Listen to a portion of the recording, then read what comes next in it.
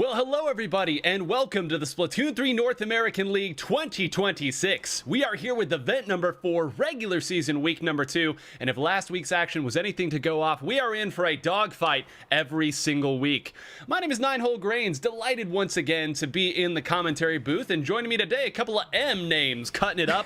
We'll start with Big Money, Milana. How are you today, my friend? Dude, I'm doing so good. I'm so happy to be here. I caught some of the games from last week and the action was crazy. Those game fives went, it was just speechless, left me speechless. Well, we've got a lot of those teams again, and Magic, I'm going to pass to you for this one. You and I have casted so many incredible games of Splatoon together, but I look at the teams that have shown up for this league. This has the potential to be one of the best you and I have ever watched. Oh, most certainly. There's so many high caliber names here, and even though there aren't all of the players that we're accustomed to, there's so many new faces and names that we're not sure where exactly people are going to end up. I have some ideas, but there's definitely some wild cards, and I'm ready to see how exactly everything shakes out. Well, wild cards, ideas, and everything in between. We've got plenty of action to bring you, but first, of course, we've got the bookkeeping. So let's go ahead and talk a little bit about our tournament format to start it out. And before that, we're going to talk about the schedule here. Of course, the Splatoon 3 North American League 2026 show, Fridays at 10 a.m. Pacific time. Plenty of fun to be had by one and all. And of course, the Splatoon 3 North American League 2026, Saturdays, 12 p.m. Pacific time is when the latter portion starts. And of course, this very live stream will start at 4 p.m. Pacific time every Saturday. If you want to cool down with the salmon, the Splatoon 3 North American League 2026 Sunday Scrim, a wonderful competition that you and your friends can participate Sundays at 12 p.m. Pacific time. And it all leads up to the Splatoon 3 North American League 2026 playoffs. We've got live streams on 620 and 621. And that's what all these teams are fighting to today. And now that I've jumped the shark once, now we can talk a little bit about our format. Teams will be awarded points toward their event score based on their leaderboard placement in the ladder round and in top 8 if they make it. As always, we won't look at every single scoring permutation that you can have here. You'd love to make top 8 to get the extra points, but don't discount getting a good placement in the ladder. It is your top 4 event scores this time around rather than your top 5, so every placement does matter. Let's talk a little bit about the standings. Milana mentioned last week was a lot of fun, and of course it all came out like this. Last season's number 1 and 2 teams, Milky Way and Moonlight, you'd be forgiven if you thought it was a little bit of deja vu. They took care of business. First and second, NME, who's playing today as well, got our 3rd place, but plenty of great squads, many of which you'll see today as well, vying for more points. LFM, Duck Motif amongst them. We'll now take a look at our top 8 format. Now that we've moved forward just a little bit, it's the format you know and love. Top 8, best of 5. Higher seed will choose the mode. The lower seed will choose the stage. But after the first game, that's when the mind games start. Winning team will choose the mode, and the losing team chooses the stage. We've had some interesting stage choices thus far, and it all, of course, falls on the 5 game modes that we are familiar with. Turf War, Clam Blitz, Splat Zones, Tower Control, and Rainmaker. Some very interesting stages on the list have been popular. Scorch Gorge, Museum d'Alfonsino, Crab Lake Capital even, and we'll talk about that plenty more as they come across. But now we can take a look at the teams who will be competing. We can cut the suspense because here is your bracket. Milky Way versus LFM once again. NME, Duck Motif, Scuba and Content Cat, Moonlight versus WeFlop there at the bottom. And now I can finally pass it over to my wonderful co-commentators. And Magic, let's start with you. NME versus Duck Motif is who we will be spectating here. And you've got a lot to say about this NME squad. Well, certainly. It is a bit of a reincarnation of the Fofofo that we saw in the 2025 Splatoon 3 North American League season, and that was a team that really came out and shook a lot of foundations within the standings, the rankings, the expectations that everyone had. This roster seems to be capable of doing the same, but not quite reaching the levels that they once did of that former iteration. But they are still very much in the running for deep plays, deep runs, and a lot of fun. Well, I mean, hey, they got 3rd last time. The only team that managed to knock them out was the team that knocked them out in the playoffs last year in Moonlight. But it's a great point you bring up. Zero coming in instead of Harshi. That means that Dark has switched over to their backline role. I agree with you, Magic. It's going to take them a little bit to really figure it out. But this is another great chance for them to do just that today. Not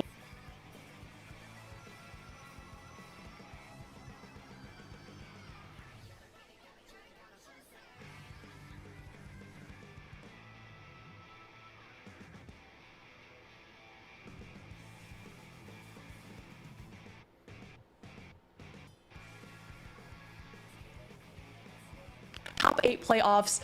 We've seen some of these plays come out, some of these players, and it's just been incredible to watch them grow as they continue to compete through the seasons. I'm going to keep my watchful eye on Red Shell as always with that ink brush. So just a player who is extremely strong, very mechanical, and something, never a dull moment when you spectate a player like Red Shell. Well, I'm glad that you mentioned the ink brush, octo brush, the paintbrush, really anything that has brush in the name, because Magic, we have arguably the 2 strongest insert brush type of players in all of North America playing here. You have Dat Kid, Dat Menace, Dat Winner a lot of times whenever the fights come up. So just talk a little bit about the dynamic between these 2 brush players, what they're looking for, because I would argue they do play very differently. Oh, definitely. Red Shell is more of, I think, your traditional style of brush player. Very tries to not keep the heat off of him for as long as he can until it's time to come out of the ink and go after the opponent. But Dat Menace is, true to the name, a beast when it comes to aggression and trying to find as many openings as possible and going right for the head of the Hydra in front of him. Yeah, we can put a pin in that because I want to come back to that weapon in particular and its relation to the Ink Vac special that we saw and that you all saw in Shiny Tips as well. But we've got to bring this back down because we have been told that tower control is our first mode. So, Lana, you've played a little tower control in your time. Tell anybody who might be new to this wonderful mode what they can expect to see. So tower control involves you getting on this tower, and as you stand on the tower will continue to move into the enemy base and hit these checkpoint areas. As we break through the checkpoints, we want to be able to move that tower as close into the goal area in the enemy base as possible. If neither team makes it all the way to the end, the team that makes it closest to that point will be deemed the winner. And it's going to be... surprise, surprise, folks. Inkblot Art Academy tower control. And we chuckle here, the very goofy stage as teams like to play around and fight it out. We've seen so many strategies emerge over time. The universal counter pick, as we often like to joke here. But Magic, there's a reason why people keep running it back here years and years through 2 different games, I might add. It's always been Inkblot tower control. Since really 2017, 2018, it has just been permanent, I feel like, and it's for a good reason. There is no other defensive structure like on Inkblot Art Academy in those higher up areas, on those long straightaways that you have to go through the tower with, and ultimately it is a constant test, right? Basically every time that this is picked, the team that picks it says, we're going to make sure that you know how to do this exact set. Yeah, I agree entirely. It's almost like you have to play Inkblot until you've proven that you can win it, and then maybe your opponent will go somewhere else. We got to give a shout out to our Swole Ballpoint Splatling user, Pico, on the spec camp as our 2 teams get into it. Let's get excited, everybody. Regular season week number 2. Inkblot and Mel, we'll pass it over to you here. 0 over on the blaster, and what a renaissance that weapon has gone through. Yeah, totally. And just a great pick for something like tower control. Having that blaster there is going to give you that area of coverage that you are looking for, and since your target is pretty much surrounded by that tower, you can use that blaster to make a lot of space for both you and your teammates. And with an early double from NME, they are pushing themselves into a good position to make a first push here. Oh, great position. That's what, 2.5 down there. A nice shot there from Kai to maybe at least protect their own bats area, as we like to call it. That's the first checkpoint that will be falling. Dark thinking better. Bails out here. Let's try to re-rack and stabilize, or at least make sure that we have our side of the stage at this point. Still positioned well, Magic. A nice opening scuffle. I think we tend to see this pretty often. That first checkpoint likes to fall quick. Oh, definitely. It's almost a given, right? Nine times out of 10, you're just going to say, all right, let's push it back to number 2. Number 1, we don't have to deal with. We're going to get it ourselves later anyways. The 0 blaster, I think, is such an interesting choice, right? Because you would not think to put it in pair with Dat Kid's brush, but as you can see, it is getting the job done as they are just constantly going after the members of Duck Motif, and already we're seeing Dat Menace go all the way forwards and gets the pick on Dark. Yeah, no kidding. Zero just single-handedly salvaged this push. That was going to be done. That was a super jump that was being camped. Instead, Zero gets another direct and keeps the push going on here. I'm not sure there's a whole lot of pressure around that second checkpoint. Zero moves in, gets another point-blank direct, Mel, as that second checkpoint falls and points are still flying. Yeah, and we see they are still in a great position to continue this push moving forward. 3Z right here, holding onto some space. Red Shell getting a nice pick there with 3 down from enemy. Now Duck Motif is going to have to worry about covering this turf in the center of the stage to hopefully get a little bit of space, but enemy is not making it easy for them. Yeah, this is where trades start to feel a little frustrating, especially if you feel like you've got a good jump. Vexen diving right in there to take him out. I thought maybe try to reposition and use the crab. Instead, it feels like everything's sort of falling apart here as Vexen will jump back in to try to make something happen. It's just a scuffle in the center, and Magic at the end of it all, you understand why you pressure forward there if you are the dualies, but it just felt like it was a little disconnected and enemy sniffed it out. Exactly. Every single time that you have to try and dive forward, especially as a weapon such as the dualies, you need to make sure that you are doing so with the support that you need, with people in your area, with your teammates in your area, so that way you can actually make effect of what you're doing. As we're seeing with Zero, who is trying to go all the way forward, and 3Z is right behind him. And already we're seeing that pressure start to mount, although a lot of purple ink is flying around, and Dark seems to be backed into a corner. Yeah, this is a really interesting look here. I'm just now realizing this was not a weapon that we saw Vexen on really at all in last season of the Splatoon 3 North American League. It was a lot of 52 gal. Of course, the dualies do give a slightly different dynamic if you're able to fight forward and make it work, but if you're not able to, no splash wall means that it's very difficult to take some of those dive positions and make something happen. Now here we go. Red Shell activating the Flow Aura state, starting to heat up a little bit. Mel, there's just one player, and that player just went down as well. So here we go. Now another trade. It's Duck Motif's time. It is Duck Motif's time with that tactical or down Vexen grabbing a drink from their teammate. Using these dualies might be they might be in a really great position, but they are kind of surrounded. And it seems like both 2 players of Duck Motif standing on this tower, but all members of enemy really keeping their eye on that tower is going to make it very difficult for them to make this push happen. Well, if that's kind of surrounded, Mel, I don't want to see what fully surrounded looked like to you. Everybody jumped on top of that crab tank almost immediately, but they saw that they had to. If that crab tank was allowed to fire and force people back, they were going to lose that checkpoint and maybe even lead depending on where it moved. Finding how you have to defend and what positions to really put your foot down, so important. We now enter the last 40 seconds of the game. Datman is firing up, moving forward, as so often was done in last season, just looking for one more target. Gets sniffed out though. Now another crab tank is cycled here. Zero needs to come up big, not able to. Magic, the door just got thrown open. The door did just get thrown open. That members of enemy did not take the correct measures to punish. I'll talk about that later, but this is the push that we need for Duck Motif. 3Z is getting a nice backup pick here, but is not going to be able to get the members of Duck Motif all the way off. There's still one alive. It's Caden on the tower, able to slip through and find just enough distance. Vexen also dives forward. There's still overtime with a chance for enemy to make this difference, but I don't think they have the gumption to do it right now, 9. Oh, well, with 2 down, I mean, talk about resources here. First of all, everyone's going to dive after this tower. Tatman is trying to fight through a wall and actually does. The other ink brush of Red Shell fought forward there. The Octo Brush is swinging all about. And at the end, they took, sure, okay, you took the tower there, I guess, with the last breath of that Inkling before they got sent back to spawn. But Inkblot Tower Control, we beseech thee, we entreat thee, and we salute thee. Just a classic Inkblot game to get us started off here. You two, I mean, Magic, you and I were just chuckling the entire time at the end, because how many times have we seen an Inkblot tower control match do exactly that? One team is really having a difficult time getting anything started. They get one opportunity, and suddenly it's a fireworks show. Well, that's all that you need, right?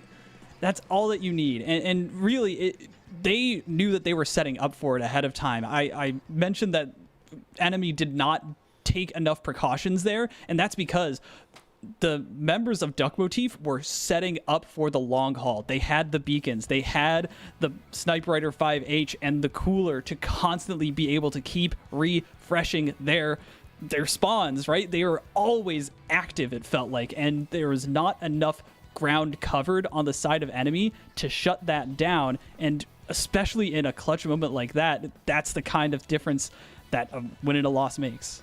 It is. And, you know, you saying beacons reminds me, that was an Octobrush Nouveau, actually, that was out that time for Red Shell. We didn't really even get to talk about it a whole lot because there were a lot of different changes. But, Mel, I know you have a lot to say about that game as well. Yeah, no, I just thought that, you know, maybe enemy felt a little bit pressured towards that end. And like Magic saying, they had the resources to be able to kind of move forward in a more measured way. But I think they felt maybe a little bit panic at the end. So I remember, I think Zero had that big bubbler ready to go. But I think he might have moved just a little bit too forward and was taken down before he was able to utilize these specials. So I think that in this case, like you mentioned as well, Nine, that it was a kind of a scrappy match overall, that Duck Motif was able to scrape by. But I think enemy, if they just really kind of like took a second, took a deep breath together, they might have maybe been able to make that comeback. They might have, and, you know, if nothing else, they will get to change to whatever stage they'd like here. But, Magic, we have the mode now, and in a trend that I think I can call it a trend now, it's not just 1 week that it's been happening now, it's Turf War again. We're seeing so much of this mode earlier on in our matches. Tell the good people about the game's first mode. It's a classic, right? You simply have to use your ink to expand your team's area. The more you cover, the higher chance you have to win, because at the end, all it takes is making sure that you have more than your opposing team. So, very simple, very easy, and all in all, it creates such a different dynamic than the other modes that we see. And Nine, I want to ask you your opinion on this. Every single time that we see Turf War, we seem to suddenly spawn two different refluxes out of nowhere. Well, listen, so much of Turf War comes down to, are the, we'll say uninkable, not technically uninkable, but the areas where your opponent can't feasibly reach all the time, have you gotten every single point out of that you can? I will tell you, Magic, you and I were doing a little pre-game warm-up earlier, watching some of these matches. We saw a match between Moonlight and Enemy come down to a single point. A point. If any weapon had shot one more time, that would have done it. Or maybe somebody didn't clean their spawn quite as much. There is no weapon in the game that is better at cleaning up their spawn than the whole Reflux family of weapons. So very strong there. But we've also been told now that it is Urchin Underpass that we'll be going to. And at first I laughed because I'm like, yeah, we see a lot of Urchin Underpass. But Mel, then I thought, wait a minute, Enemy is making this pick. The whole joke last season would every time Fo had a pick, they would take it to Urchin Underpass. So I suppose I shouldn't be surprised. You know, maybe it's just the fact that it's not so new anymore, right? We don't see Urchin Underpass because it's new. But maybe having played it so much, it's become less of a meme and more of like a staple for them, so that they are revisiting this. And like we mentioned, Turf War is about covering turf on the stage, which means that Urchin Underpass is a great pick for that. There is a lot of turf to cover on the stage. Absolutely huge, and the reason that we saw this picked all the time was that they had 3Z on the wiper. Now in that last game, 3Z was actually playing the 52 gal, so that'll be a very interesting thing to note as they get started, if that is anything that is chosen here, if they change it up, or what exactly this new enemy squad is trying to come together and find. It will be the 52 gal Deco this time that is coming out, and on the other side, not a whole lot of surprises. The Dynamo coming out, and Magic, of course, a couple of Reflux 450 milks coming out to make this happen. Yes, exactly, Nine. And to be fair, it is, you explained it perfectly, but also I feel as though this specific kit, sometimes we'll see that the one with 10 missiles, the original Reflux 450 kit, but this one has Booyah Bomb, which allows people to get in easier, and you can also scout areas out. It gives it so much versatility as a whole. So that's why you're seeing already so much chaos, and every single splat matters, and that's why each one we're gonna be calling out specifically, because there's so much that can come from just one player not putting out paint.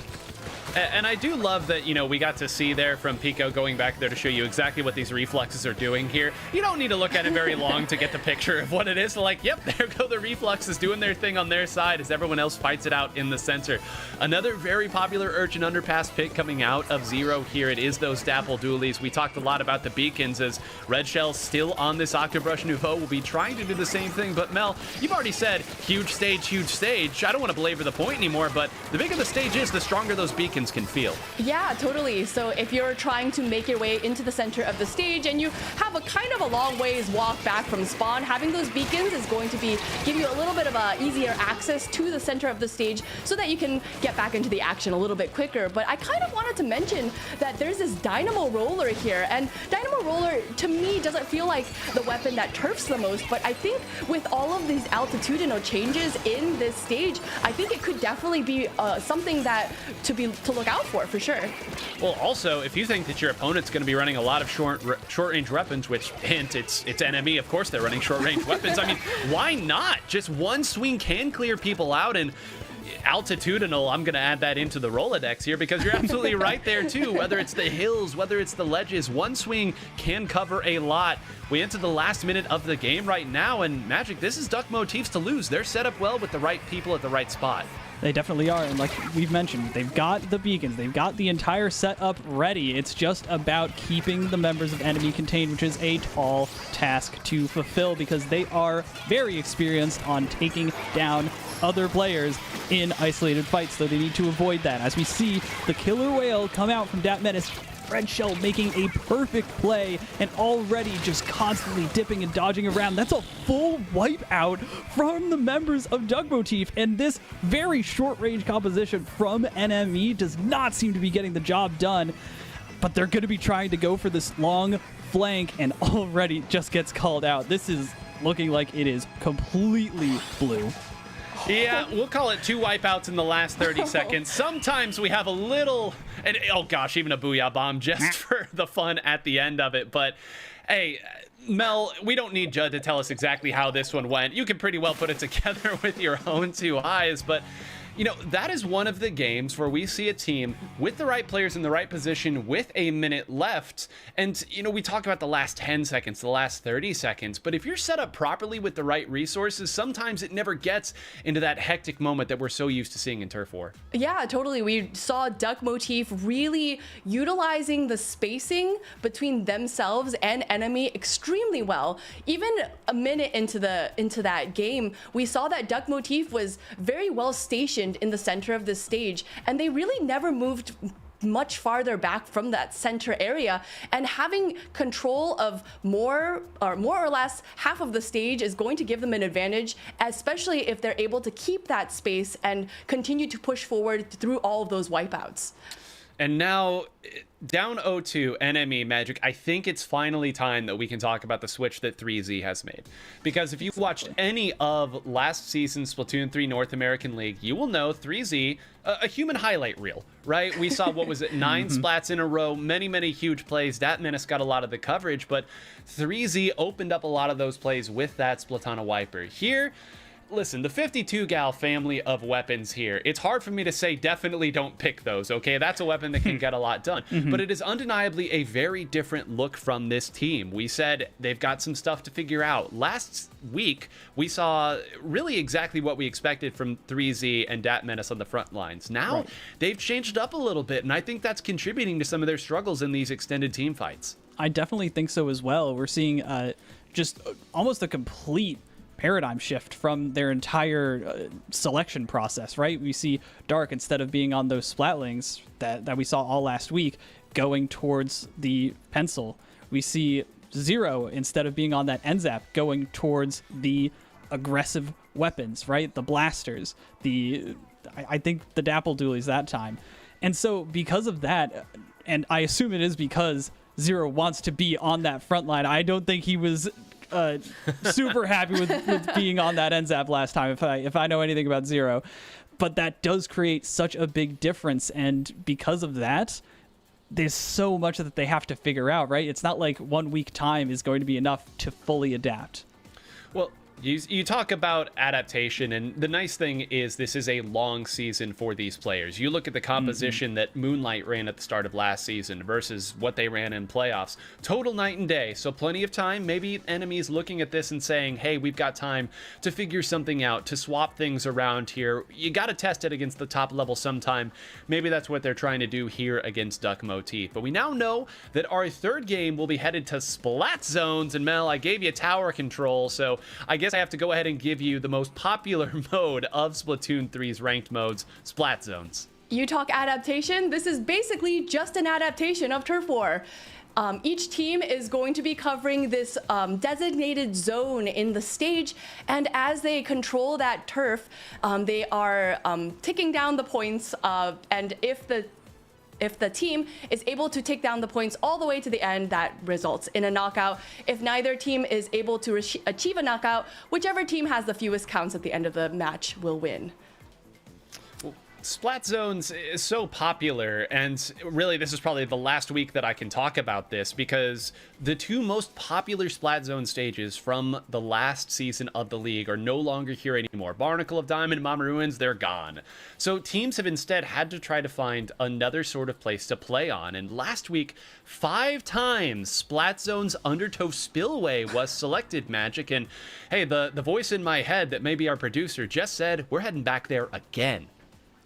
Wow. The prophet speaks once again. I feel like there are so many unique stages in this specific stage pool, right? There's ones that play into specific teams' styles very nicely, and others are just kind of left out to dry, right, with some of these picks. And so because of that, it's a very, very high dichotomy. You're going to have big back and forths. You're going to have very distinct shifts in play style or weapon composition from game to game because of how different, how much the layouts change.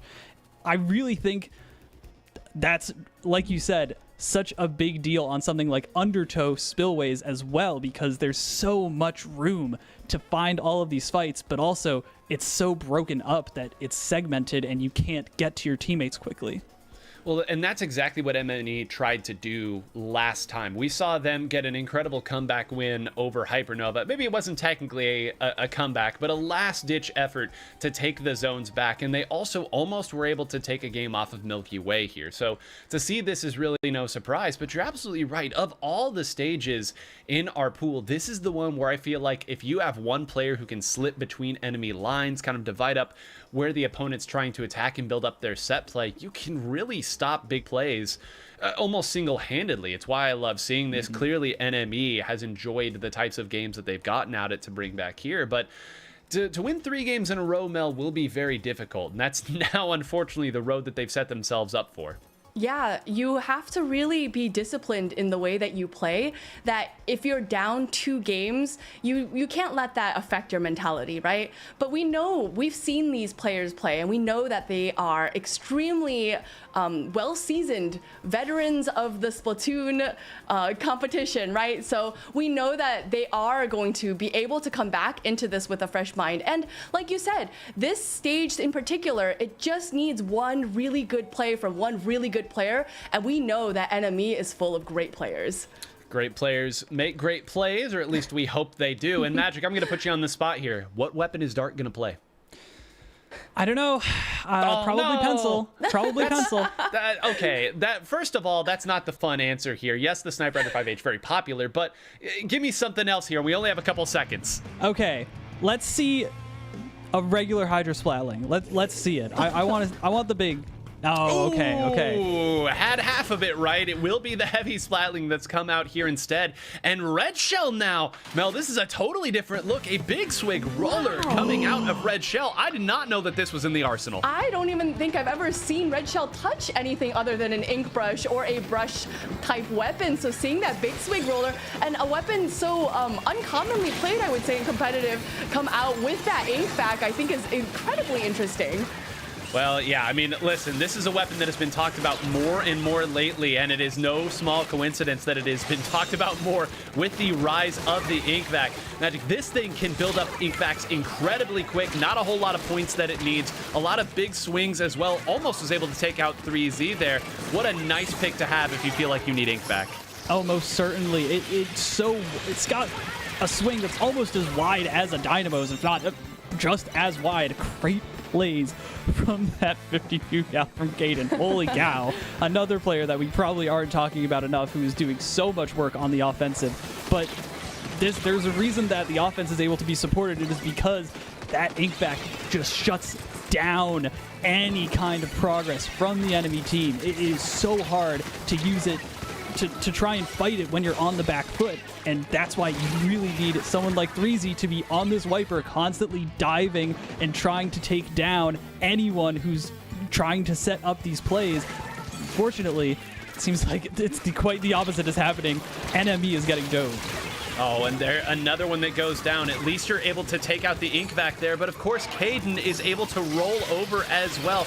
This 52 gal so strong. Again, surprise, surprise, the 52 gal is strong, but you can see just barely outranging, hitting these players from some nice angles as well, and now trying to make some more plays happen. At this point, you're just trying to get whatever you can before you inevitably get splat. It does get taken down.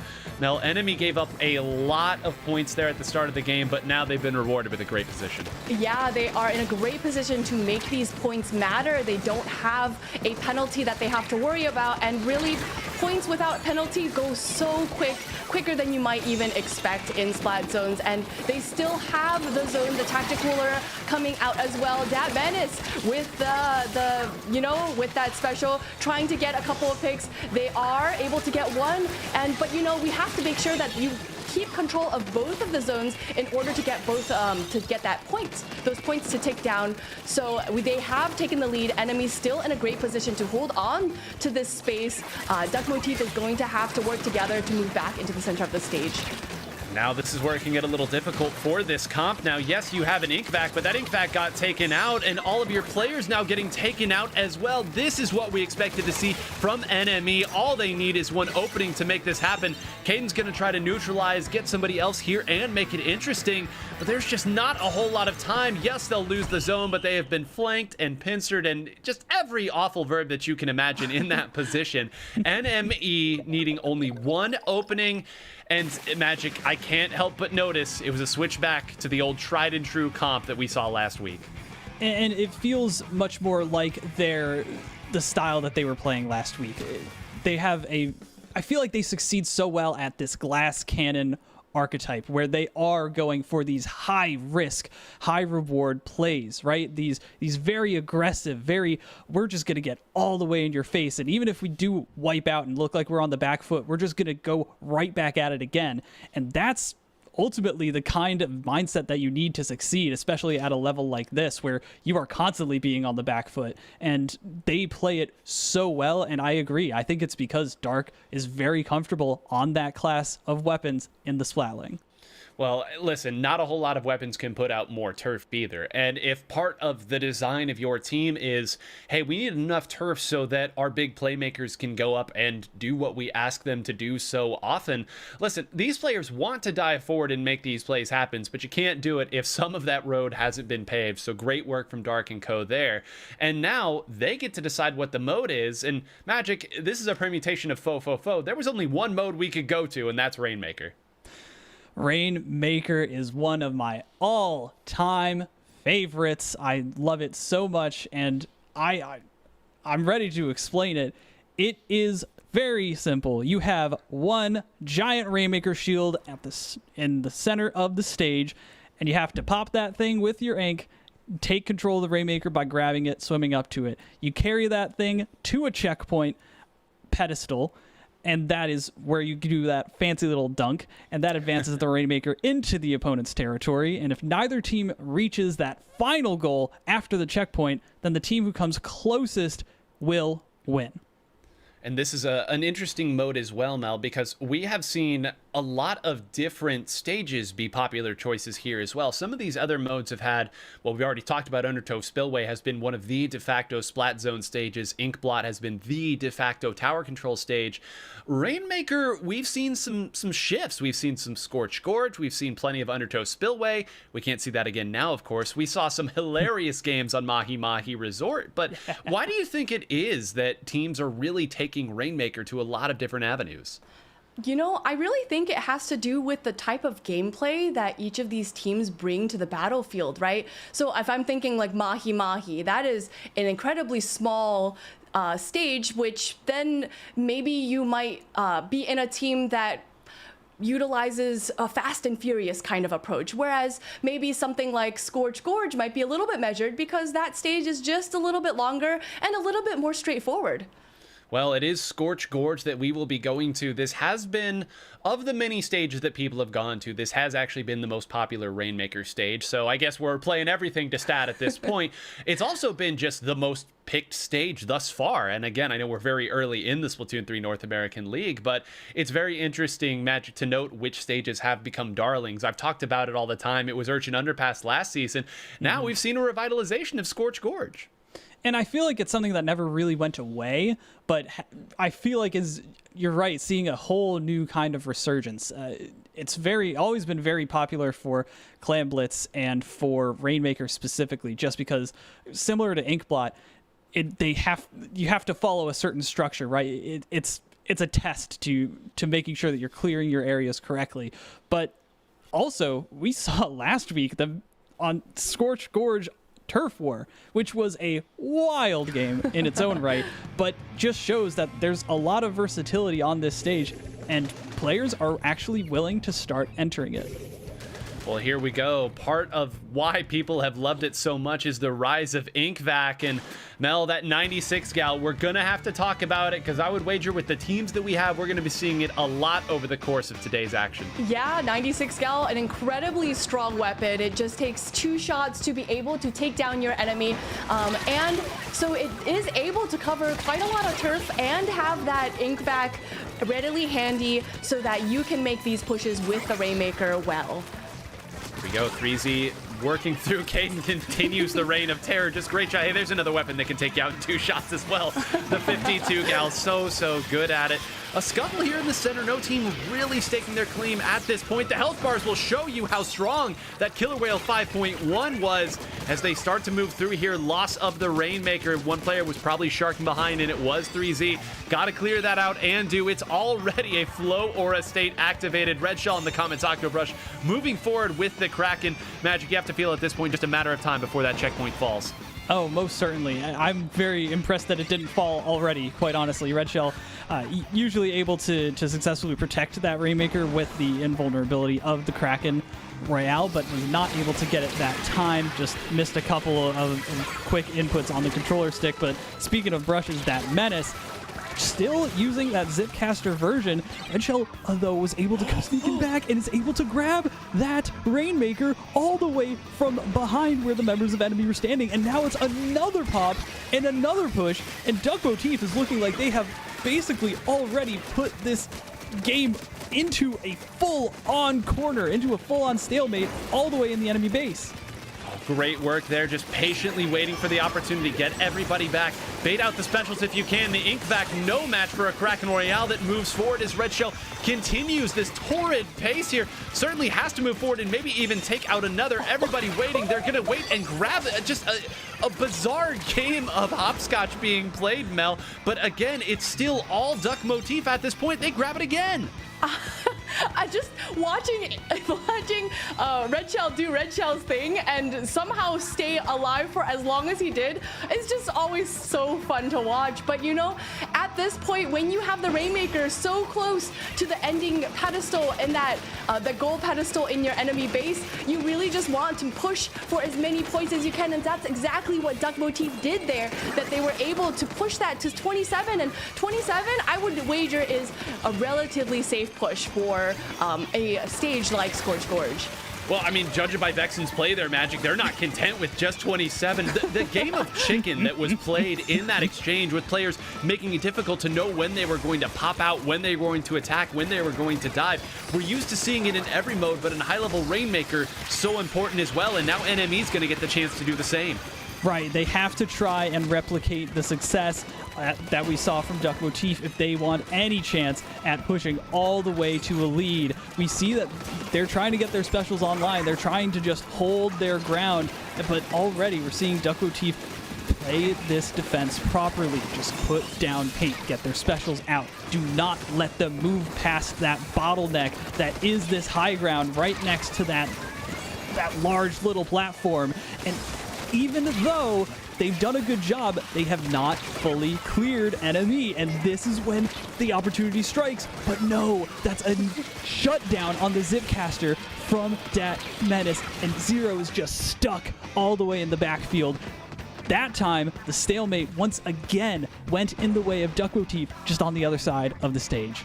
Just an unbelievable exchange of offense and defense there. You saw patiently waiting both players, both teams, for the opportunity to use their specials at the right time. Kai said, just identifying where that Zipcaster was going to come from, shutting it down almost immediately. Mel, if that had found something, that push might still be going or even knocked out. An unbelievable shutdown. That was just so expertly played by Duck Motif that they knew exactly how to play this defense so that they did not allow any members of enemy to move forward. And as we see here, Red Shell holding on to this Rainmaker in this corner here, a great place for them to drop it so that, you know, it is a little bit of a headache for enemy to grab that Rainmaker out of there. But oh my goodness, the Flow Aura State getting activated, and you know, the members of enemy are having trouble even making it to that Rainmaker to begin with.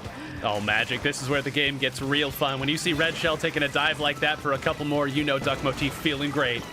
Oh, they're looking like they are in peak form. Throughout this game, they have completely played bleeding down that clock to a T.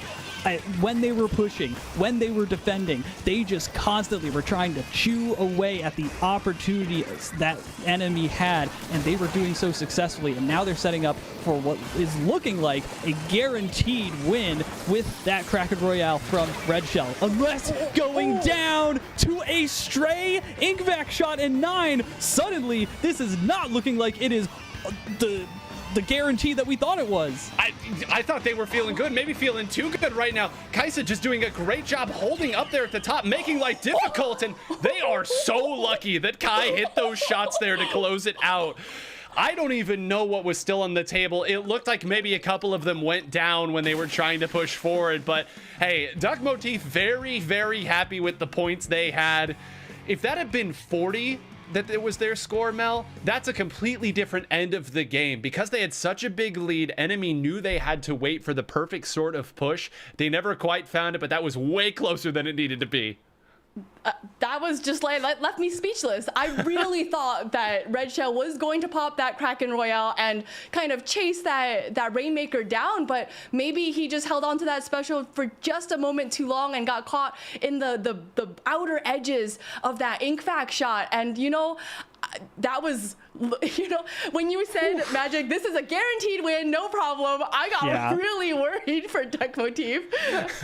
Well, you know, wipe the sweat off the brow here. Duck Motif made it scarier than it needed to be, but they did get the match win over enemy. A little bit of an upset if you go off of seeding. And let's take a look at the bracket because, folks, once again, we got to spectate the only match that did not end in a 3-0 sweep. Milky Way with a repeat of last week getting a 3-0 over LFN. Content Cat getting a 3-0 victory over Scuba. We'll talk about that plenty, I'm sure. And Moonlight picking up where they left off, a 3-0 victory over We Flop. So in winners semis, we have Milky Way and Duck Motif. And on the other side of winners semis, we get Content Cat, the squad of this ragtag vagabond group of players who have gotten over 3,000 XP in their X rank power versus Moonlight, perhaps the most static squad doing it in in North America. Losers top 8, of course, NME will have to fight it out with LFM. WeFlop and Scuba have already gotten things going on, with WeFlop getting their first game as well. I know we want to reflect a little more on that duck motif match, but we now have to zoom in on Content Cat, because Magic, Scuba, I don't know that they dropped a match over the course of the ladder. If they did lose one, it was only one. This was our number 2 seed. Some very strong players, and Content Cat didn't mind at all. They were clean 9-0 during that latter stage. And in fact, they even took a set from Content Cat in that latter stage. And now we're seeing them completely flip the script. Scuba was one of the teams that I thought, okay, this is one that we have to look at. They're probably going to make a deep run. They're going to be probably top 3, right? They're going to be up there with Milky Way and Moonlight in that upper echelon. That first grouping was what I had envisioned. And clearly that may not be the case. The other thing that's so interesting too is that Moonlight and WeFlop also played during the latter section, and WeFlop actually managed to get the upset on Moonlight, theoretically. And so seeing them both just completely take what was originally a crazy upset and flip the script completely 3-0 is huge for these teams' motivations, and I'm sure they're all fired up and ready for the set.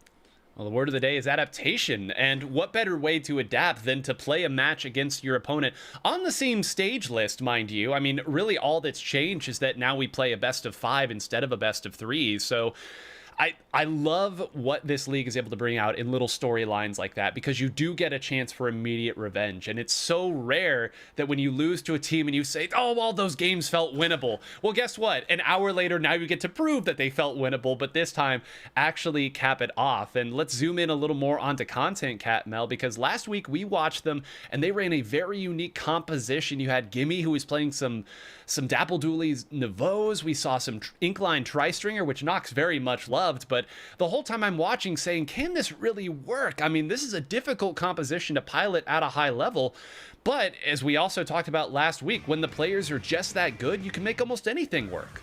Yeah, I think, sometimes there's that age-old discussion. Is it better to play something that we consider a part of the meta, or is it better to play something that you're exceptionally good at, even if it's not something that is so commonly played? And I think for the members of Content Cat, at least I know Pika for sure, very steadfastly playing weapons that they enjoy playing. And I think that it's definitely something that can add to a team, and it's not so limiting as maybe some competitive players might think.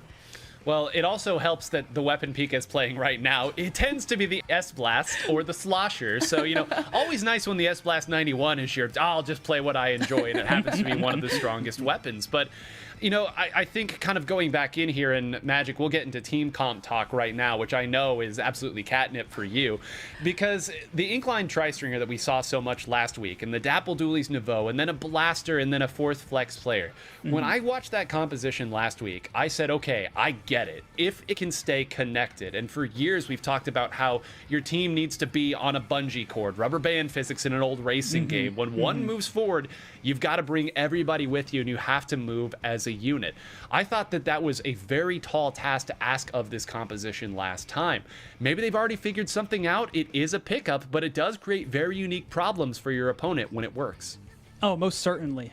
This composition came out just after those huge changes and Flow Aura was added to the game. This was one of the compositions that some of the folks who I coach had talked about was really coming up. This Dynamo, this Bow. It was supposed to be this huge, just constantly putting out huge explosion hitboxes and like just deleting people from in front of you. But it ended up getting a little bit sucked away after we saw the rise of Inkvac and the rise of the heavy splatling. But it still never really went away. It just never really got the attention and the traction that it needed to get pushed to that final level. And I think that's what Content Cat is doing, is they're finding out how to iron out all of the pleats in that shirt, and they are wearing it and doing it with style.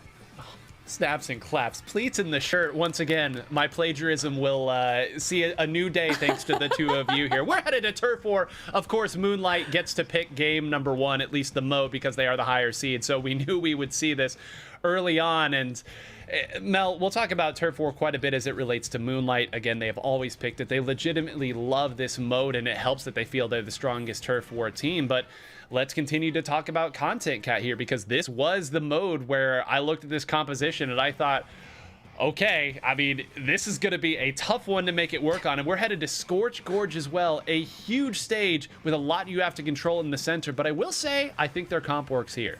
Yeah, you mentioned that, Content Cat runs with that tri-stringer. And I think what is really interesting about Scorch Gorge is that there's all these, peaks and like mountains, basically. If you plop your tri-stringer player right down on these towers, you have a really great view of pretty much the rest of the stage, including where your enemies are, where your opponents are. So if you can communicate that with the rest of your team, and in addition, if you can hit your shots, can't be a bad thing. No, it can't be a bad thing. And also, I mean, you've got a couple options as well. I would argue that the just plain old tri-stringer very strong here. Of course, the Killer Whale 5.1, but the Inkline, that'll bring in the Super Chumps as well. We love Super Chumps in Turf War, and here it can really launch deep into your opponent's base. So plenty of options here. And another thing to note, since we're talking about the 11.0 update, it's mostly been Flow Aura, but Magic, to the point you were bringing up earlier, this is a composition, maybe more so than any that we've seen, who is so happy that health bars exist, because any chip damage that you can put on gives you even more information than it would have in a pre-11.0 world. Oh, definitely. And these players know exactly how much damage every single half charge shot is doing with any of these weapons. So they know if they see that health bar just shrink down just enough, they're going to collapse on it. But of course, that also doesn't really matter when Moonlight picks this stage and says, we have an E-leader. We're not going to go anywhere near you until we are ready, and we are going to simply snipe you. So let's see what Basil has in order for Content Cat 9.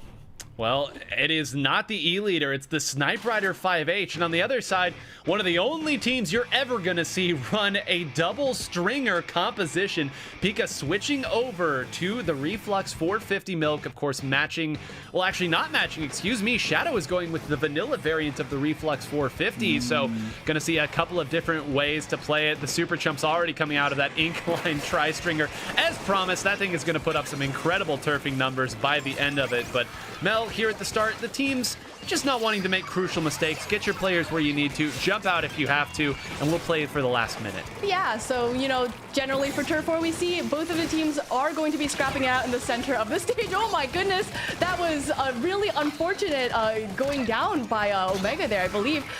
So, with 2 down on Contact Cat, 1 on Moonlight, again, we have to just make sure that we are turfing all parts of the stage. So that is going to be the job of the Reflux as we move forward. Tacticooler coming out from Basil, and Shadow grabbing that drink before moving forward with the Reflux. But remember, there I did kind of notice in the corner of my eye that there was a little bit of turf missing from the base of Moonlight, so hopefully they remember to go back and grab that. Well, and that may have been why Shadow was so willing to go in and fight there, right? What way to get back to spawn quicker than simply being sent there by your opponent? And now we get to spectate the player I really wanted to watch, which is this oft-mentioned Inkline tri-stringer here on Hawaiian. Magic, the way that this weapon can punish specific parts of this stage, of course, punishing the center and anyone who's a little bit slow moving away from it, but also from this grading, you can punish the opponent's plat as well, and where the opponents like to set up for their backliners. Oh, exactly. You can see it right now. Basil's trying to stand up on that high up platform near that tall structure, and Hawaiian is trying to find a new angle. Unfortunately, now Hawaiian has to look in the base, because members of Moonlight are suddenly all around and trying to find Hawaiian. Shadow finally backs up, but one thing I really want to mention is Hawaiian is such a key part of trying to shut down Basil that Shadow specifically picked the Tentamissile variant of the Reflux to probably shut down and capitalize on the low movement ability of the Dynamo and the bow. So I think this is such a smart play for Moonlight, but they need to stay up, especially in these last 30 seconds. Oh, and that was Basil that just went down. Nolan activates the Flow Aura, and none too soon to call it 3 for SS Nolan. Could we see a quad? Unbelievable! You talk about strategy, toss it all out the window when your Forge Splattershot pro player on demand in a corner can get a full quad to shut this down. And I mean, that was it. Everything that Content Cat wanted was in that position. Nolan is now back in the fight. Everybody else is being stuck in these corners. There's still a lot of turf out for Content Cat. Another players have cycled. Nolan got another one there, and I'm not sure that's a Booyah bomb that landed. Did Content Cat pull it in despite the heroics from SS Nolan? Mel, let's leave it to Judd. Wow, I am like a little speechless because having that team wipe from Content Cat, you know, that like you mentioned, Nolan was, it's all about heroics, right? That was 4 down. The whole team was down from Content Cat, right? So it's let me take a step back. All right, 1 second. The fact that they were able to kind of move back to the center of the stage, turf that up, and continue to use their specials to push into the base of Moonlight and win that turf war match after a team wipe with like say 15-20 seconds left in the match is just incredible. That is exactly the kind of play we love to see, but we hardly ever do. Yeah, I happen to know Nolan pretty well. Pretty tall guy. Get some ice for your back there, buddy. Doing everything that you can to bring that game back, to carry the rest of the squad. And then I don't know, Magic, if the other members of Moonlight tried to rush back a little too quick. We saw, again, I believe it was Shadow and Omega, who went down. Nolan had come back in and was still up and then fighting up at the top of the screen. Again, we talked about the special composition there, but what incredible mental fortitude, as Mel noted, from Content Cat there to win that game despite everything. And you know what's the craziest part is that the last time that I saw Moonlight pick this last week, the exact same thing happened. They lost just right at the end. They just lost their hold in the center of the stage. And it's just crazy that it came back exactly to haunt them, but it makes sense when Nolan is the one who has to take down everyone, who was the only one left alive, and then suddenly has to try and stand his own ground, sit in the center of the stage. The members of Moonlight maybe don't come back quite as quickly as Nolan expects, and then all of a sudden gets completely surrounded. The members that are trying to come back are depending on Nolan. Nolan's trying to depend on the members that are coming back. And if there's just that little bit of disconnect, all of a sudden the structure breaks apart. And that's where Content Cat found their footing and was able to just completely knock Moonlight off their guard. Well, there you go. This is a team that just 3-0'd our number 2 seed and now has claimed game number 1 against our number 3 seed last week's second place team. They've got to be riding high right now with this unique composition. But now we're going to go back to Rainmaker. But Mel, this time we are headed to the stage that we're all very familiar with for Rainmaker. It's Museum d'Alfonsino. Plenty of ways to attack here. Of course, bring out your Inkvacs if you've got them, but perhaps the most practiced Rainmaker stage in the entire game. Yeah, so we're gonna be keeping an eye on this Rainmaker that technically there's just one main path for you to be able to make your Rainmaker into the checkpoint and then hence into the enemy base for the goalpost. But I don't know, I'm hoping that maybe we might see a little bit of off-kilter pathing as we move forward into this stage. Because there are those spinners, there is a lot of there are plenty of avenues for these teams to kind of travel through. And, you know, we are, like you mentioned, probably going to see an Inkvac, but maybe we could use the Inkvac in a little bit of a different way. That's just my hopes and dreams. Well, you know, I kind of buried the lead here to bring up the point that last week we saw Moonlight bring out a double Inkvac composition on this particular stage in mode. Yeah, toss the deuces up here. 2 that we saw. I was joking with some of the players and they said, hey, you might see 3 this week. I'm willing to bet that's not exactly what we will see here, but there was certainly quite a bit to talk about. They used that against Milky Way's composition. Will it work as well elsewise? Well, okay, we're only seeing 1 this time. It is Nolan, an E-leader pick here. We have a Wellstring 5. We have a Luna Blaster Neo here. Magic, make sense of all this. This is a big shift from last game. Okay, Moonlight definitely decided, okay, well, the double Inkvac, maybe we need something to deal with opponent Inkvacs, so let's use the Kraken Royale on the E-leader, and so that way Basil can still just rain down Fury. And as you're seeing right now on the bottom of your screen, that's exactly what she's doing. And you know, combine that with an Inkvac of their own and they are ready to rumble. But on the other side, Content Cat has this very aggressive team that they are ready to run at an unsuspecting Moonlight, and they are already dunking that Rainmaker. The Wellstring V is so good at popping these shields and completely changing the momentum of the game. And as you're seeing, the Ultra Stamp can protect a Rainmaker too. It doesn't just have to be a Kraken Royale. Pika doing a wonderful job, but they're still not done. Even though all of these specials came out from Moonlight, Content Cat is still here and trying to keep up this pace. Oh, and you look at some of the other unique challenges that this Content Cat composition brings up. This is a double Fizzy Bomb composition. This is a double Ultra Stamp composition as well. The threats that this composition can bring up from all kinds of areas, ranged and up close, AoE and jumping out, it does check all the boxes and it gives them an early lead. Now, one thing that I will say is that if Moonlight's comp is able to get in, it's going to be very, very difficult for them to fight their way out. But Mel, if you keep pushing the pace here and keep diving at your opponent, throw as many ink facts out as you want. That's going to be another 4 down. Listen, you just gotta hit your shots, right? That's how simple Splatoon is. You hit your shots, you don't let the enemies get into your base, you move the objective forward with your teammates. Really is just such a simple game, right, Nine?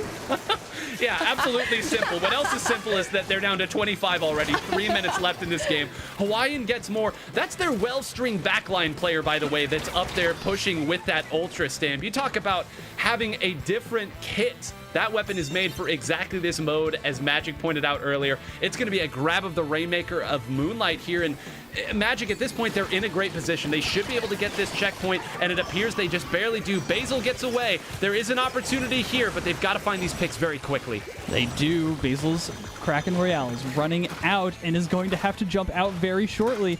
Or just sit here and charge up a shot and play the most aggressive tap-shotting E-leader I've ever seen, trying to just distract the Wellstring, and honestly kind of does it successfully. That was great. Omega and Shadow are still here, still riding, and as long as Omega can find some nice charge shots, this is going to work.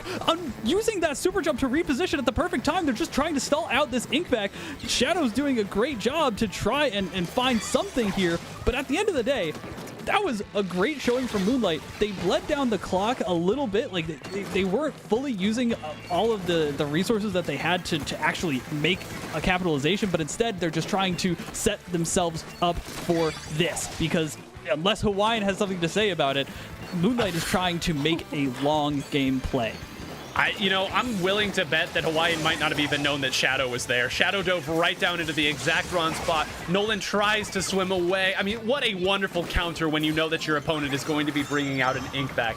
Simply dive forward with it. If nobody is there to protect that ink back, all you have is your own Kraken Royale to try to match pace with it. Now, the Kraken Royale got the job done. That's going to allow Omega to move in, but again goes down to the Wellstring. Now, Pika is over here in the corner, but you've got to be careful approaching that. They have the Rainmaker again, and Mel, I'm just trying to make sense of this right now. Every time that Moonlight has the right special, it seems like a member of Content Cat is just there with the rock to their scissors. I really think that Hawaiian is giving Moonlight so much problem because they're always positioning themselves just far enough, just out of arm's reach for them to be able to get that splat for Moonlight. So I think it's really giving them kind of a headache to be able to move forward with 1 down, 2 down from Content Cat. This might be the opportunity that Moonlight needs, but they're going to have to wait for the rest of their teammates to kind of be in position. A lot of specials up right here.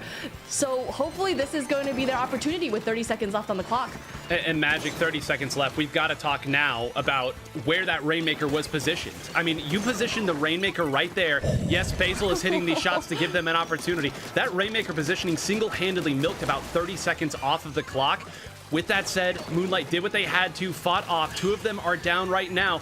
They've only got 1 more opportunity, but they've got the right players up, and at least they have a chance. They definitely have a chance here. They've got everything that they need. They need to get that bubble out right now, and Omega does. That's exactly how you start it. Though 2 players do end up going down, as long as they've got a little bit of time, they can manage, right? 60 seconds is how long this Rainmaker lasts, but not if there's a Tri-Slasher right underneath your feet, painting you and shutting your chances down. That is Content Cat going up 2-0 on stages that Moonlight should, in almost every other match, completely dominate on. This is the craziest set of circumstances I have seen in the Splatoon 3 North American League in 2025 or the 2026 season.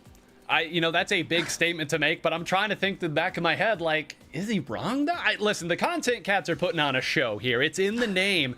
And there's so many things that I would love to discuss with that game, but I think we can all wrap it up in a neat little bow on it and say they had the perfect composition for that particular stage and mode. They had threats from range, from up close. They had ways to snowball, and they had perfect control of the Rainmaker shield as well. When they put the Rainmaker up on that little left glass area, it ensured that Moonlight wasn't going to get a quick grab. It forced Moonlight to play ahead of the Rainmaker, about 20 seconds ahead of the Rainmaker even.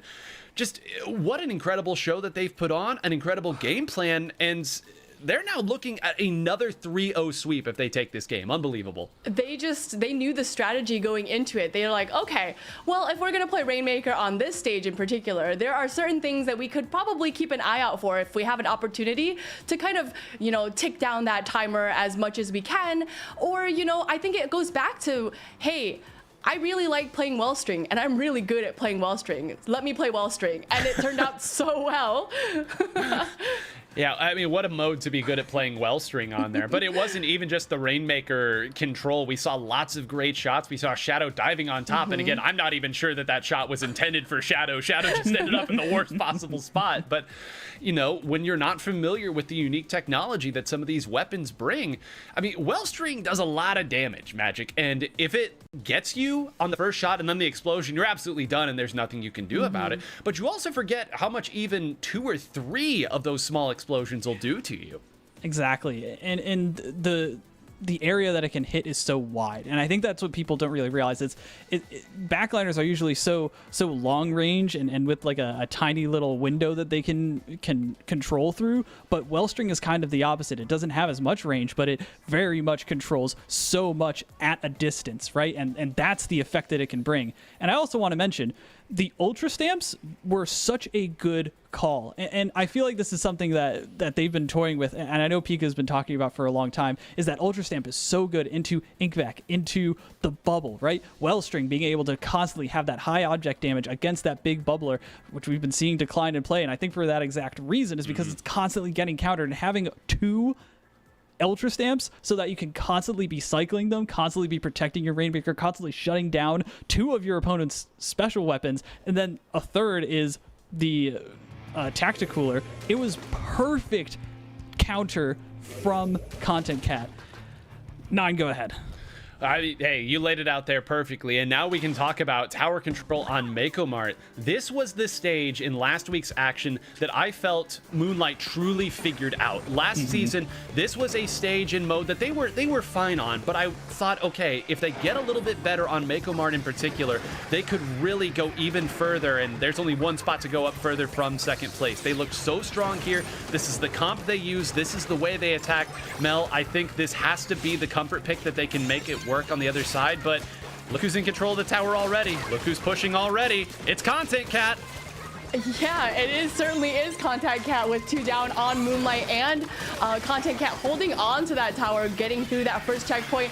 Now Content Cat positioning themselves in a really great spot to be able to stop Moonlight from maybe camping on those ledges and to kind of discourage them from doing so.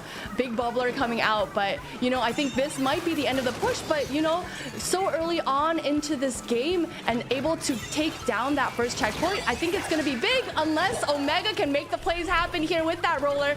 3 down on the side of Content Cat. I think that's a delayed wipe there. This is going to be Moonlight's big opportunity here. Not only was it a delayed wipe, but they actually had already thrown out their Tacticooler as well. So it's going to take even longer for another Tacticooler to get built up from that Tri-Slosher Nabo. And this is where things got ugly last week. Magic Shadow moves forward, gets a fight here. Omega working around the tower. Once they got Basil positioned up on this right side, it felt like everything else started to come through. Now they've cycled a couple players. Now they've got their position. Now they have the lead.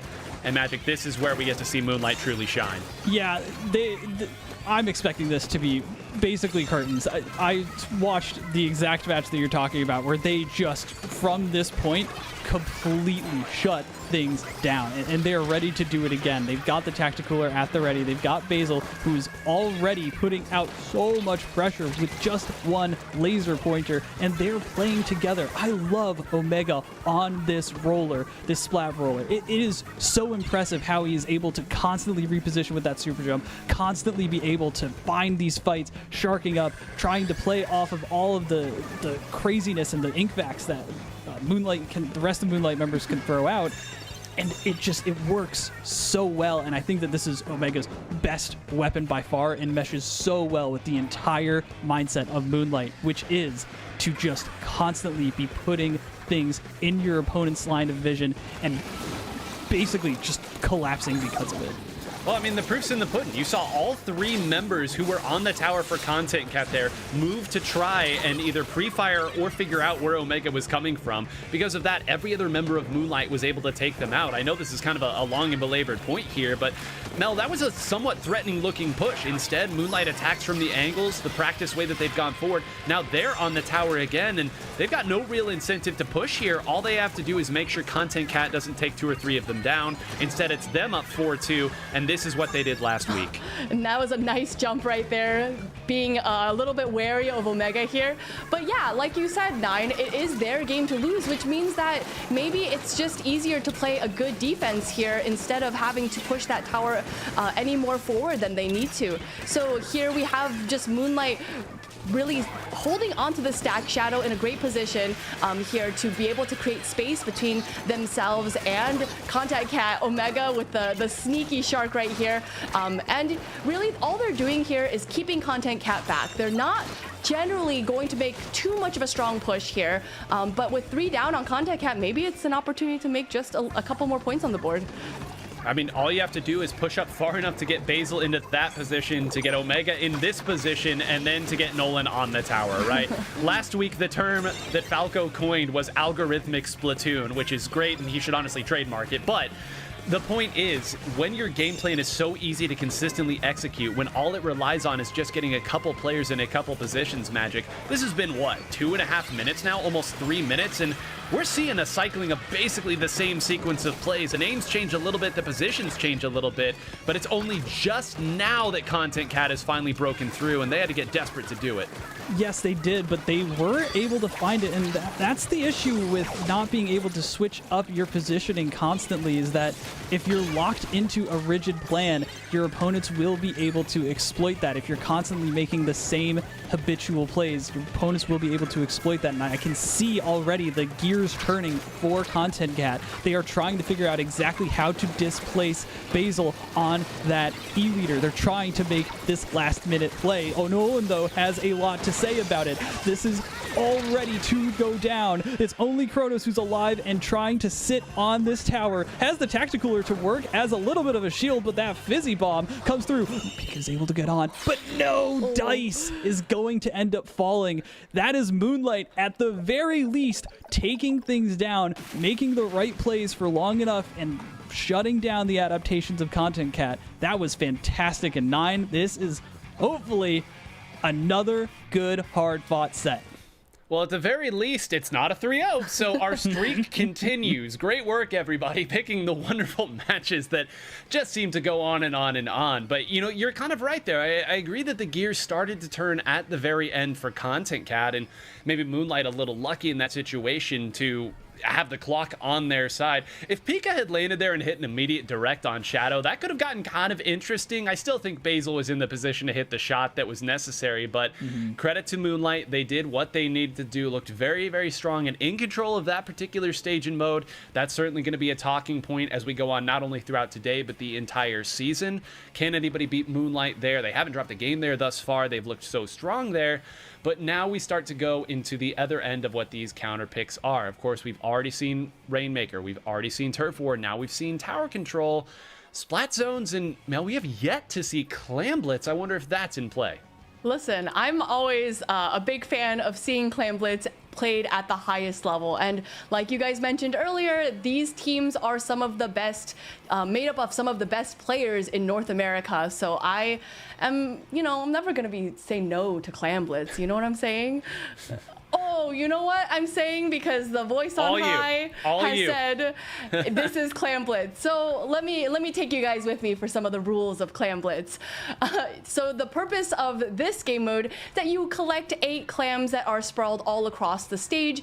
With the 8 clams, it will turn into a power clam. You will take that power clam and break open the basket at the enemy in the enemy territory, and when the basket is broken open, you have the opportunity to throw in single clams or other power clams, and the teams that make it to closest to 0 will be deemed the winner. So the interesting thing to note here that I do want to talk about is we've already seen the 2 most popular Clam Blitz stages already used in this. And again, if you're just joining us and not familiar with this format, each stage can only be seen 1 time. So that means we're going to see a swap. Magic, we just got told it is Undertow Spillway for Clam Blitz, and I've commentated a handful of games here, and the warning that I will give you all is there ain't much space between the 2 baskets here. So if one team gets knocked out early, hold on to your hats. This is so fascinating. And again, right, this is what I mean with such unique stage mode combos being just open for business, right? When has anyone seen this? I can't remember the last time I've seen this in a tournament set. This is almost uncharted territory for so many of these players. I'm sure they've probably had some matches in the ladder, go to it, and all of a sudden they're thinking like, oh, maybe there's something here. But ultimately, this is very uncommon, and for good reason. There is such a large amount of clams that can spawn very close together, and it is very easy to access those baskets. This is the definition of we're about to see some chaos. Yeah, and I'm so glad you brought that up, because that's the other facet of this stage for Clam Blitz that's so important. It's, yes, there's not a lot of space between the basket. That also means that those little pods of 3 clams that spawn, you don't have to go back very far to get them. We see some stages like a Scorch Gorge where you've got to swim real far to find more clams to keep your push going. Here, you might be fighting the opponent and they might spawn in under your feet. That's how nice it is. It's such a generous stage, this Undertow Spillway Clam Blitz, but I understand the logic here for Content Cat. Again, they were the team as the loser that got to pick this stage. Mel, if you feel like you've got a double Ultra Stamp composition that you can bring in, you've got a Luna Blaster Neo, let's bunch up the members of Moonlight. Let's fight them in that sort of facet. And I'm curious as to your take as we get loaded in. Yeah, totally. So as we get loaded in, let's take a look at some of these compositions. Ooh, we do see a heavy Splatling coming out from Moonlight, something very exciting for me. And again, we do see a Blaster as well. The Big Bubbler, I think, is going to be great to be have folks jump into, and the same Big Bubbler coming out from Moonlight as well. I will admit I was not expecting to see Basil on the heavy Splatling. Of course, I did see Basil on it in Splat zones. I wondered if that was just a zones pick. We'll, of course, see how strong it was. Heavy Splatling's good pretty much anywhere these days. So is Blaster, and so is Tri-Slosher. You're seeing a lot of winners in the 11.0 patch already doing some good stuff, Magic. Definitely. There's so many weapons that have such good viability now, as you see Kronos showing how the buffs to the Tri-Slosher have been paying off for it as well. I feel like there's almost no weapon that really is going to be at that bottom of the barrel. You cannot touch this status, right? Very few. There's so many ways to make this game how you want it to be played, and that's what I love about Splatoon, the art of strategy and all of that in this game, because as you see, if you want to pick Splatana Wiper and you know the exact circumstances that you're going to be able to just shut down that roller, then do it. It is your game to play. Can already see the game plan too for Content Cat. They've done a great job in these one-on-one fights, Mel. The issue is that with all the pressure they've put on and all the players they've taken out, they've never quite been able to displace Basil. Now somebody finally got behind, and surely this means the basket opens, but it went the other way. Hold on a moment. It was Shadow and Omega on the other side. I wondered why Basil went down. It's because the whole rest of the team was getting stuff done by the basket. Watch the jumps, watch the shenanigans as Omega finally does get out. But Mel, what a reversal of form fortune there. Moonlight pulled a rabbit out of a hat. Oh my god, that literally could have gone either way. As we know, for Clam Blitz, both baskets cannot be open at the same time, so the one that made it there faster is going to get that basket broken open. And for this specific instance, that was Moonlight. So you guys heard me gasp. I was kind of in shock about that. So, you know, I think that's what makes this stage so interesting to watch, because like you mentioned, it is so small. Really, both teams could make a push at the same time and neither team would know any better. Clearly not. There's nothing performative about this. Shock is again Omega just barely. I mean, Magic, I feel like Moonlight is doing just enough to keep pace of this game. Content Cat, I think, has done everything right. They've won a lot of these fights. They've given themselves more opportunities, but Moonlight has found the right players in the right position to make this happen, and I think they have an opportunity to score again if they so choose.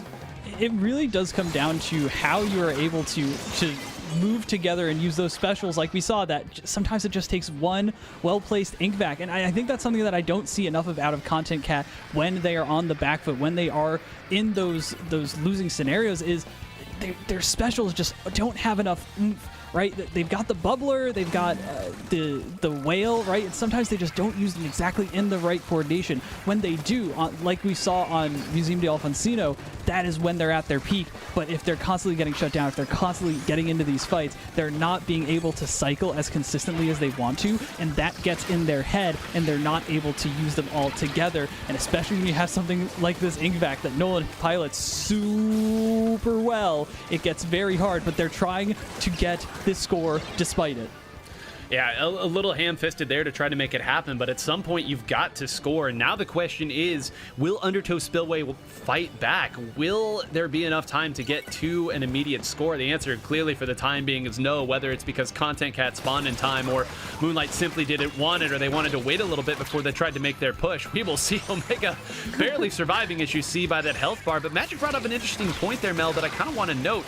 Moonlight, notoriously the most difficult team. They get splatted fewer than any other team in the league, and at some point it can get a little grating and frustrating when you feel like you're doing everything right and you just can't close these players out. Yeah, I think, you know, these players just know exactly where their you know, proverbial health bars are at, so they always put themselves just enough in danger, but not usually quite so far that they are kind of you know, a little bit hopeless. So they always make sure to make the plays happen, like Omega right there with 3 down from Content Cat. This is going to be Moonlight's opportunity to push in.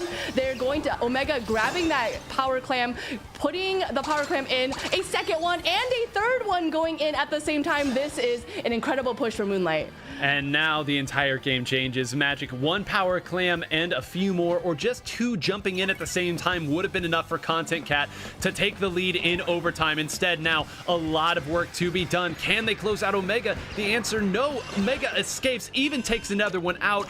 Yes, we're going to see some scoring here, but they need a lot more. Right now, they will jump in their power clam to try to make a big play happen. Everyone's firing in that direction. They're going to rotate around here, but the basket's going to close. You got the sense that that defense was never going to get away from Moonlight.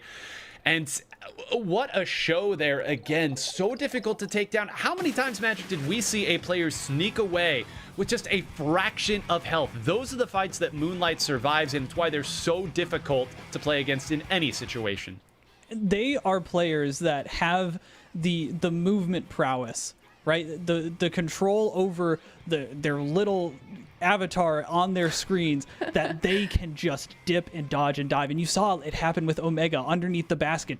Just every time Hawaiian thought that he was going to get a perfect shot, Omega was just squid rolling and dodging and then jumping away. You saw it happen so many times. That's the difference, right? That is how much more these players have trained their hands to do exactly what they want them to do at the right times. There's so much that my brain is going at 1,000,000 miles a minute, just trying to come up with every single point and try and put it in a succinct way. 9, we already have the station mode for the next game.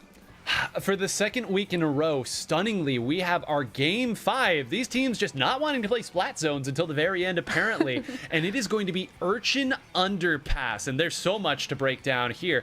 But I think we can kind of succinctly put the idea of why you take Moonlight in particular to Urchin Underpass. Mel, we've seen it enough. We can belabor the point. This is the stage where E-Leader does not come out. If you are worried about Basil absolutely wrecking the game with E-Leader, which, fair enough, I would be too, this is the stage that you take Moonlight to. The flip side of that is that Moonlight had to play here a lot last season, and they developed some very strong compositions here as well. Nolan had switched over to the Claws 96 Gal to be a sort of different avenue of getting them to a tacticooler. A lot of different permutations of how they can attack here, but this is a very sensible spot to take our final game. Yeah, it's going to be really interesting how both of these teams kind of interact with each other, especially at the center of the stage. We note that for Splat zones on Urchin Underpass, that there is this like trench area that I think it's definitely something to note, because I think that could really play into the strengths of those tri-stringer shots, because as I'm gonna bring back the word altitudinal changes in this. I'm gonna do it. I'm gonna keep bringing it back. Okay. So these altitudinal changes are going to be so beneficial for a player like Hawaiian, bringing that tri-stringer out, because as this stage kind of like curves towards the center, we have like kind of an altitude, a higher altitude for them to be able to kind of launch these shots into that spot zone area. I'm really hoping this works so that I can say algorithmically, altitudinally, which is... Actually, that kind of tasted like a really bitter swig of coffee right there, just saying that. That was very difficult to get out, and maybe I won't say it again, even if we have it. But here we are. What a mountain this would be for Moonlight to climb. Magic, this is a team that has often been labeled as the moniker slow starter. Does the data bear that out? It's kind of 50-50. But it should be noted that once they get momentum, Moonlight is capable of beating anybody. They have taken sets off of Milky Way in the past in the league. So clearly, they are feeling good right now. These last two games, I would say most of controlled by Moonlight. Do you think that this stage will kind of wreck some of that back? To Milana's point, I love Content Cat's comp that they can run here. There's so much to say about both of these teams, right? Pika is someone who has shown up so consistently and has been around since the beginning of Splatoon and has just constantly been trying to push the envelope, right? But Moonlight as well, like these are very seasoned, beloved players who, like you say, just they have this clutch factor about them. They have this such excitement whenever they play, and they gain this momentum and this fun feeling that you get anytime that you watch them, and it's so hard not to cheer for them. So it's difficult for me to try and even claim that I have a favorite here, because both of these teams are so deserving and they want it so much, and they're going to have to put their all into this, and you're seeing already that is exactly what they're doing. And it's always nice when you can change your strategy to simply have Omega dive forward. I think that's the second or third time we've seen one swing take out two players for Omega. Now in a position to do it again here. Pika very low, but a little revenge here. They certainly have enough players at this point to take it. They're going to now spile up some specials here to try to take out Nolan, and did right before. Did Nolan buy enough space? No! Omega goes down there to the Ultra Stamp toss. We are gasping here because, Mel, this completely changes the dynamic. Now Basil is being fought, going to have to back even further up, and now the point's starting to fly. Yeah, and I think, we mentioned that Basil probably wouldn't have brought her E-Leader, but she did indeed bring that E-Leader to the Splat Zone's game, and I think that maybe it was done in a way to kind of counter Hawaiian, to get that clear view, to be able to snipe the other team's backline, but I think it might be very difficult for them to be able to move forward like this, and a double, almost a triple from Pika, activating that flow aura state just a little bit too late, but with 25 points left on that zone, Content Cat is a great position to maybe knock this out. Oh, and if Loser had gotten any of those, that might have done it. Instead, it's going to allow Moonlight one more chance to cycle their specials, to see them diving forward. They so badly want to knock it out now, but no, Moonlight, the right resource at the right time. When Inkvac is in play, you have to dive, you have to force the issue to try to take them out, and man, there was everything to play for in that side. Will say, though, Magic, they've done a great job here again, cycling it out. Pika closing this out, had some crossfire as well. Content Cat, as they've been on the attack, have had all the answers. They really, truly have. It has been impressive, even with Pika going down in some of these situations is pushing all of the right buttons, all of the right spots in this game to make sure that Kronos can try and dive on this Elir, to make sure that these torpedoes from the wiper on loser is able to actually find targets and put on significant pressure. And Hawaiian has been so good in the backfield. I don't know how many times Hawaiian has gone down since those first skirmishes, but it has not been many, and there's a good reason. This is Content Cat's game. They are looking like they're back in that prime form from the 2 games ago. They are looking like they are this top contender, and it is so great to see all of these players find their full potential. Oh, and here we go. Loser has the chance to get 2 and does and survives. Where's the last one? Doesn't even matter. It's Basil, but Basil was in Kraken. That means that's probably out. That's a wipeout. Here we go. Just a few ticks left. Moonlight is going to dive as hard as they can. There's simply no choice, but you can count it down as Loser gets another, activates the Flow Aura State. The upset has been completed as Content Cat with the counter pick onto Urchin Underpass for Splat Zones. Hey, I said it at the start. I loved their comp, and Mel, we saw how many times all Moonlight had as an answer was the Ink Vac, and when all you can do to gain any control of the zone is a Hail Mary Ink Vac, you're not going to win many games, and we saw it right there. What a show from Content Cat. Right. I kind of just wanted to comment that, like, Ink Vac and Ultra Stamp kind of feel like they have similar vibes, right? But the Ultra Stamp definitely is a way more offensive special than an Ink Vac, which almost feels a little bit reactionary. And, having that Ultra Stamp, I think, gave Content Cat that edge to be able to make sure that they could push back into the zone, that they are able to push Moonlight out of the zone and even farther away from the center of the stage. So I think in this case, the specials that they picked were really just, more beneficial than maybe what the Moonlight came with their Ink Vac. I made the joke earlier, the rock to the scissors, and then it suddenly became paper to scissors, and then it went back to rock to scissors in that game 5.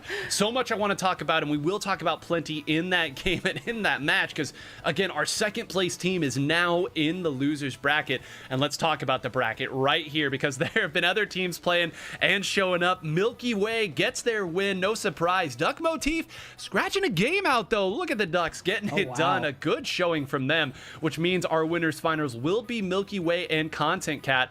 On the other side, NME did get a victory over LFN. Scuba, after dropping that first game, gets a 3-1 over WeFlop. So Moonlight will have to fight against NME. This was our losers finals last week, I want to point out, and it's now being played in losers quarters. And Duck Motif will fight it out with Scuba. Again, just incredible squads all up and down here. But we're going to be watching Milky Way and Content Cat in our winners finals, which means I don't have to abruptly segue to talk about that last game, because Mel, you brought up something so important. They're a fundamental piece of Splatoon, which is the relationship between these specials. And our friend Shiny Hunter Zach did a great job talking about how strong the Ink Vac was, but also the options you have against Ink Vac. You saw it right there at the end, a perfectly timed Ultra Stamp. Just so many good weapons have Ultra Stamp. There are always answers in this game, and we're going to collect ourselves here. We're going to toss it to a short break now. You're going to get to see some fun shenanigans, we shall call this, that might feature a couple members or maybe one member of this commentary booth. Don't go anywhere. We certainly won't be. It's the Splatoon 3 North American League 2026. Hey everybody, welcome. My name is Saf. I'm joined by Chara, Nox, Magic, and Vic, and we're going to be guessing some weapon sounds. Player 1, you will have 90 seconds to guess all 5 weapons being replicated by Player 2. You are allowed to pass, but if you do pass, you'll have to circle back to see if you can guess the remaining weapon. All right, Nox, 90 seconds on the clock. Ready? Go. No, what do you mean? What?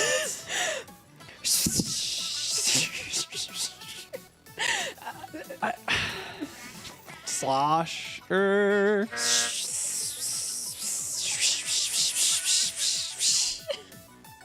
Pass. Okay. No.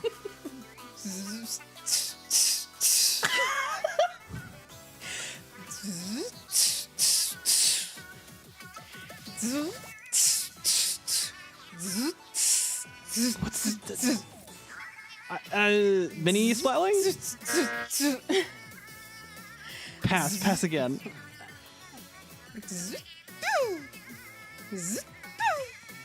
Nox, I think you're doing a really good job. I think I'm just really bad at this, is what I'm learning.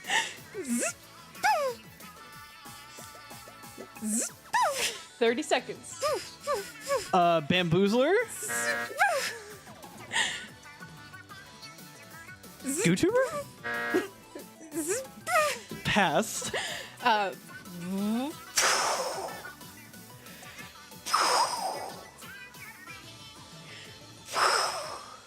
don't think I've had enough coffee. Flings a roller? Dynamo roller? Yeah. Oh my gosh. Okay, we brought it back. And with no seconds left. That was a lot harder than I thought it was going to be. I'm not going to lie. I don't think I did good, and that's okay. I tried my No. best. You know, as somebody that like is on the sideline and has the list, like I got it. I could see it, Okay. you know? Okay. No, I that's like good. 90 seconds on the clock. Are you guys ready? Yeah, I feel ready to go. Ready as I'll ever be. Okay, Vic, go for it.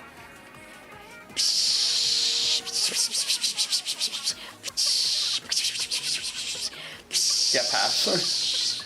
Sorry.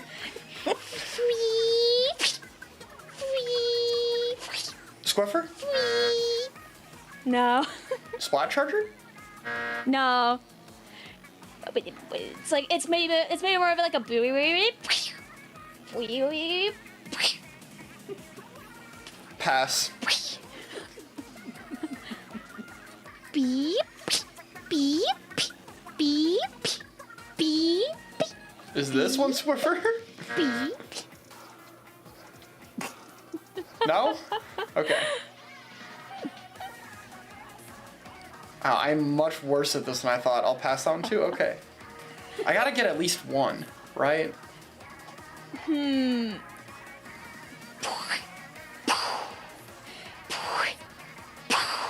X-Washer?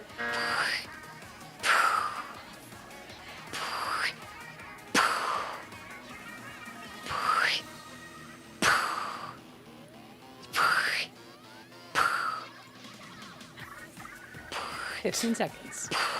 Give me the last one. Pass. Oh, I don't know the last one how to even do that one. Oh, Like, great.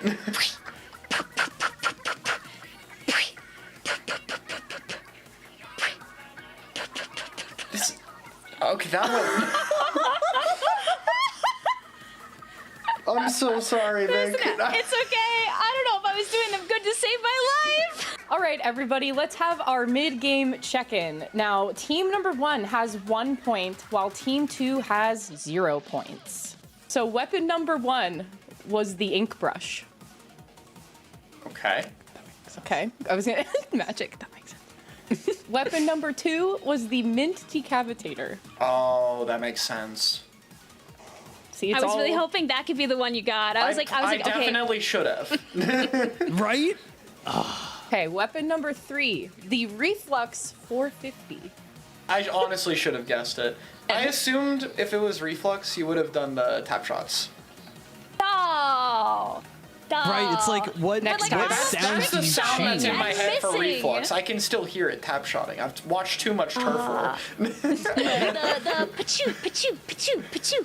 Weapon number 4 was the dynamo roller. Okay, I also probably should have gotten that one. I've been playing like only that weapon the past month. That You know, was the one that I did get. Yeah, Thank it's like it's a really That's slow the 1 weapon. point. So Okay, Rollers and then have to be hard, finally, weapon number 5. I thought weapon number 5 was hard. That was the Dowser dualies. yeah, I don't even know what sound that thing makes. It's like a slide and then you shoot.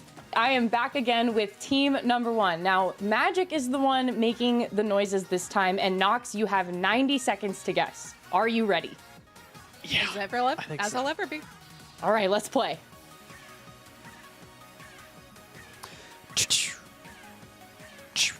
Oh, Dreadringer? Yes.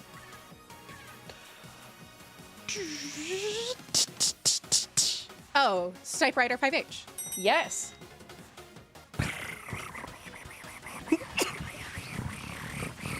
Heavy edit splatling? No.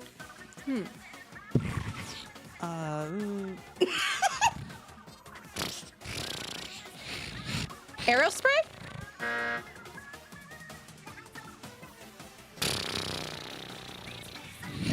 Skip.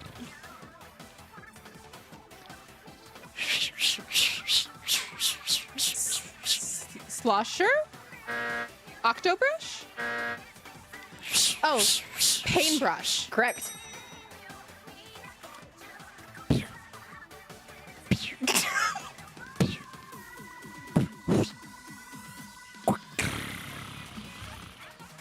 Huh. One more time. Or,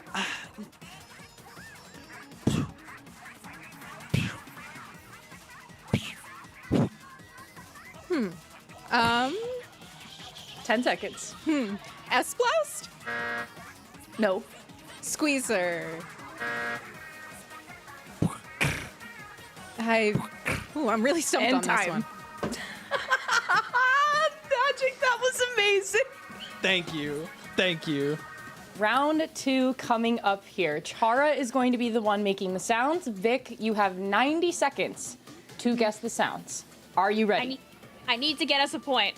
That's my only goal. Wait. I need at least one. Well, we got this. It's fine. It's fine. Yeah, that's a great goal. Okay, 90 seconds on the clock. Ready? Go. Is that H3 nozzle nose? Is it L3 nozzle nose? All right, moving on. You wink. You wink. Oh my God, it has 5 shots, and I still can't. Is it Wellstring? You wink. Come back to it. Okay. Is it Enzap? No. Is it Splash-O-Matic? No. Is it Aerospray? Be more specific? Is it Aerospray RG? Is it Aerospray MG? Yeah. 30 seconds. I didn't. Is it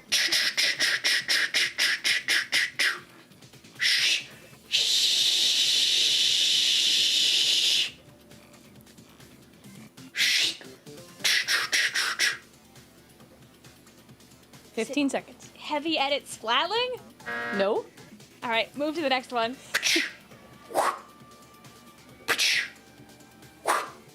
Is it Tri-Stringer? No. Is this one Wellstring? Nope. Out of time. Dang it. I tried. So mad. Dang it. I'm so mad I couldn't get the 5-shot one. I feel like it should be so obvious. I can't say anything yet. Ah! At 1 point, team number 2 with Vic and Chara from the first round. And for team number 1 with a whopping 4 points for Magic and Nox. Congratulations. Weapon number 1 from round 2 was the Dreadringer. I was really confident in that one. I could tell. Weapon number 2 was the Snipe Rider 5H. 5H. Yeah. Very good. Oh my god. no, Vic. The realization is hit. Wait till you hear weapon number 3. Aerospray MG. Yeah. That was our one. Weapon number 4 was the Paintbrush. Okay. Okay. That one was hard to distinguish from round 1, from the Ink Brush round 1. That was hard to try to do differently. Our last weapon, which I think has to have been my favorite impression out of all of them, was the Tentabrella. I see. Welcome back to the Splatoon 3 North American League 2026. We are here with winners finals, but first I gotta give a round of applause to another winner that's here in the booth with us today. Magic, how did you learn to be so good at making weapon sounds? Well, I don't know. It could have been the little stint I had in high school choir. It could have been just the ingrained fear of all of these weapons and their sounds into my head as I've been a competitor. A whole number of things, but let's go with I have a lot of fun, and I just tried to have a lot of fun. So a little fear, a little fun, and a little high school choir. That's all it takes to create the perfect winner. Speaking of winners, let's go into our bracket because we are here with winners finals. This will be a little update for those of you who maybe are just joining us after the break, and I pity those who did. You missed a banger of a winners semifinals. Content Cat, our 7 seed, getting the 3-2 victory over Moonlight, who got second place not only last week, but also in last season, which means we will see Milky Way, the presumptive favorite, against Content Cat. Again, still plenty of action going on in losers quarterfinals. We'll check in on those as we have the opportunity. But right now, we are focused on only the 2 teams in winners finals, and we've already been told it's going to be Splat zones on Urchin Underpass. So, Mel, I'll pass it to you here. I think Content Cat has now found a happy home for themselves. What a show they put on in that win against Moonlight on this stage and this mode. I think they definitely have that experience now under their belt in this week's action. So, I think it's appropriate that maybe they go back to this stage versing against our number 1 seed Milky Way. So having that experience under their belt maybe could help them come out on top for this specific game. And it'll be very interesting, I think, to note how they play into Milky Way, because Magic, we know Moonlight and Milky Way, despite playing each other a whole lot, have gone totally different directions with their sort of approach to the game. One of the hallmarks of Milky Way is they don't change a thing. They are so strong with their one composition. So if you know your opponent isn't going to switch, the onus is on you to figure it out in real time. Oh, definitely. And I feel as though Milky Way has slightly changed their decisions. Wait a minute. Yeah, me too. Yeah. All right. Is that what I'm actually seeing here? Are no pranks? We promise? No pranks. And the funny thing is I can't even tell which of these weapons that you're talking about for this change, but I'll remove my foot from my mouth at this point because everything I just said about Milky Way not changing has gone in a completely different direction. And speaking of a different direction, there's only one direction the members of Content Cat are headed, Mel, and it's back to spawn. What an explosive opening for Milky Way. Yeah, Milky Way really positioning themselves into pushing forward past that Splat Zone Ice, now taking the role of their anchor player instead of Q, and Q opting to pick up a Bamboozler instead, a weapon that we don't see too much of in competitive Splatoon, which is always very interesting for us as commentators to get a little bit of fresh weapons in the mix.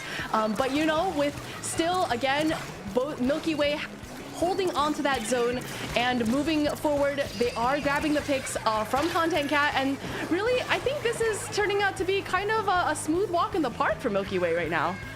The Bamboozler MK2, the ice-heavy Splatling. There is so much to discuss here with the comp that they've changed. Those super chumps getting absolutely no value as all the members of Milky Way are still up. Ice goes ahead and collects another. Magic, I'm going to pass to you because this game is running away. And Milky Way is the one running away with it. They are headed to the stars, in my opinion. And even though they've already eclipsed basically every kind of competition that you can imagine, they still want more. Brand is still trying to find these plays, and the Tacticooler and everything coming out from Jared has just been top tier. I feel like Milky Way has changed. This is what I was going to say at the beginning of the game.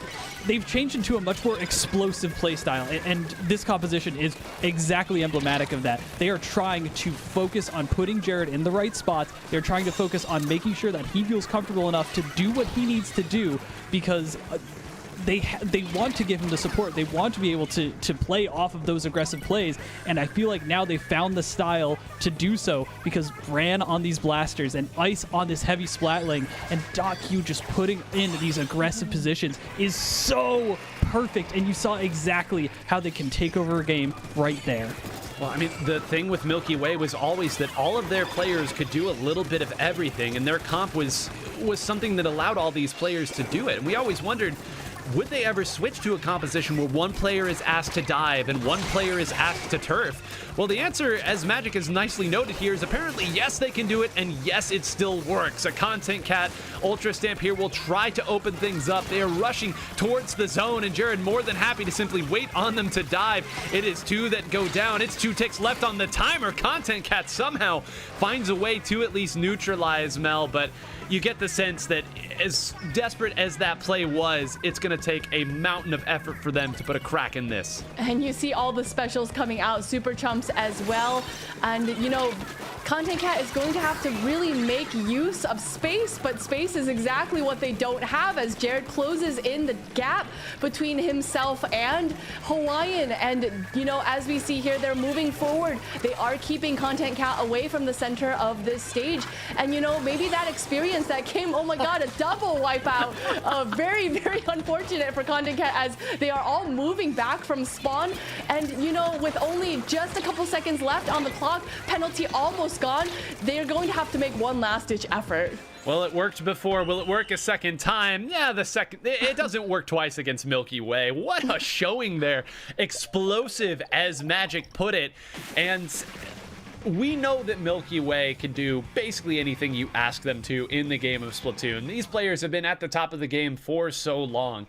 To have a switch to that sort of composition, to ask all the players to do something slightly different from what they're usually asked to do, Magic, this is a team that everybody has to bring their A game for. Their best strategies, they've always met it with the same composition. Now they're switching compositions? This is tough stuff. I feel like it's not outside of the realm of what they've done in the past. I can think of a very specific tournament on a nice September evening in 2021 in Sandusky, Ohio, where this exact kind of thing happened. It was ecstatic just watching them, how they changed the game in front of our eyes, and I feel like it's happening again. These are players that are so seasoned, as Mela said, so incredibly experienced that as long as they are given weapons that have self-sufficiency, they can do whatever they need. And you saw that's what they were trying to go for. The Dapple Doolies has all of the options in the world and can still put down turf. The Bamboo has so much potential with getting these quick shots off. And Ice is such a killer on that heavy Splatling. Yeah, I said it all right there. I mean, when your backline player can then move over to the Bamboozler MK2, move up and start tap-shotting people, then you have somebody else who moves over to your Tacticooler, and Brand just kind of gets to do whatever the Blaster wants to do. It's funny that on a couple of those wipeouts, I don't know that Brand actually contributed to any of those splats, which tells you all you need to know about how strong Milky Way was playing when you can get wiped out without your Blaster even having to move. But we'll re-rack a little bit here, take a moment. That got away from Content Cat pretty quickly, but we know it's difficult in that sort of mode.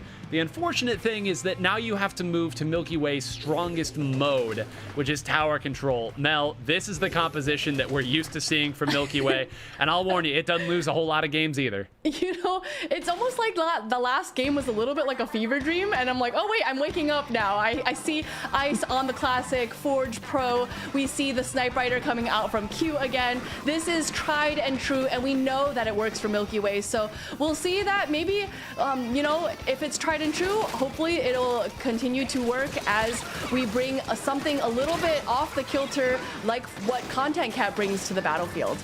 Well, here you go, Hawaiian up in the air. A great inkjet actually breaking that open. There was a little odd scuffle there at the start that I thought Milky Way might be able to create with a snowball. Instead, it looks like they're just going to wait a little bit and instead start the snowball a little bit later. Pika, great job. The very edge of that AoE effect here on the Blaster.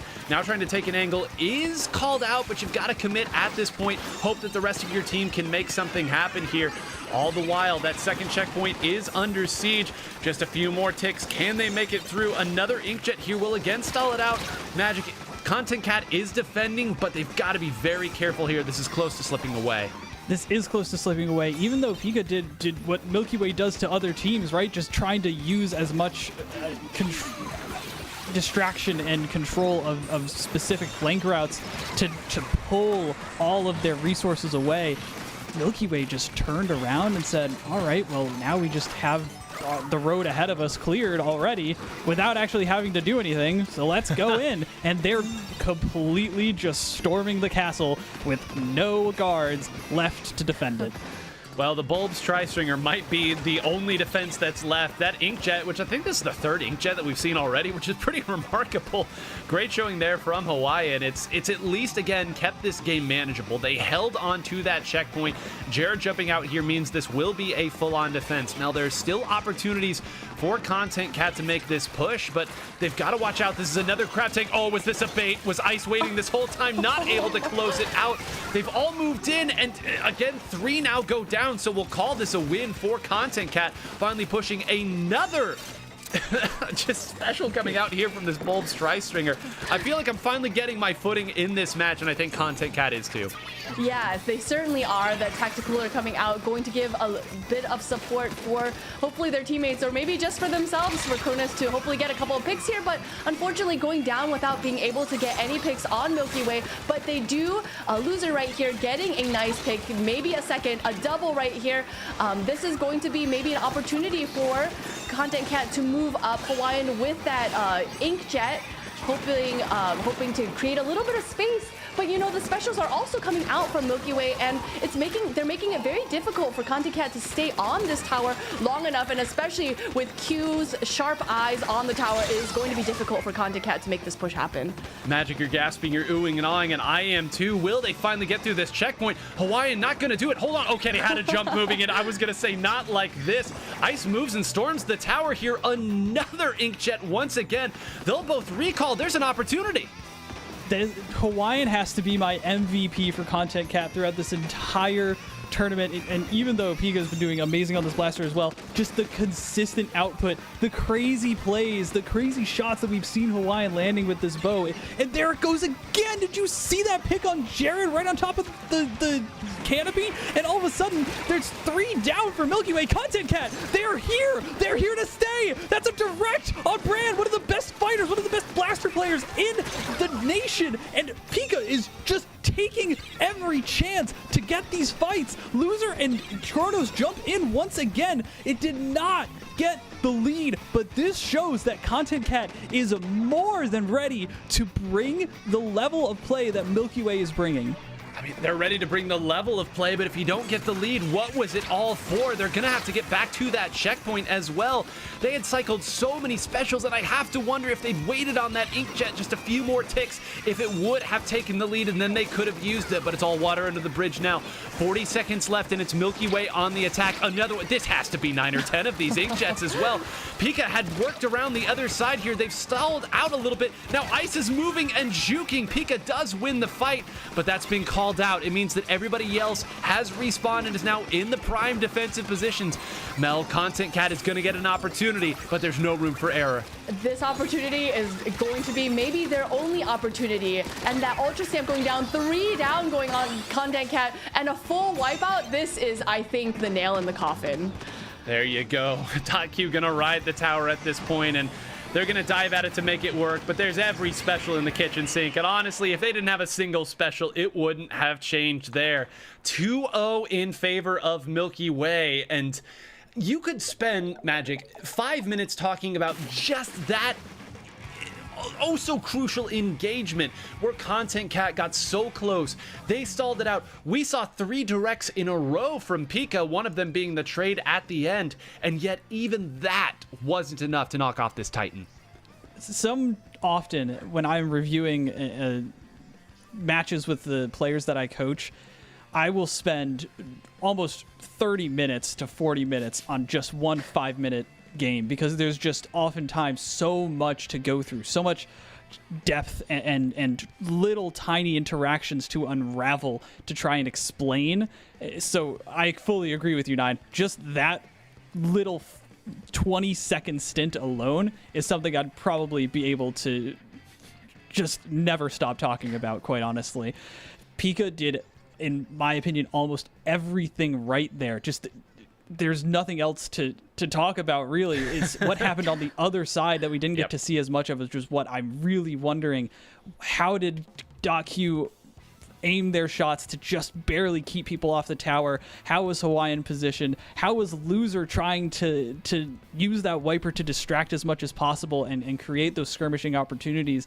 But if it doesn't all turn out, then it's just not enough, right? You need to give it that little bit more.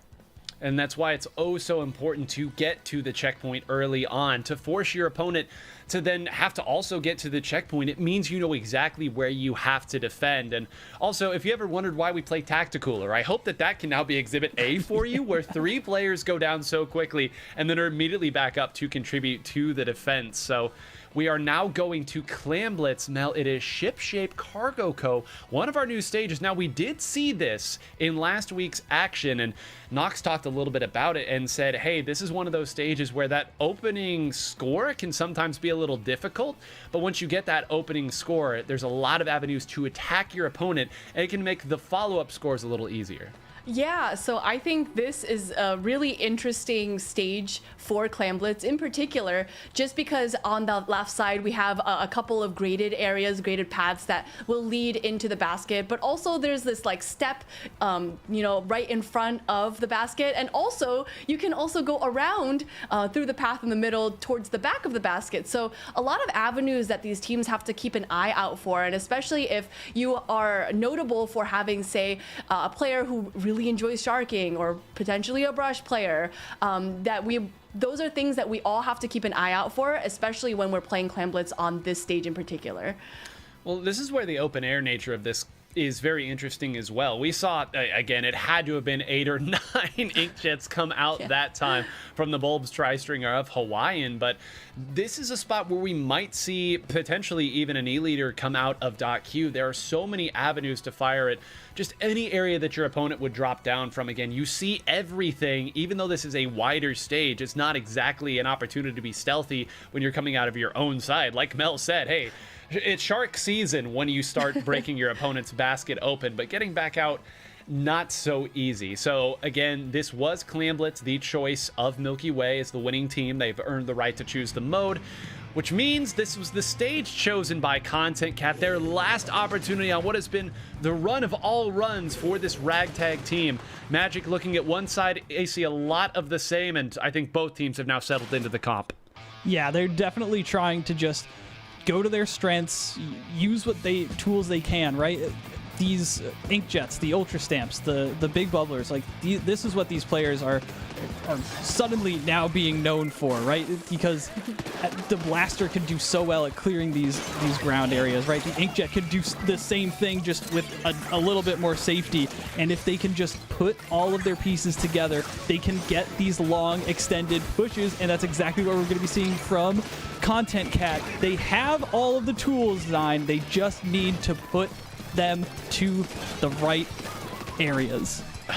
You know, it's nice to have a lot of the tools, but when your opponent maybe has the same tools and a little bit sharper, that's how it feels. I mean, they set it up exactly the way that they wanted to, and it still wasn't enough. Now they've waited. You can see the basket just a little further back there, and that's not even enough. The members of Milky Way sitting just beyond the area of danger. See that Pika in a nice position there to try to shark, but if there's no support, that's going to get swallowed up as well. The Bulbs Tri-Stringer comes out again, but in the midst of all this, they lost their power clam. Jared somehow escaping and escaping again. Squid rolls on deck.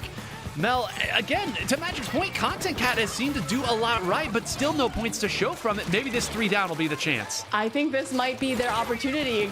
Q not quite making it out, but they don't have the clams yet to be able to make this score happen. And this step is just so precariously far from the basket. They are able to break open the basket, but are they able to make a meaningful push out of this? Jared propped themselves up on that ledge over there with the crab tank, keeping Hawaiian, the last member of Content Cat, kind of away from that basket. So it really is just that power clam that allows them to get that 20 points, but is that going to be enough? Is that going to be significant enough for them to be able to take out the dub on this game? I'm not sure about that. Yeah, I wouldn't wager on it either, but hey, points are points and your opponent can't take them away from you, so you're happy with that at least. And to their credit, Magic, Content Cat has been controlling the flow of this game right now. All that has kept this from running away is they haven't been able to put together enough clams, but it's them again on the attack. In the neutral situations, they've found their footing, and again, well, now with 2 going down, maybe that's starting to slip away, but you get the feeling they're comfortable with the fights they've been taking. They are, and I think it's just a matter of Milky Way wasn't quite sure how to exactly counteract the central hold that Content Cat had, but you saw now Jared adapting, using that Crab's tank over on the right grates, the Booyah Bomb coming out nearly the same time. They're starting to pick apart the defense of Content Cat, and now they're going to get a huge score from it because, unlike Content Cat, they knew exactly how to cycle their clams, and they were not going down when they had large amounts of them, and that is what makes the difference between a push to 80 and a push to 47. Well, 47 looks like it is going to be as far as this one goes, but the threat's certainly not yet gone. Brand is Shark King underneath, now has jumped out.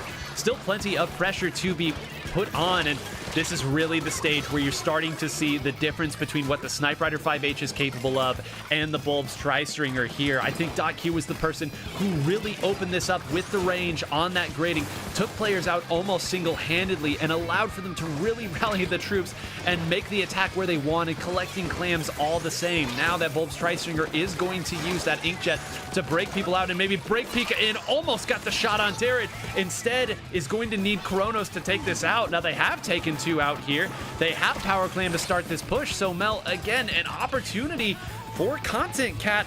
They're not that far behind. 2 Power Clams would get them awfully close. Yeah, so, and they do have the 2 power clams under their belt, one just sitting on the ground right there, but they do pick it up. They're going to need to take out some of the members of Milky Way, but that basically was a delayed wipe from Content Cat, so unfortunately they're probably not going to make those power clams up, so they're going to have to kind of start their clams economy from 0 again. 0 is the loneliest number. They did, again, everything so well, but this is a mode where you've got to have everything together at the right time. The pieces can't just fit. They have to fit at the right time as well. And now no pieces to even be picked up. Bran, who, just a player we haven't called the name of enough, seemingly never enough, opening things up in a big way. The double Booyah Bomb composition now making it so difficult. Ice has moved up on the right side. They've got another power claim here, but Magic, they might not even need to use it at this point. Most likely not. I don't believe there's any power clams on the field for Content Cat, and they need to make one up kind of quickly, if you're asking me. So they're trying to just find a way to shut down everyone that's preventing them from doing that, but not enough time. Content Cat does not find any benefits, any scores here in this winners finals match. Milky Way is going all the way. It was going to be a tall task. We knew it. And we saw Content Cat, again, the tournament run of all tournament runs for them to make it this far to winners finals. Again, guaranteed at least 3rd place for this pickup team that came together not so long ago for the purposes of this league. So you're excited certainly about the tremendous growth that there could be.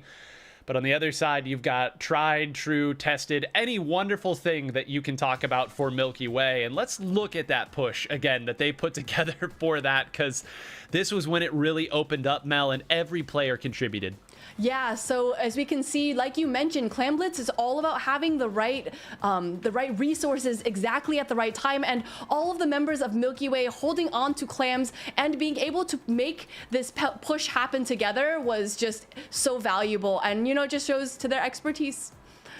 Yeah, their expertise and also the resources that they had when they made that push happen. And, you know, we've always talked about the idea of pushes in Splatoon 3 and how whatever your plan is, you better make it happen very, very quickly. But there's also something to be said for the right player getting the right splat at the right time. And Magic, you pulled up a great point partway through that Clam Blitz game, which is that it felt like the member of Content Cat who had the most clams at any given time, whoever it was always the first member that got targeted by Milky Way. Now, of course, you can't necessarily see how many clams your opponent is carrying, but players at this level, they can kind of divine that information in real time.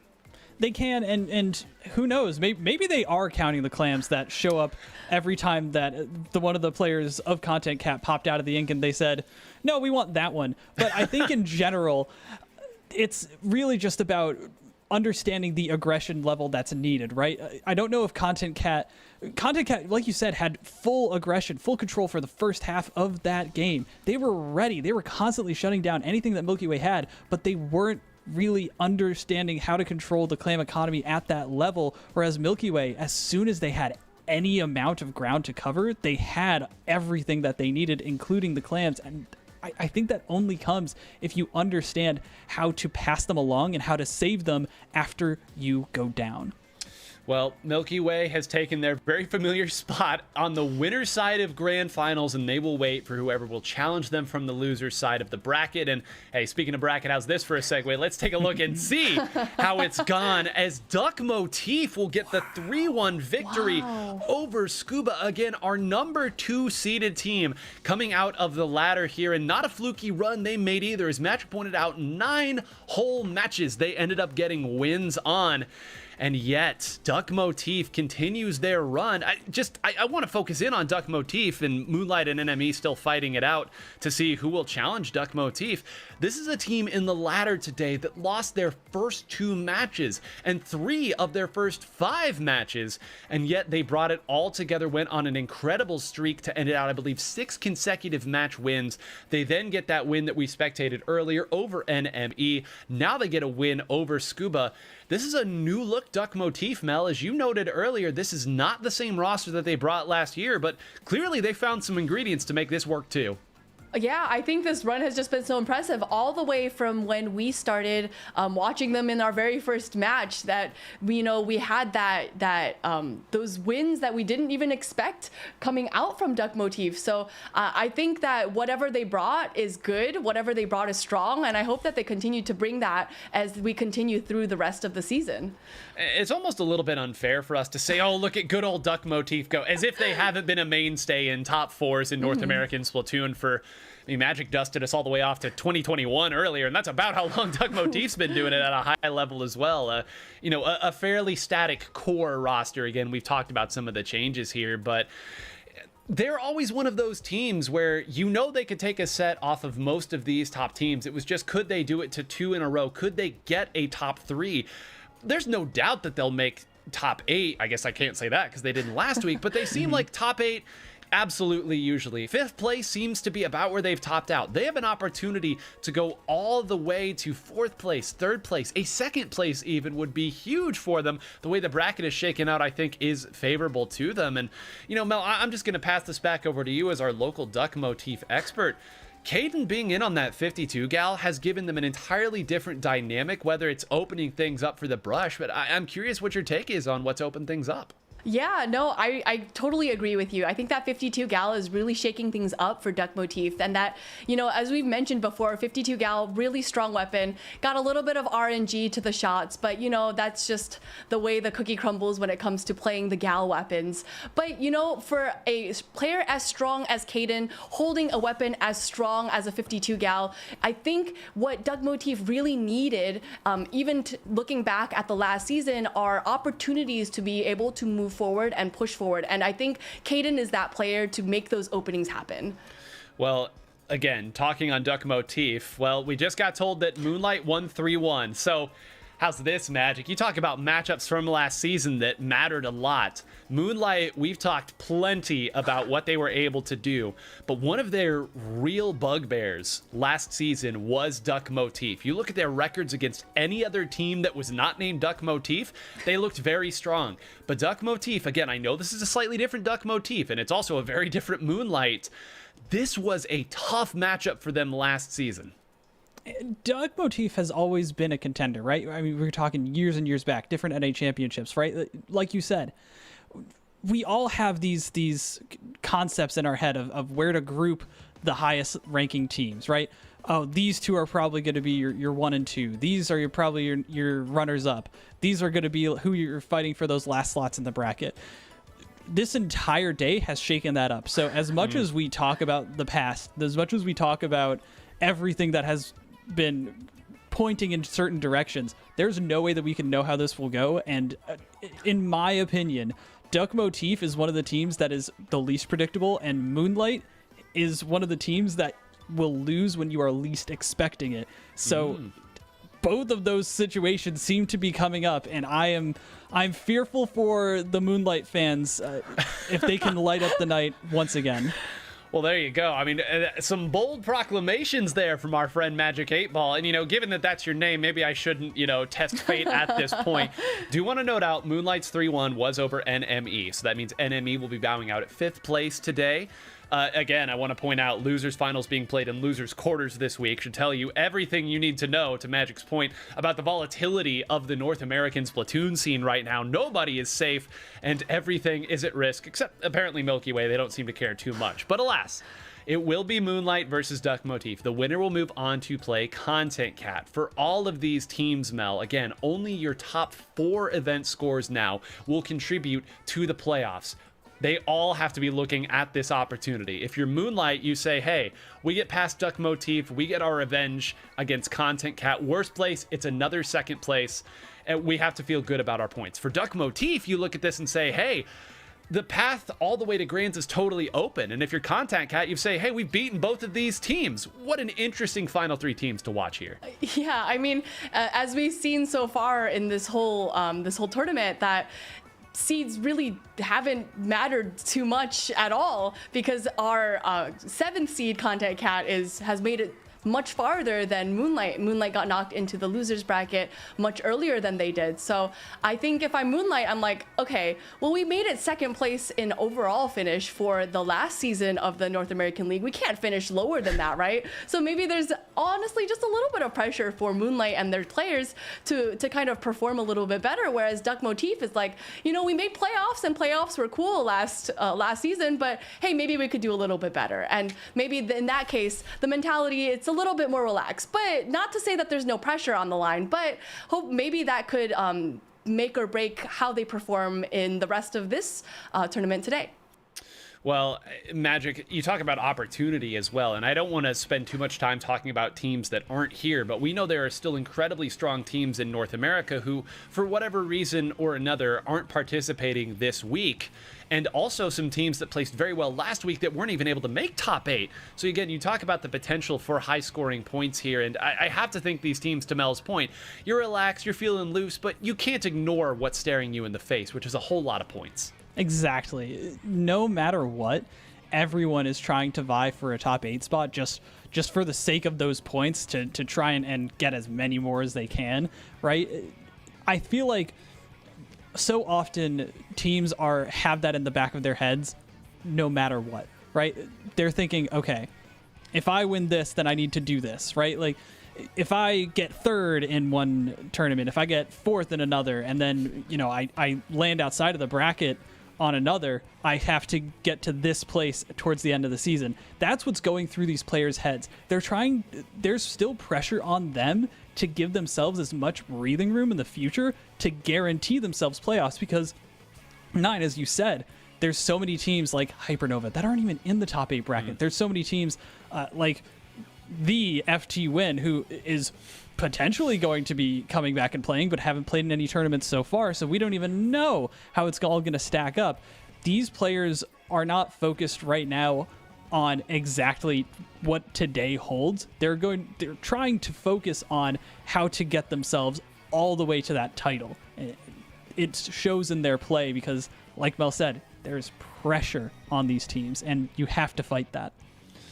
Pressure and strong opponents, a difficult matchup for any team, and we're still waiting for the teams to get set here in the lobby. Again, this will be Moonlight versus Duck Motif. If you're just joining us and not familiar with the path that these teams took, both of these teams lost on the winner's side, winner semifinals. Duck Motif did take a game off of Milky Way, which, as you all saw in that winner's finals, not so easy to do. Should certainly speak to the quality of play they've had today.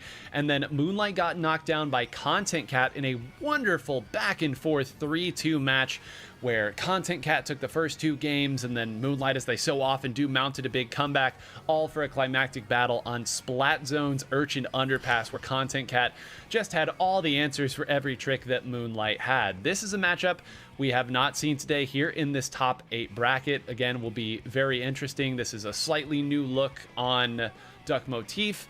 Same players, of course, but a very different idea from Moonlight. And let's talk about one player in particular that you were talking about a lot earlier, Mel, which was Omega. On the Splat roller, in any sort of position, to make a clue allegory there, but whenever Omega gets heated up on that Splat roller, I agree. I can't believe I'm saying this. I agree that might be the best weapon that Omega has. It just breaks games open when it's hot. Yeah, I think that when Omega has that Splat roller in his hands, he's just kind of a force to be reckoned with, because not only is he able to move around the stage so freely and very like openly, he is able to get the splats and make openings for his team to be able to move forward. And you know what? I know that you, Nine, had just mentioned that you really like Omega on the roller, but you know, any weapon that I think that Omega brings, he is able to utilize in that same kind of manner. So even something like a Splatana Wiper or something like a Decavitator, any weapon that I see that Omega brings with that kind of gumption, is gumption the right word? I don't know. We'll go It gumption. sounded cool. Let's roll with it. Great. Gumption. We'll go gumption. I think he can make something happen with it. And as long as, like you mentioned, and even you, Magic, that when Moonlight is hot, they are really hot. So, you know, we want to make sure that in addition to having the right weapon in the right hands, that they are able to kind of make those splats happen and continue with that momentum. Well, speaking of splats, segue, Splat Zones. That will be the first mode that we'll be playing in. This is what we expected to see. No more Splat Zones on Game 5. Again, interesting now that we've seen that twice over the course of just 2 weeks. We're kind of 100% on seeing that, at least in these broadcasts, but not at all surprised to see it here, all funny jokes aside. And this will be the interesting piece, Magic, I would say, because Splat Zones, of course, last time we saw Moonlight here, it was certainly not their stage. They are technically, I believe, if not the higher seed, they are very close. So the choice here of the stage will matter, I think, maybe so much more than even the fact that we're going to Splat Zones. In my humble opinion, I fully agree. Very often it is the layout, the cover that you have available that determines what weapons are strong and what you're going to try to accomplish moving forward and clearing areas, right? That's the fundamental idea of Splatoon.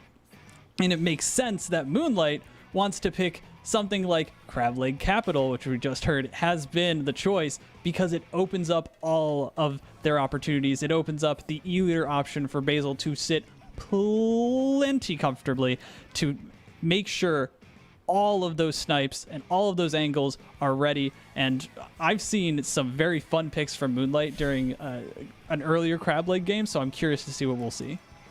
Yeah, this is interesting, and I wonder what Duck Motif is going to be looking for here, because, of course, both teams have a say in this, and again, if this was earlier versions of Duck Motif last season with some slightly different players, they had some E-Leader comps that they could bring to the table. Of course, your backline player so important on a wide open stage with all this grading like Crab Leg Capital, but now I think it's a little bit more traditional, and to play on a stage like this, you have to be looking for something from your specials, because you know generally what Moonlight's going to be bringing here. You know this is almost home field advantage for them, and man, we have a pretty good idea of what's in the stable for the members of Duck Motif, and I'm curious as to your take as what we'll see.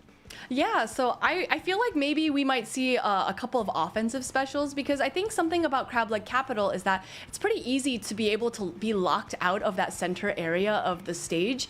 And when you get locked out, obviously, if you get locked out, you don't get to touch the zone at all, right? So having these offensive specials, we might see maybe something like a Booyah Bomb, right, coming out from a pro. I think that those kinds of things are going to be invaluable to Duck Motif to be able to move back into the zone in case they get locked out. Now, that's not to say that if they have, say, the zone and they're trying to keep Moonlight out, we can also use those offensive specials in, you know, a preemptive way, right? So we'll see what happens as we get into game 1.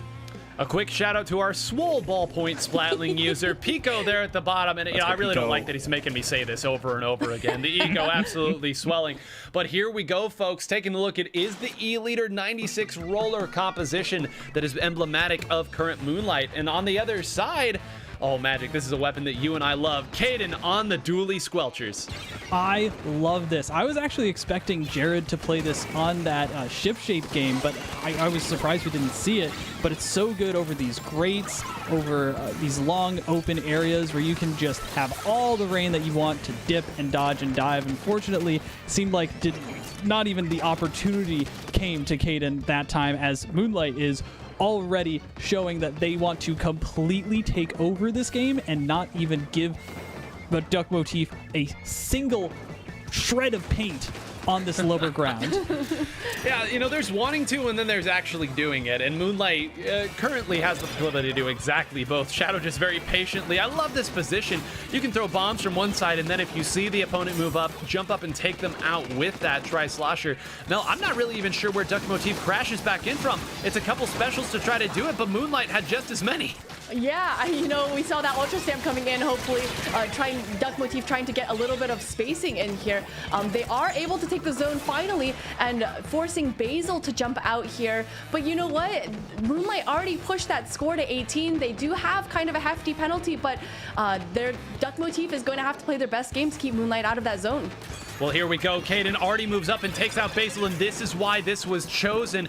So difficult to displace this weapon. A lot of people call it a crossfire weapon. It doesn't want to be the only player shooting at a target, but it's also so difficult to move unless it takes a dive. Now has done that, maybe forcing the issue, but everybody else took out a couple members. That's a cycle of 3. Magic, this lead slowly slipping away. Yeah, very much slipping out of the control of Moonlight. Instead, Duck Motif wants to find their own kind of symphony together in harmony where they can completely shut down any option for Moonlight, and they seem to be doing so as well. This is the highest level of play for a reason. Anything that these players want to do, they are almost certainly going to achieve unless the defensive options are in place for the opposing team. Moonlight did not have those options in place this time around, and suddenly Duck Motif is showing that they are completely turning the tables on our expectations.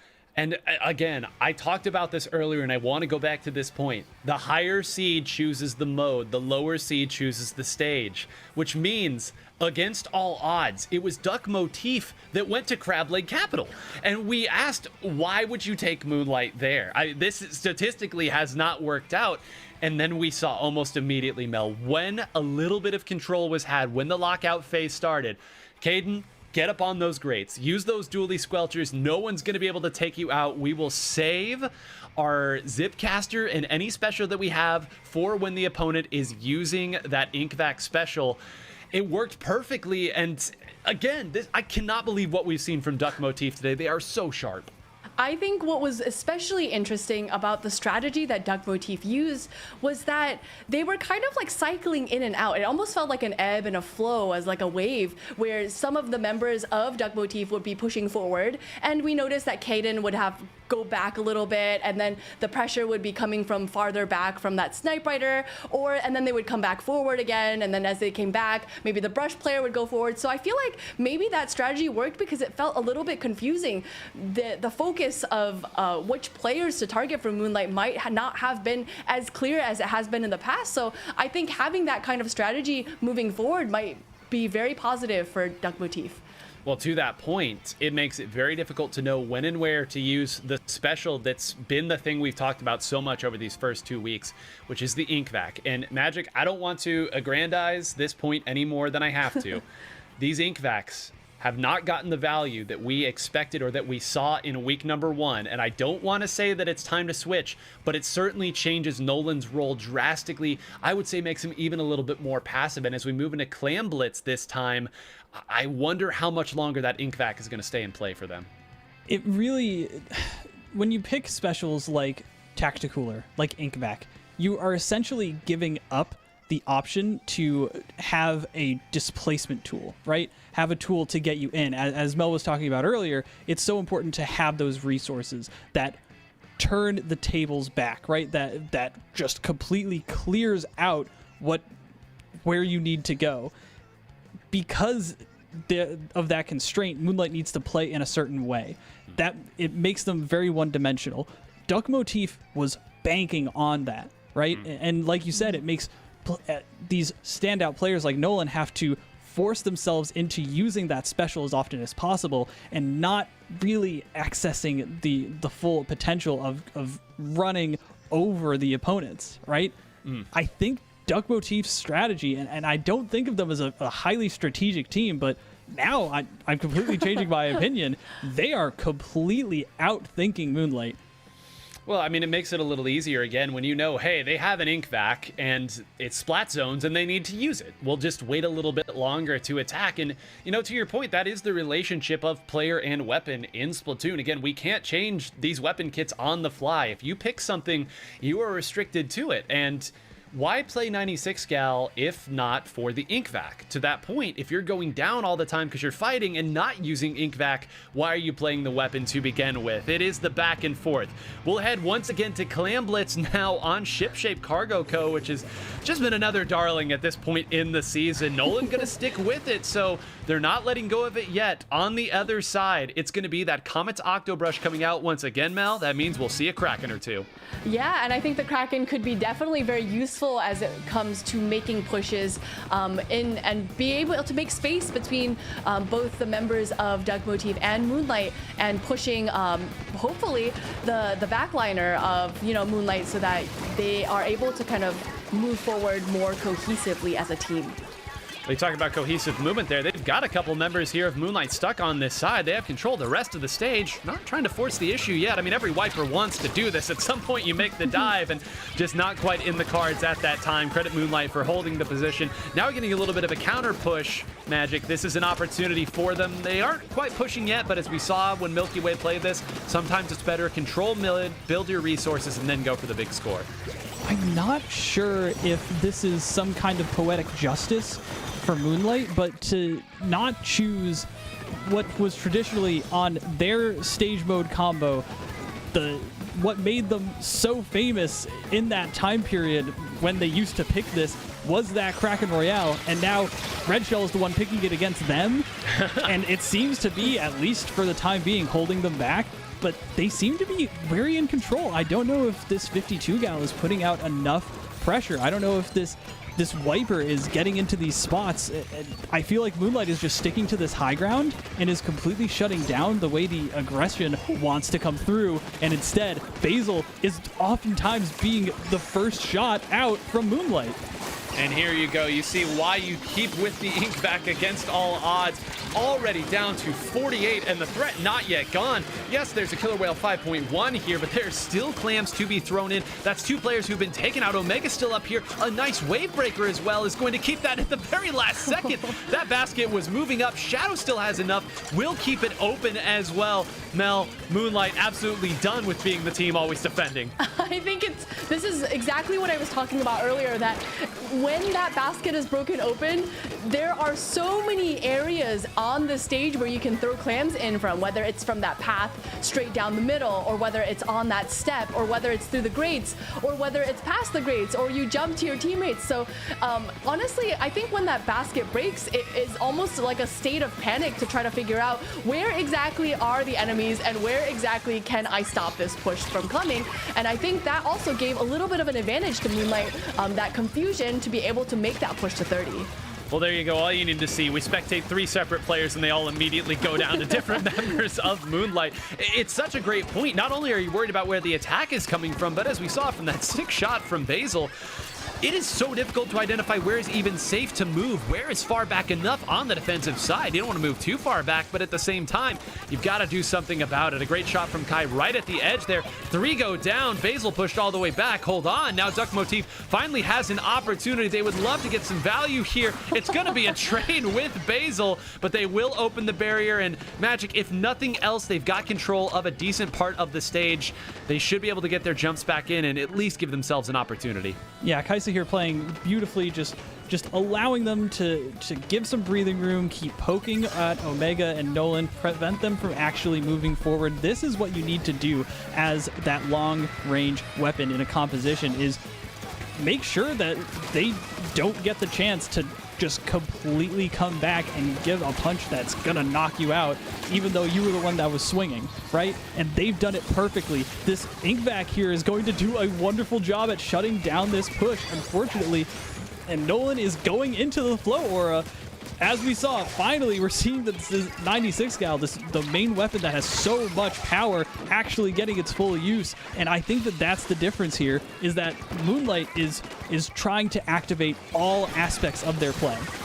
Well, it's also nice when you have the lead and you know your opponent only has to approach from one side. But hey, Nolan, I am sorry. Clearly, I was not familiar with the game. Even a nice 90-degree there from Omega.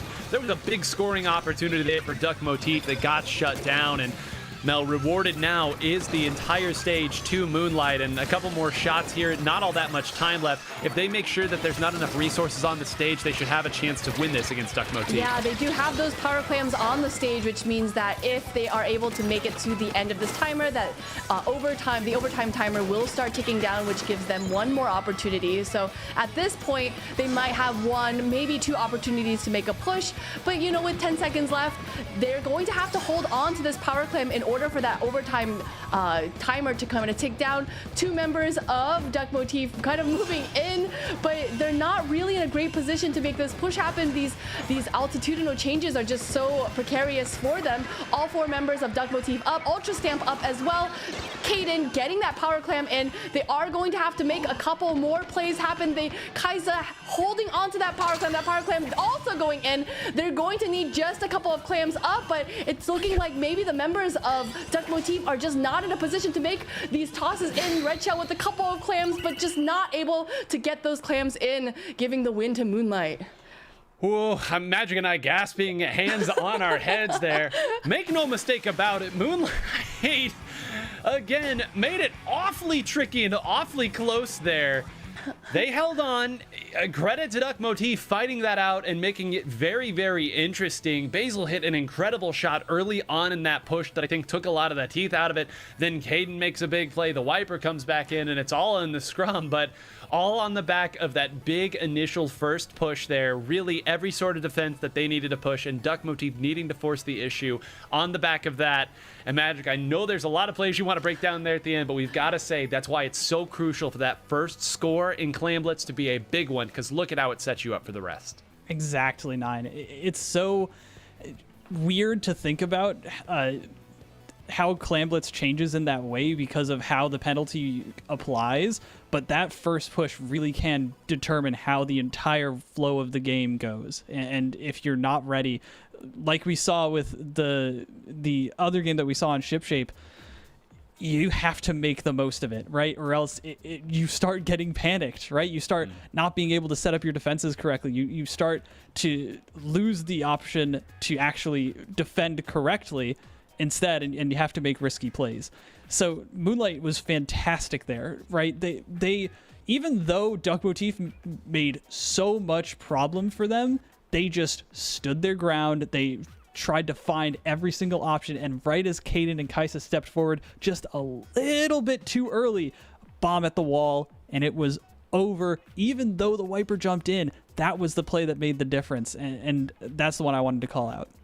Just razor's edge here. And I do want to point out, as we talk about, you know, Clam Blitz and how that penalty works, it really kind of feels like compound interest on our student loans. And you know what, we've all been there. Just seems like all the payment that you try to make happen, it just is never enough to catch up. But we're moving to Rainmaker now. No real penalty system in this mode. You just get to keep the points that you get to. And of course, as the winning team, this does mean it's Moonlight's choice. So coming here again, we joked about a double Inkvac composition. In that game, the Inkvac was certainly strong, but Mel, be very surprised as we see it, especially against a team like Duck Motif, which has shown they understand how to play around the Inkvac.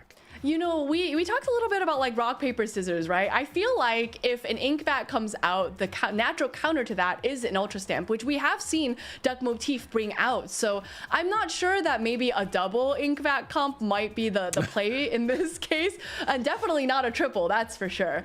But but I think, you know, we did see Nolan kind of rocking out with that Inkvac on that last game. So probably we might not see too much change there. Well, especially because Undertow Spillway is where we will be headed now for the stage. And I mean, hey, finally we get to go to a good old-fashioned Rainmaker stage. And Magic, again, if it's not Museum d'Alfonsino, this would be the most practiced and most played Rainmaker stage in all of Splatoon 3.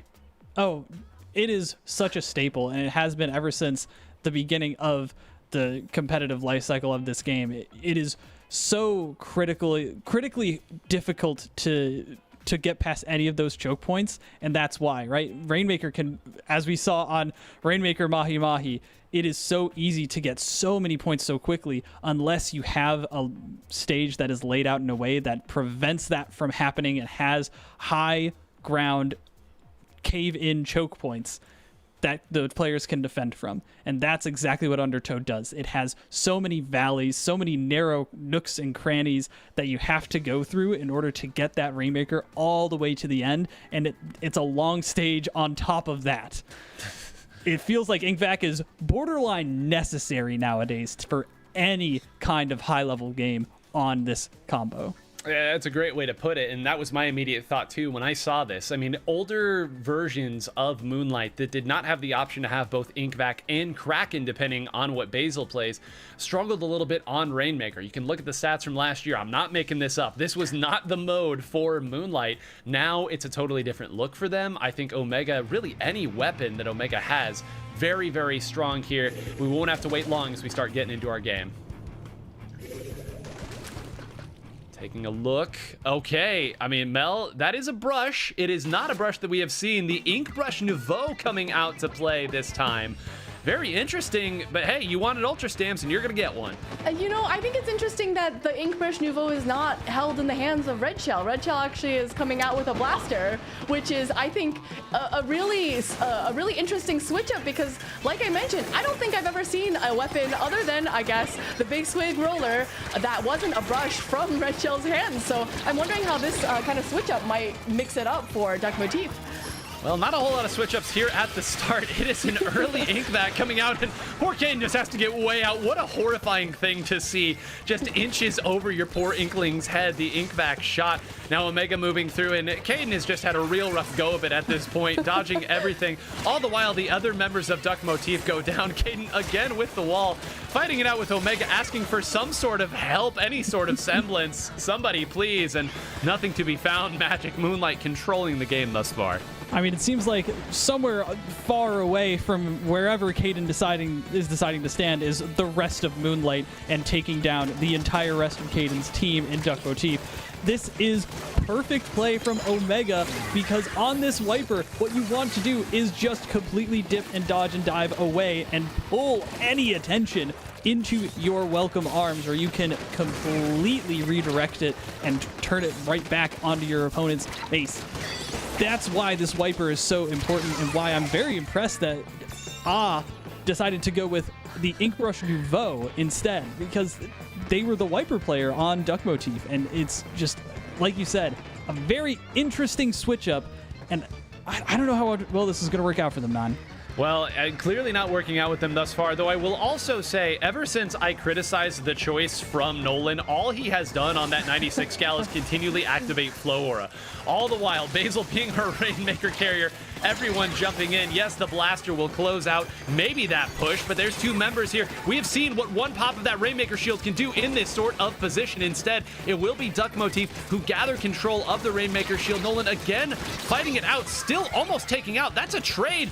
They have the Rainmaker. Whose perspective are we watching? Okay, it is Duck Motif that will grab it here. They will drop it there, but Mel, make no mistake, that's just a desperation play, still trying to find their footing. Yeah, we can see Moonlight still gathering around the Rainmaker. Omega grabbing that Rainmaker in a great position to continue this push to make it happen. And you know what? Moonlight doesn't really have very far to go to score, or even if they opt not to score, to keep it in this corner, it might be even a great strategy, because really the time is just the only thing that they have to worry about, and they want to be able to take that down. But with a player as strong as Caden getting that pick, I think you have to be a little bit wary about taking down that timer as well.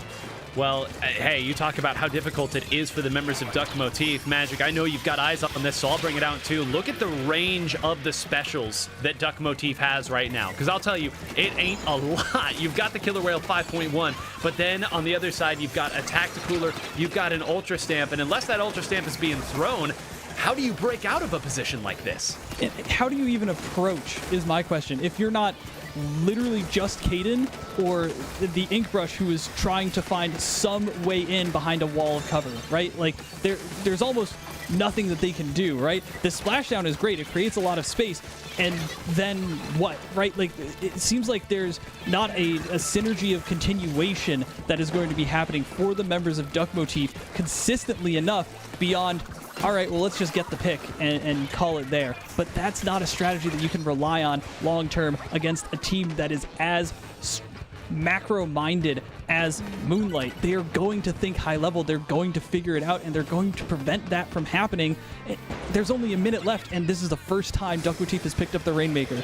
If they can manage this, I will eat my socks, but I don't think that they're going to. You heard it, folks. It will be on stream for you to see. The eating of socks by Magic 8 Ball. Now, the one thing I will say is Red Shell dancing and actually getting the better of Basil is everything that we just said about this composition is on the defensive side. If this team is able to actually get an attack and force it into that back corner, that is where this continuation of specials in this large AoE could really come to fruition, and that's part of the reason why they make this choice. As we pointed out ad nauseum at this point, the real problem is they haven't even had the opportunity to do so. Kai's gonna go down there to the shot from the Rainmaker, happens to the best of us.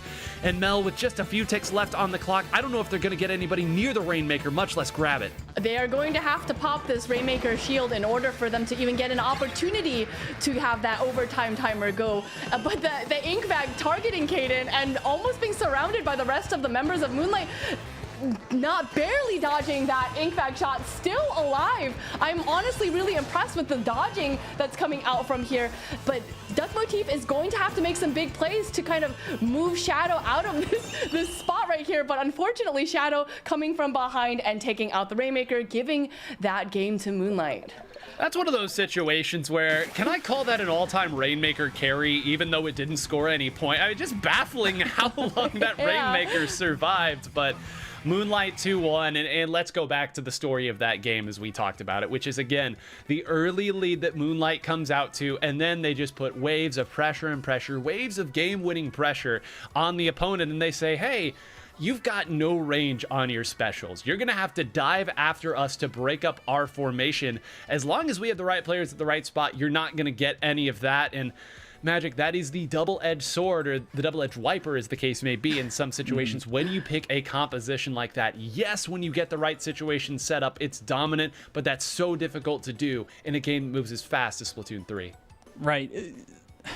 So often we see in the hands of some really talented mechanical players this kind of win more strategy, right? Where if you can get the snowball rolling, it is almost unstoppable. But if you're not, eventually you're going to hit a team that is going to be able to match up to you and prevent the onset of that. And at that point, you're almost just out of it, out of contention from that point. And so because Moonlight is so experienced, is so talented with their controllers, Duck Motif was going to just hit every single wall running that kind of composition. And like we said, Red Shell not even being on the brush, it feels like this was almost a really experimental decision. And like I said, I don't think of Duck Motif as a super highly strategic team, and it seems like they're just trying to push themselves on that front, and sometimes it's going to work out great, and sometimes not going to do so much. Well, I mean, we've said this is a different Duck Motif than the normal roster that they would bring to these. Again, two of these players were not on Duck Motif and actually competed against Duck Motif in the last iteration of the Splatoon 3 North American League. So, kind of as we said about Content Cat and NME, frankly, still figuring some things out. And against a team like Moonlight, where all you're trying to figure out is what weapon is going in the hands of which horse, but you know that your players have great synergy together. We will move on now to Turf War, and kind of expected this to come. Turf War, if it's not game 1, apparently seems to always be game 4, because it does let you have stage control for game 5 if it gets to that point. But as we move to Mako Mart, Milana, I don't have all the numbers in front of me right now, but I will say Turf War has not necessarily swung in Moonlight's favor recently. I know they love it, I know they're strong on it, but we'll see. It would be really tough to give up the momentum that you've built thus far.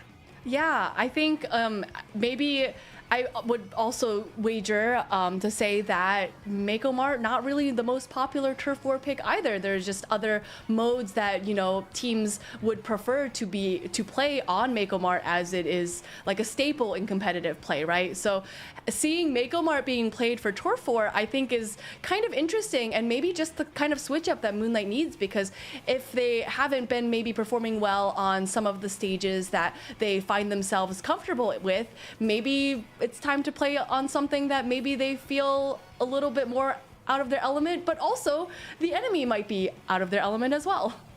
Magic, I don't want to look too far ahead here, but you did that thing where you kind of think a little bit, and I know something's in your head. If this does go to Game 5, and again, I don't want to look too far ahead here, but that's exactly what I'm going to do. Now Tower Control Mako Mart is out of the pool. Now Crab Lake Capital Tower Control. See, we're in sync, man. We've done this too many times. This is a sneaky, clever pick here by Duck Motif. They must have been thinking that exact thing, right? Tower control hasn't been played yet. We're getting forced to go on to turf war. We might be able to sneak some kind of really weird combo and get through game 4. And if we get to game 5, we don't want to play this basically almost guaranteed 100% win rate for Moonlight. So we're just going to get this out of the way now, and we're just going to try. And I think that this is the right call, and I think that Duck Motif is suddenly back in that driver's seat of making these right calls. Well, we'll see if it's the right call, because, Mel, they've made a very interesting call here. There ain't a reflux in the hands of one of these teams. Yeah, I think that is especially interesting because we notice in the back of Duck Motif, we have that Splatana Wiper kind of doing the job of the reflux. Not quite as well, might I mention, but still doing a valiant effort here. And I think sometimes that can be maybe a little bit detrimental for them, because we know that Moonlight coming in with that reflux is going to do good work to be able to turf over all of that, the stage in that towards their spawn. But if you, like you mentioned, if you get spotted and you go back to spawn, just spend a little bit more time turfing, I guess. And we've all played Splatfest. We know if you're the first one that goes down, you get the unfavorable job of cleaning up where the others might not have. Now, it's been a minute here in the game. Magic, we talked earlier about Urchin Underpass Turf War and how that is one of those stages where if you have legitimate, and I'm talking real control of the stage going into the last minute, that oftentimes is enough. This stage, not so much. You've got to really have it even with 15 seconds left. Exactly, because it's so easy to access parts of the stage with your own ink that is close to the enemy base that they'd have to go all the way around just to cover, right? Just throw a stray Booyah Bomb, and all of a sudden you get 100p that the enemy is going to have to go all the way back around for. It is very difficult because of how the uninkable areas of the stage are laid out. It is so critical that Duck Motif actually has the Zipcaster. I suspect that that is exactly what Red Shell is going to be going for in that last 15 seconds, is just going all the way up into Moonlight's base and painting all over it. The question is whether or not they can set up for it, and that is what Moonlight is trying to prevent right now by controlling the center of the stage. But Kaisa is doing so well matching up against Basil. Had to, and again, I'm going to say Omega escaping with 5% HP. Name a better combo. But here we go, the last 45 seconds left. It's going to be some Tenta missiles to try to displace and give Kaden a few targets to fire at. Now, not really having a great thing. Instead is going to try to push to take this left box. They're just looking for footing at this point, Mel, in these last 30 seconds. They are looking for the footing, one down on each side, on each team. They are going to have to kind of move forward because they want to be able to turf as much as they can in these last 20 seconds of gameplay. But we see that, it really does matter a lot whether you go down or not in these last few seconds. We see two members of Moonlight right here with their specials coming out, using that Booyah Bomb kind of maybe a little bit prematurely. It's looking kind of Duck Motif 9. Oh, what a wait that time from Red Shell. We'll, of course, wait and see. I've been fooled by this particular stage too many times in Turf War to be comfortable. But if Duck Motif pulls this out, you have to look at that Zipcaster timing. And Judd said, again, way closer than it looks, folks. That's why I wasn't counting the squids before they had. match. I think squids lay eggs, right? Maybe, I'm not sure. Squids definitely lay eggs. I got you. You know, ecology was not what I majored in or anywhere close to it. But all right, here we go. We talked earlier about the rock, paper, scissors. The timing of, in what was that case, the Inkvac versus the Ultra Stamp. There we see the Booyah Bomb timing and Red Shell waiting so patiently with that Zipcaster. Magic, I know you love reminiscing here, so I'll toss it back to something I used to say back in Splatoon 2. They who stingray second, stingray better. You wait for the opponent, you take them out, and then you reign control over here. The timing of these specials, these players have it so in tune, and we're going to a game 5 because of it. Exactly, 9. Every minor fraction of a second matters for placing and timing and using those specials. It is so close. There was seriously so little room for error for Red Shell. That is one thing I want to just completely hark on. And I know that Red Shell is one of our cast's favorite players to talk about, but it is for good reason. Yes. That was insane how he decided to use the Zipcaster to shoot forward, to get a little bit of damage, to get just the right amount of damage, and then as soon as everything was clear, burst forward and get right into the base to paint just enough to actually make sure it all happened. And being able to adjust on the fly exactly how to use a special within milliseconds in order to make the exact right call, that is the highest level of play. And that is the kind of red hot duck motif that we are seeing, right? I don't think I've ever seen Red Shell at this level, and that is saying something. Yeah, my favorite California rock band, the Red Hot Duck Motifs. That's exactly how it goes. And, you know, you brought up a great point there, too, because I was so focused on what Red Shell was doing there in relation to the two players that were being targeted. But to your point, to then turn around and get enough swings as well, I mean, that was not that much percent. If in that situation you just go and try to shoot across the stage and take out the last player rather than relying on your own teammate to do that, it slips away. And now that situation that we talked about with Duck Motif, now essentially not having to play the two strongest tower control stages that would be in Moonlight's arsenal, changes this drastically. And Mel, both teams know it's tower control right now. This is taking a little long for a pick to be made, and I think Moonlight's not entirely sure where to go. You know, I just wanted to kind of go back to what Magic said. And Magic, you said that Duck Motif doesn't feel like a very strategic team to you, but it seems everything that they're doing right now screams strategy. And I think, you know, having that, removing those two stages from the stage pool so that Moonlight is unable to pick them moving forward, I think is extremely, farsight is not the word I'm looking for. Has a lot of foresight, right? So, you know, now that we're going to tower control on Mahi, what an interesting pick, 9. I have won so many points in X rank on this particular stage and mode combination. I mean, you know, this is why the league is so fun. You get to see stuff like this and how teams adapt in real time. It's Mahi. We know it's going to be very, very open air. We know it's going to get dangerous for teams in a hurry. Magic, this is one of those stages where I feel like crab tanks and big bubblers, they almost get swallowed up so quickly because every weapon seems to be able to hit the tower from all over. The stage does change partway through. Getting that checkpoint oh so important first because the attack is so much easier once you get past that point. Right, there's actually so little room to actually move in the first like area when you're on tower control, right? Like in the first area of Mahi zones, right, at least the entire mid is like open and you can like move through it. There's literally a canyon of water that you have to cross, and it feels like a canyon because there's just so little room to actually move around. This is where Basil is going to be able to completely take over a game. This is where Nolan is going to be able to completely take over a game, because if there's nowhere to move, how are you going to dodge a gal's shots? Even if it doesn't have the perfect accuracy, it's at least going to be able to aim in those narrow straights, right? Like, this is such a smart pick as well. It is going to be so interesting. I don't think I've ever seen a competitive match on this combo either. We're learning new things. The old dogs can learn new tricks. I would not be surprised if a somewhat abridged version of what you just said was exactly what was going through the heads of the Moonlight players when they made this pick. Because to your point about duck motif and strategy, we know that Moonlight rehearses a lot, and they have these picks. They have a very deep roster.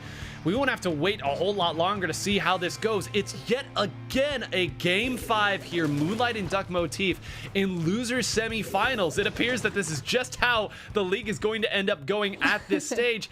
Again, Mel, it's going to be the Red Shell Blaster coming out. Speaking of old dogs learning new tricks. You know, Blaster and nothing goes better together than Blaster and tower control, so I don't really hate the pick, but again, not really used to seeing Red Shell on the Blaster instead of a brush. And speaking of which, duck motif is actually not running any brush weapons at all, so we'll see how this kind of switch up is going to affect the rest of them. But you know, I could be eating my words, because Red Shell getting that nice pick on that member of Moonlight is going to give them a little bit of a better positioning right here to maybe hold on to you know, move forward past that tower.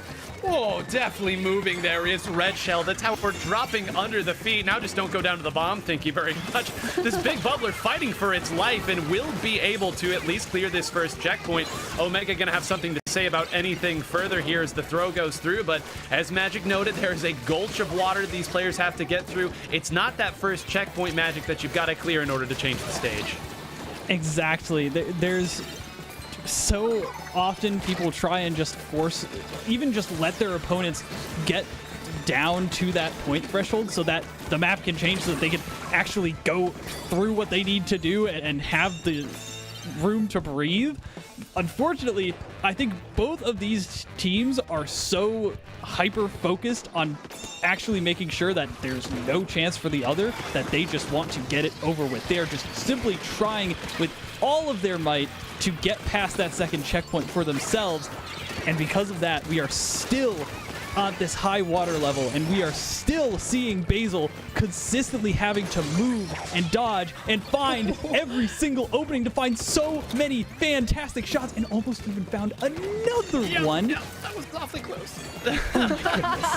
All gas, no brakes, no breathing. This is anaerobic exercise. Here we go. Nolan will take the lead 2 minutes in at this point. Caden does go down there. We'll call it a wash as a big bubbler now comes out, and finally this checkpoint is seriously threatened by the first team, Moonlight. Here we go. There's going to be specials at some point flying out from these teams. Can someone touch it to get through the checkpoint? It appears Nolan may be waiting. No, now they're going to jump on it. They're going to have to get through all that again. Red Shell working up there. They're trying not to give Basil any free shots. Of course, can't be shot out at that point. Mel, you get the sense Duck Motif realizes if they lose this checkpoint, they might not have an opportunity to take this game. So they are really fighting out here for their lives. They are chasing Basil out of that center of the stage. Basil going to have to regroup with the rest of her team here to be able to make that push happen. Ultra Stamp not really connecting, not grabbing any splats there. But you know what? With that big bubbler on the tower, now it is Duck Motif's opportunity to make it past that second checkpoint, and they are able to perfectly. There we go. Everybody juiced up at this point. The Wiper in the exact position that you'd like it to be. Another member goes down. That was Shadow. Omega dropping in, needs to find this pick, and does. There was an Ultra Stamp on Doc. Make no mistake, folks. That could have been the game if that had gone on. Red Shell gonna fight it out, but it's really just milking more clock at this point. Magic, it's Duck Motif with the lead, and a nice lead. They had an opportunity to knock it out, but now they've got to defend for just over 90 seconds. And now there's so much more cover in the center of the stage. There's so many more opportunities for the weapons like the Tri-Slosher, like the Blaster, and like this Mid-Decavitator to actually get their consistently isolated fights that they want to find. Unfortunately, it seems like Moonlight is not able to get those consistently enough to actually make progress. We're seeing these bubblers go up so often, but it doesn't mean anything if there's no one there for the follow-up. It seems like Duck Motif is playing at such a high rate of finding these skirmishes that it's not able to allow Moonlight to get set up, and the tower's just sliding like it's got butter underneath it the entire time because Duck Motif is playing to their win condition perfectly. Moonlight needs to find every single special that they have and use it perfectly within the next 40 seconds. You're seeing how difficult it is for this composition. Omega has jumped in so many times to try to take a fight, but the geography of this stage makes that particular weapon so much more difficult to play because there's not a vertical element to it. If you simply duck back down, your opponent's not going to be able to take you out. Kai identifying the right side, everybody else firing over to the left, so close to a few more specials. If you look at the top of the screen, almost 3 specials ready for Duck Motif. 2-2 on the clock, just 10 more seconds, potentially the end of the road for Moonlight this week. Here we go. Will they even be able to get close to the tower? You see some wipers moving through. There's a couple members on the tower, but there's a blaster on the tower as well, and Duck Motif will knock Moonlight out of this event. They keep moving forward. All gas, no brakes, no breathing, and no more Moonlight, Mel. That was just incredible. I know you guys can't see it yet, but Magic, full hands on the head.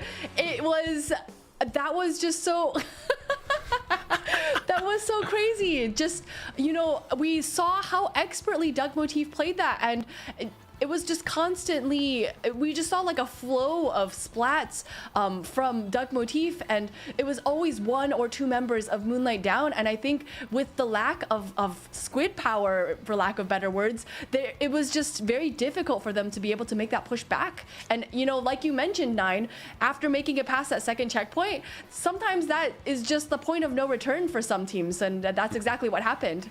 Let's take a look at that last play here. The play where Magic had hands overhead the whole time. Kai moving over and claiming this right side of the stage. We said everything about Basil, and certainly Basil hit some great shots there too. But again, this is open air. It's so difficult to move forward and fight it out. You rotate over here. Make sure that someone is watching all of the checkpoints and where people can move in from. And Magic, just Duck Motif, whatever iteration of it is, this is just so impressive for them, and I couldn't be happier. I couldn't be more ecstatic as well. My adrenaline is pumping. I think the key difference, right, is that the Sniper Rider 5H versus E-Leader matchup is not set in stone, one wins, one loses. It is very often who is able to use the mobility of the Sniper Rider better than the E-Leader able to find those openings and peak shots and has the support from the team in order to get rolling, right? But the Sniper Rider can be a lot more self-sufficient. The Sniper Rider can pump out those coolers and consistently put out value even when not finding those shots. And I think that Kaisa understood that in these last couple of games and decided to just take that to the max, especially when trying to bait Moonlight into an E-Leader pick on this game 5, right? Like, just forcing tower control now, right? This is exactly what they're going to want to do. We haven't been using the Sniper Rider like all the time during our set. Like, it was just crazy 4D chess that we have been seeing. Well, I love how the least strategic team in the tournament in Magic's eyes just had enough tricks at the very end of it to make it work. I'm sorry to do that to you, man. My inner Jordan Kent's coming out here, and I'm throwing my teammates under the bus. Let's take a look at the bracket here because, folks, there's an unbelievable number here that you've got to look at. Our 2nd and 3rd place teams from last week getting 5th and 4th place, respectively. Just an unbelievable showing of the depth of North American Splatoon right now. Losers finals will be Content Cat versus Duck Motif. You look at the way that this bracket shook out. These two teams did not play each other at any point. This is going to be an entirely new permutation of these two teams. And of course, Milky Way, who I have to think is very happy with Moonlight being out, given the kind of games that Moonlight gave them last week, waiting in grand finals for the winner of this losers finals. And we get to talk even more about Duck Motif here because they have continued this run, beating NME, beating Scuba, now beating Moonlight as well. The opportunity now, Mel, has to be something beyond what they even thought when they entered today. And again, I want to point out, they lost their first 2 matches of the day in ladder. It would have been so easy for them to get down. Instead, they're 3 games away from their best finish ever. The fortitude must have been crazy, just to be that mental fortitude that if you start off on such a bad foot and you still come out on top game 5 after game 5 after game 5, they have been playing so incredibly today. It's just been such a pleasure to watch them. Well, okay. We now get to recover here, and so do the members of Duck Motif, because we are going to throw to another break here. You're going to get to see a little Mario Tennis Fever action this time. You got to see Magic earlier. Now you get to see me and Mel play some games instead of just talk about playing games. But don't go anywhere. Losers Finals, Content Cat, and Duck Motif right after this. Hey, great to see everybody. And 9, Milana, Zach, listen, I know we are really actually friends in real life. We get meals together. We play a lot of Splatoon. But for right now, we're going to take a little detour, get competitive with each other, because it's time to play a little Mario Tennis Fever. And it's your opportunity to take to the court an over-the-top explosive tennis action, now with powerful Fever shots. You can customize your tennis experience to be casual or competitive, silly or serious, with a variety of modes. You can find your playstyle with a wealth of characters, rackets, and courts to choose from. So with all the pleasantries out of the way, I know I would love to get into some tennis. Are y'all ready for this? Let's go! Absolutely. Okay, my ears are now blown out because of 9. Let's get going here. I am going to go with... I'm going to be a shy guy. And Yeah, let's I'm kind of a go- Yoshi Oh, fan cool. right here. I gotta go I guess Yoshi. we're going to be Bowser. Why not? Let's be Bowser. Classic. Why not? And as far as the Fever racket goes, I'm going to go with... Give me the mud racket. The mud some racket. messy Okay. like my game. Just sloppy all over the court. Listen, Pretty clean. I really like the banana racket. I just thought the first time I saw it, it was so funny looking, so I have to go banana racket, right? I know. I got the net. Nice. You got the net. Oh, yeah. All right. All right, That's I've all got the you. back line. All right, all right. There we go, good Bowser. backlining. I got it. Oh, Zach! Let's go! Yeah, I was playing too far on this Zach, side. you gotta leave me to this side. Okay, Yeah, okay. yeah. All right. Wait, all right. Oh, the dive. Bang! Wait. Oh, wait, I don't have my fever. I don't have my fever shot. It Okay, it's left okay, it's a- Look okay. at that bubbling magma. Smoldering All right. crater on the court. May I haven't offer a seen that suggestion to you all? Maybe use your fever shots. Can I make that recommendation? That I'm mud's waiting. looking pretty muddy.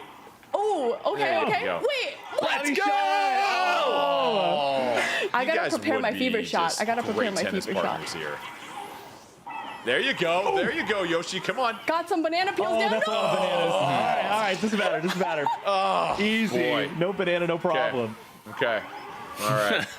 No chance. I don't have much to say there, Milana. other You know, than we did our best. We were dealing with lava and lightning and mud. Their side of the court was pretty clean the entire time. You know, listen, I just need to like trigger the beginner's luck. You know, Yeah, I know, okay. I know. 9 is a try hard. He likes to work. He likes to play the sports games. He 100% in this He's a game. You know, try-hard. it's okay. People try hard. Okay. Come on. All I hear are compliments right now, okay? Well, tell you what, Mel, just for you, we'll go ahead and go to a place that you're a little more familiar with, which is the airship court, which... Okay. Where did you see that, Mel? How to play. You unlock it by going to how to play, and that's why I know how to play this game. Well, I don't know that last game. I'm Now, not are so we sure. doing that the you- same teams, or are we switching it up this time around? Let's switch it up. Let's switch it Okay. up. All right, I got blooper Okay. because we're like Splatoon players, so 9, I now got I'm your back. channeling my Don't inner worry squid. You know. about it. I see what you're doing there, Milana. I'll go Rosalina here. Okay, Rosalina. I'm gonna go with the ice racket because my game was anything but. What do you cool think, last Zach? time. I was on, you know, I'm kind of an all-rounder. I'm gonna go with the shadow racket in case I need Shadow some racket. extra support here. Okay. Wait, like is this a dig at me? No, it's a dig at me. I'm pretty agile for a little Goomba here. I got it. Yeah. Let's go. All right. Okay. Okay. See, Okay. I'm Okay. holding it down with Okay, my 9. We're just somehow giving them a head obscene start. range. I'm Yeah. not gonna say there's a common theme here yet. There we go. there we go. Nicely Okay. handled. All right. Nicely Yes. handled. That was a Predicting good shot. That was too a good far shot. ahead. What the? Look at What the English. Look at as the well? English. Are you kidding me? Oh my. Yeah. Oh, misdirection. Oh, There we go. too much direction. Fireball. Fire bar. I need my shadow guy. Nice. Good shadow guying. Shadow Goomba to the rescue. Okay. This is tough. We've. Yeah, you're. Yeah, yeah, yeah. God, let's Oh go. my Goomba is insane. Are you kidding me? Goomba's. Why does you know, Koopa Troopa just want to stay in his shell half the time? I'm used to pickleball, I think. All That's right. the problem. pickleball player. See, is that 9's fault because he got in the way of the ball? Is that Nine's fault? Some Right between the shoulder here blades? amongst the team. All right, you and your shadow rackets here. Okay, Zach, it's up to you to make sure I don't go 0 and 3 through this right you know now. what? I'll try to pick a character that Unreal. isn't prone to being hit And in the back Milano, of the where was head. all this when we played You might have to together? go Goomba again, so Yeah, that's why I like the Yeah, size come on the on, Goomba, Milano. and he's agile. Come on. So, Zach, I will do my best not to hit you on the backside this time. Like I said, I'll either so be a that's ghost, you've never seen that before, Nine? or I'll be a foot tall. No, I've never seen a teammate hit their teammate in the back So of the head. is that my fault or your fault? I'll take the blame for it. Okay. I'll be I Toadette. have to go Spike. I have to be short enough So you're to Spike, where I'm okay. not going to get nailed on the back of the head. I'm just gonna be Mario. Just give me the box art right now. All right, it's time to go with the man who knows tennis, Waluigi. Oh, good. Oh, come on. Are you kidding me? Wait, so where's the miles per hour on How that? does I need Toadette to see the reach that speed. high? Hold on. That's in the other court, Mel. You hit somebody playing on another court. Oh, there goes Mario. This is our chance. Yes. I'm just gonna take a seat apparently. It's okay. I expected we more got from this. you, We got Mario. this. Oh, get him. I'm stuck, man. Okay, this bracket is really good, but Yeah. not for me. No. I'm gonna blame mine on the racket as well too. This is my user gosh. error on that one. I think that you guys collaborated on just when we play with Jordan, let's just make sure everything's on our side of the net. Secret Let's pack. see. I got caught on fire, haunted in some shadow realm, frozen, and electrocuted. Great. This is fantastic. Love it. All right, guys, we're gonna mix it up a little bit right now. We're gonna go to the Racket Factory match, and you can hit a lit up floor panel on your opponent's side to create a racket on your side. Grab it and then unleash a fever shot. So when you see that panel light up, you want to get to it right away. I got Let's Luma. Luma's just too cute. I have to gonna pick It is Luma. cute. I'm gonna I'll go go Diddy Daisy. Kong. A Let's nice go little wooden Daisy. racket there. Come on, Daisy. All right, let's try Pauline. Oh, I see. There's little racket icons on the ground. Oh, hold Whoa. on. Sorry, Yeah, I sorry, gotta play sorry. up. Nice. Okay. nice. Oh, hold on. Let me. I always thought it was focus Rosalina up. and Luma, not Daisy and Luma. No. Oh my God, hold Okay, on. okay. Oh, There we go. Oh, what a you know what? I return. changed my racket. I don't What know a if I did very much return. else. Are you kidding me? Team up for it, Aerial Zach. that Wow. got. Wow. Look at that. Take a look at this. Up there together. Unbelievable. Spinorama. Wow. Lob Got it it. up. Okay, Yeah, hold on. yeah, yeah. Ooh, nice. Hold on. Okay, okay, Oh, okay. switch me up. Read on. Let's Mix go, it. Zach. And ice once again. Wow. Okay. Okay. Wait, okay. Luma just dropped well done. it there. Well done. That was more Rackets are just like competitive, though. Spinning around. All right, let's switch it up here a little bit, you guys, and let's go to the Wonder Court. This is a quirky court inspired by Super Mario Brothers Wonder, of course, and if you hit the Wonder Flower, you can transform the match. As we know, this should be pretty exciting in 9. I will try to hit the Wonder Flower like I hit you between the shoulder blades the last time we partnered up. So I will be going with Dry Bowser this time. So, against my better judgment, I'm giving you an even bigger target to hit. okay, thank you. I will go as I'm gonna go as Luigi. Who haven't we seen yet? I think we haven't seen a Donkey Kong. Thoughts? I will do Shy Guy here. We got to stop hitting it to the side there. Just keep playing You down see, the line. look at me. Look at Keep me. playing down Look the at me line. go. Perfect. Oh, another body shot. Yes. Jordan. You gotta be kidding me now. Like a magnet. Oh, there's the flower. There's the flower. There we All right, go. let's see what happens. Let's see what happens.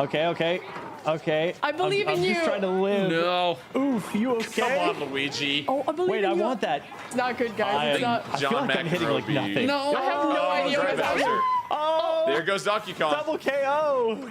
Oh, I need Yes. the glowing ones. Give me the glowing ones. The glowing Hold one on. gives Wonder Seed. Okay, Oh. are we back to a regular game now? Oh, yeah, I think so. I think so. It was That all a did dream. feel like I a think bit whatever of a that fever dream. was, we won it. Ooh, Oh, nice. yeah. Wow. Ooh, got Call him. him Dive Guy. Hold on. Oh, Jordan. Yes, split the middle. I swung my Field racket, goal is 9. good. I swung my racket. Yes. Shy Guy, the winner guy. You know, 9, this isn't one of the sports I played in college. Well, Mario Tennis Fever. 3 of us had a great time. Basically, anybody that wasn't playing with me for the most part. But no, that was a lot of fun, guys. Always great to hit the courts with you. I've got a lot of things to work on with my game, so I'm going to get connected with the coach here immediately. But the Fever shots, so much fun. We'll have to do this again another time. And hopefully by then, I'll be able to finally hit the ball and 9 not hit you in the back. So always a great time, you guys. Well, that's how that felt for me. Rough segment for me, but we're going to move past that immediately because we are here in Losers Finals of the Splatoon 3 North American League 2026. This is event number 4, regular season week number 2. And in case you missed it, let's just take one more look at the bracket as the teams are getting set up for Losers Finals. What a show this has been from 2 teams that I'm not sure that many people had put in Losers Finals. Content Cat and Duck Motif both getting upset wins in 3-2 matches over Moonlight. Content Cat did go down here 0-3 to Milky Way, but hey, a lot of teams lose 0-3 there. And Magic, we're not going to have to wait at all to speculate on what these teams are bringing. We're going to Turf War on Scorched Gorge. This is as classic as it gets for Splatoon 3. I mean, it is, but at the same time, it isn't. But maybe it's the new classic? I don't know. It feels like we're in a whole different era of Splatoon at the rate that this is going. The entire upper echelon of competitive play has whole new faces and names. The classic modes and stages that we're seeing are completely just thrown out and getting fully replaced with new ones. And I'm super excited, but it's also just very hard to navigate in the moment. And one other thing I want to talk about navigating is it's so hard to navigate such long bracket play, right? I feel like we're at that stage where it's very, very tough to not face fatigue. And even Moonlight, maybe in that last match that we saw, was going under that, right? Maybe that's why they couldn't put up quite the numbers that they needed to, quite the play that they needed to. Moonlight's a team that puts everything into what they do, right? No matter who they're playing. And very often they have to put everything into what they do when they are playing against a lot of those teams. Whereas Milky Way, they're just knocking them down like flies, right? It's such a difference in energy conservation that can lead to who's here at the end of the tournament. And I wonder if we're going to be seeing that from either of these teams in Content Cat or Duck Motif.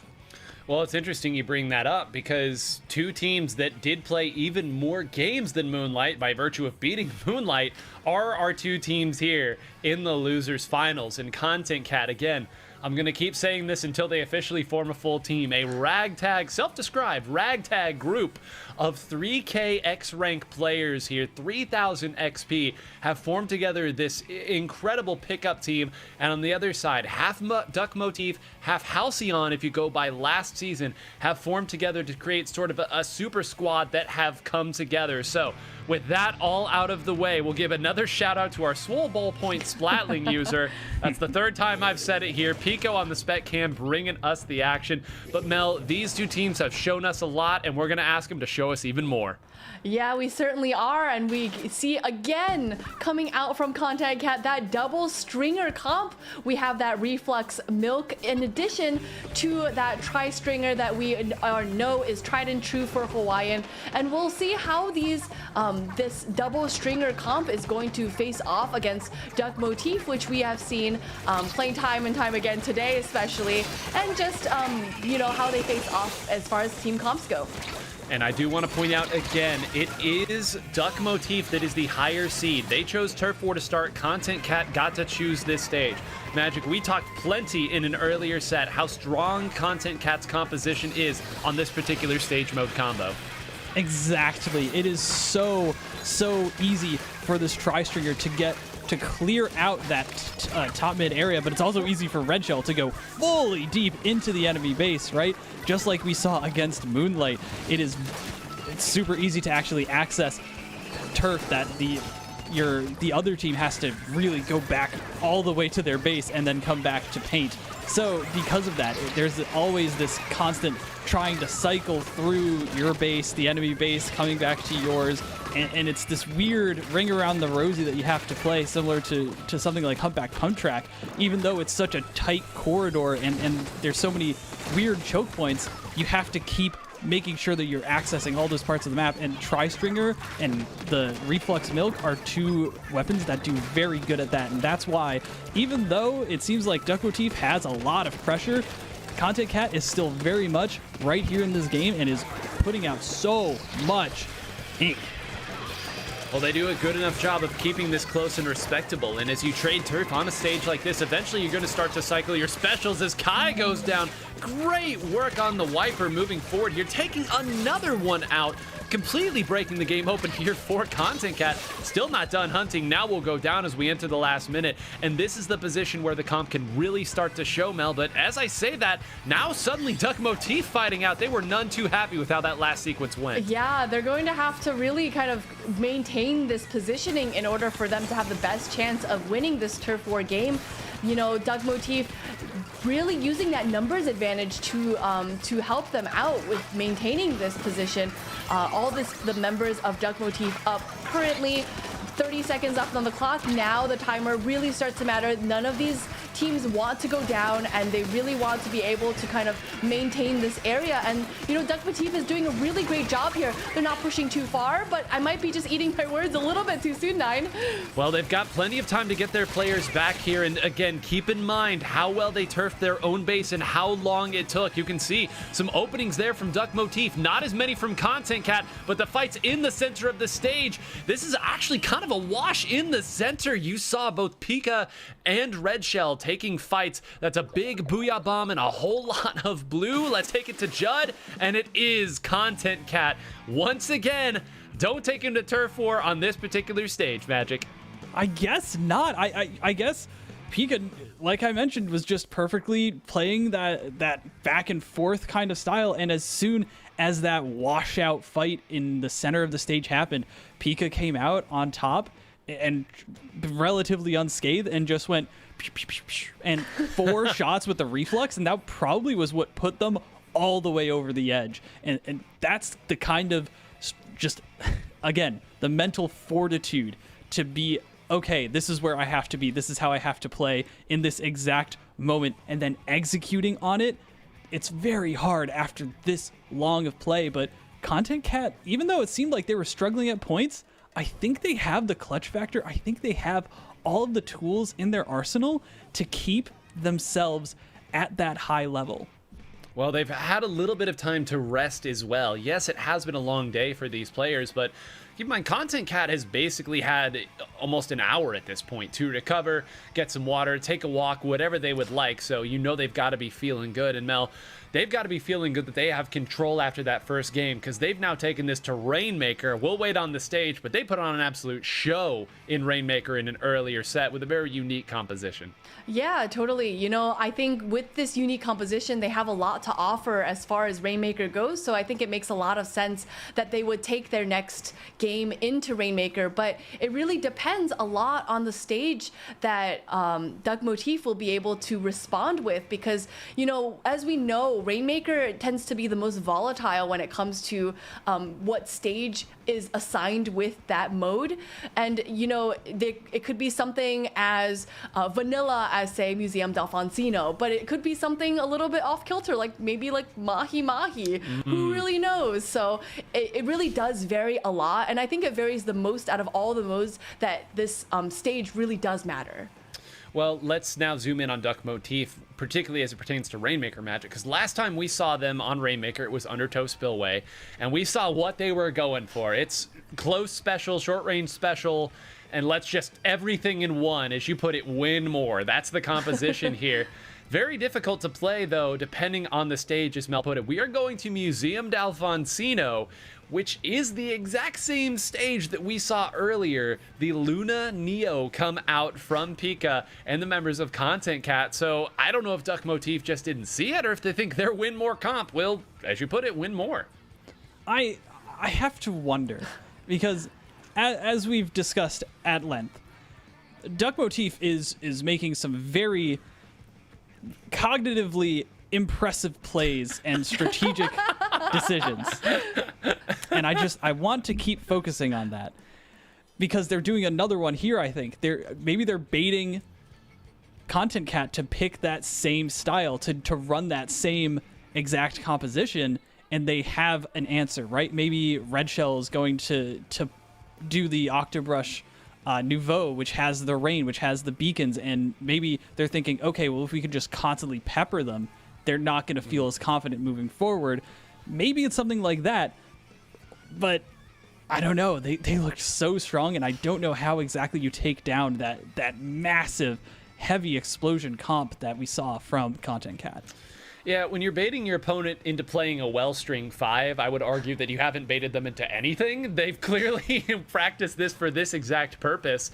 Again, I'll point out for all you Tri-Stringer or Wellstring fans, Content Cat one win away here from getting a top 2 finish with a Tri-Stringer composition, and you can look in the history books of North American Splatoon, you're not going to find a whole lot of that. So rejoicing all around there. We won't have to wait a whole lot longer. Is it the same composition that we saw again? What now is the answer that Duck Motif will have as they get into it? It's Red Shell on the Comets, interestingly enough, Octobrush and Mel on the other side. It sure is that same composition we saw give Moonlight fits earlier. And you know, we did see that composition be very successful for Content Cat, and just not to be understated that Wellstring's ability to be able to pop the Rainmaker shield pretty much solo, single-handedly, and additionally, like you mentioned, that Luna Blaster Neo is going to cause a lot of trouble, as we can see already with 3 down on the side of Duck Motif.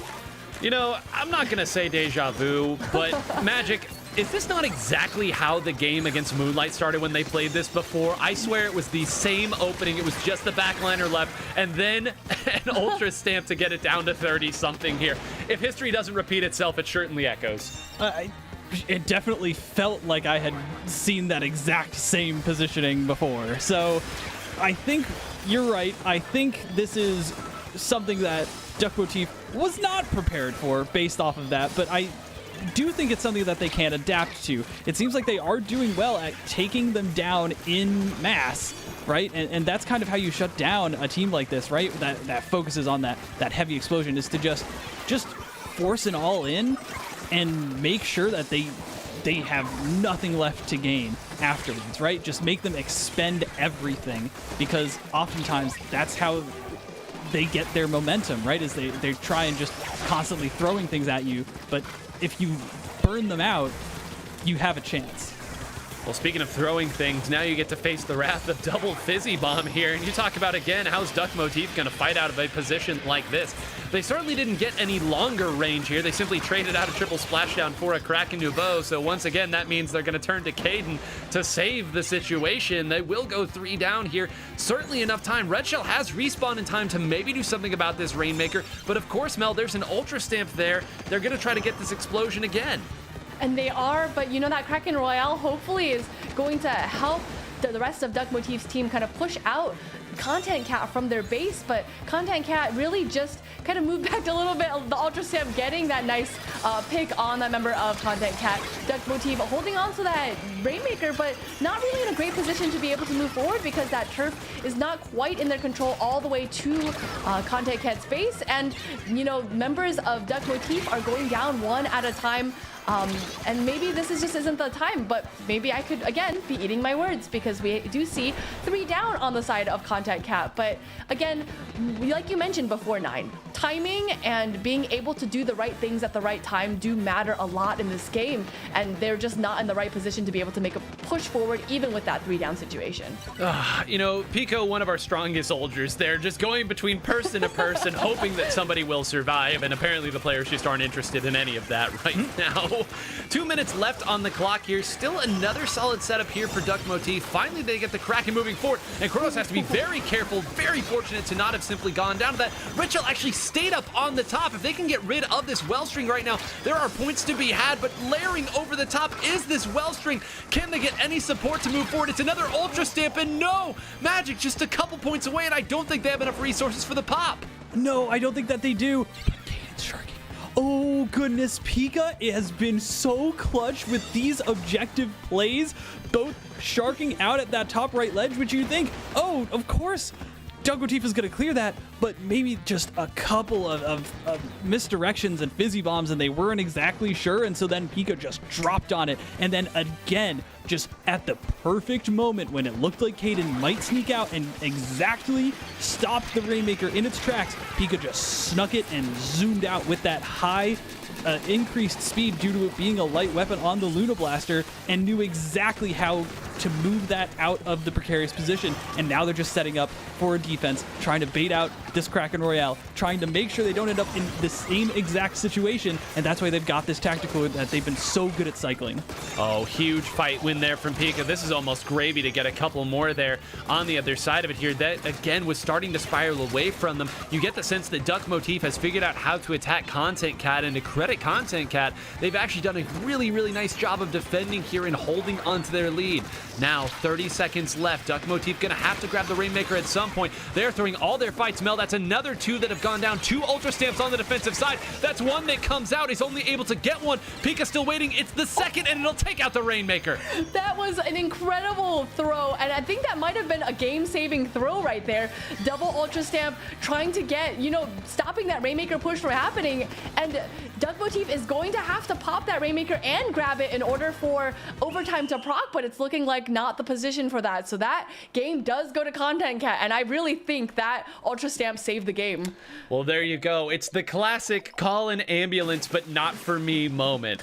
What would you do if you were up 4-2, but the remaining 2 had Ultra Stamps? I guess the answer is not get the lead. And again, credit to Content Cat. Magic, so often in the game of Splatoon, you get the lead and you start to feel the game slipping away, and all you can do is just a couple fight wins here, a trade instead of outright losing there, to hold on desperately to the lead. We kept calling Pika's name there, knowing exactly what to do in the right situation, stopping the push, then pushing the Rainmaker off the side, and then, as Mel put, potentially saving the game with that Ultra Stamp toss.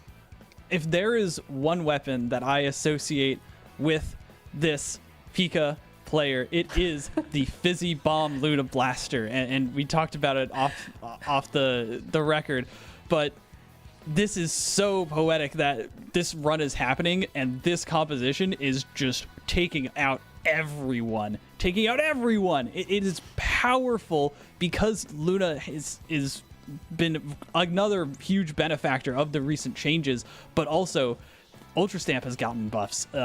Everything that is in its kit is just been completely pushed to the forefront, and now in the hands of someone who is a master of that weapon, Pika is just taking it to the bank and cashing it in, and now it's 2-0 and 9. Where are we going? Well, we are headed to tower control next, and at this point, again, you all are pretty familiar with the counter pick system works. It's going to be a long road full of the opposing counter picks for Duck Motif if they want to make this happen. Now, they've clearly proven they understand this system. They can get themselves to stages that they like on modes that they like. The bigger concern from my perspective, Mel, is they are now going to have to go against a team that, yes, they have changed to that sort of composition there with the big explosive pieces, but we've shown that they can win on splat zones. Of course, you've got Rainmaker out of the way, but they've shown that they are strong on Clam Blitz as well. So this is a situation where if you're Duck Motif, I almost wonder if, I don't want to say you're stage agnostic at this point, but you've just got to find some footing and get a win regardless of where it's at, and particularly regardless of your own composition. Yeah, I think, Duck Motif has been so stable, I guess, in their weapon choices. And, it really doesn't matter too much for them what the stage is exactly, but we have heard from the voice on high that it is going to be Inkblot Art Academy, which is, again, very vanilla. We've seen this so many times in the past, so hopefully that this kind of familiarity will be beneficial to them as far as the familiarity of both the stage and their weapons and the mode all together, kind of melding together in a happy result. Well, hey, nothing happier than Inkblot Art Academy if you're Duck Motif, right? They look so strong on this particular mode and stage combo earlier. And also worth noting, Magic, to my point about being sort of stage agnostic in a situation like this, where better to go than somewhere where you don't have to think about what you're bringing into the battle. If you're not practiced here and you don't know what you want to bring here, you don't know where you want to go anywhere. Well, right. It seems like they did take a long time to choose, and correct me if I'm wrong, but I have a feeling they're thinking about that custom blaster on Red Shell kind of composition again, because I think it would work better here, right? To match up with Pika's Luna blaster or blaster that they've been choosing on the side of Content Cat, right? Being able to try and finagle that into their own situation, right?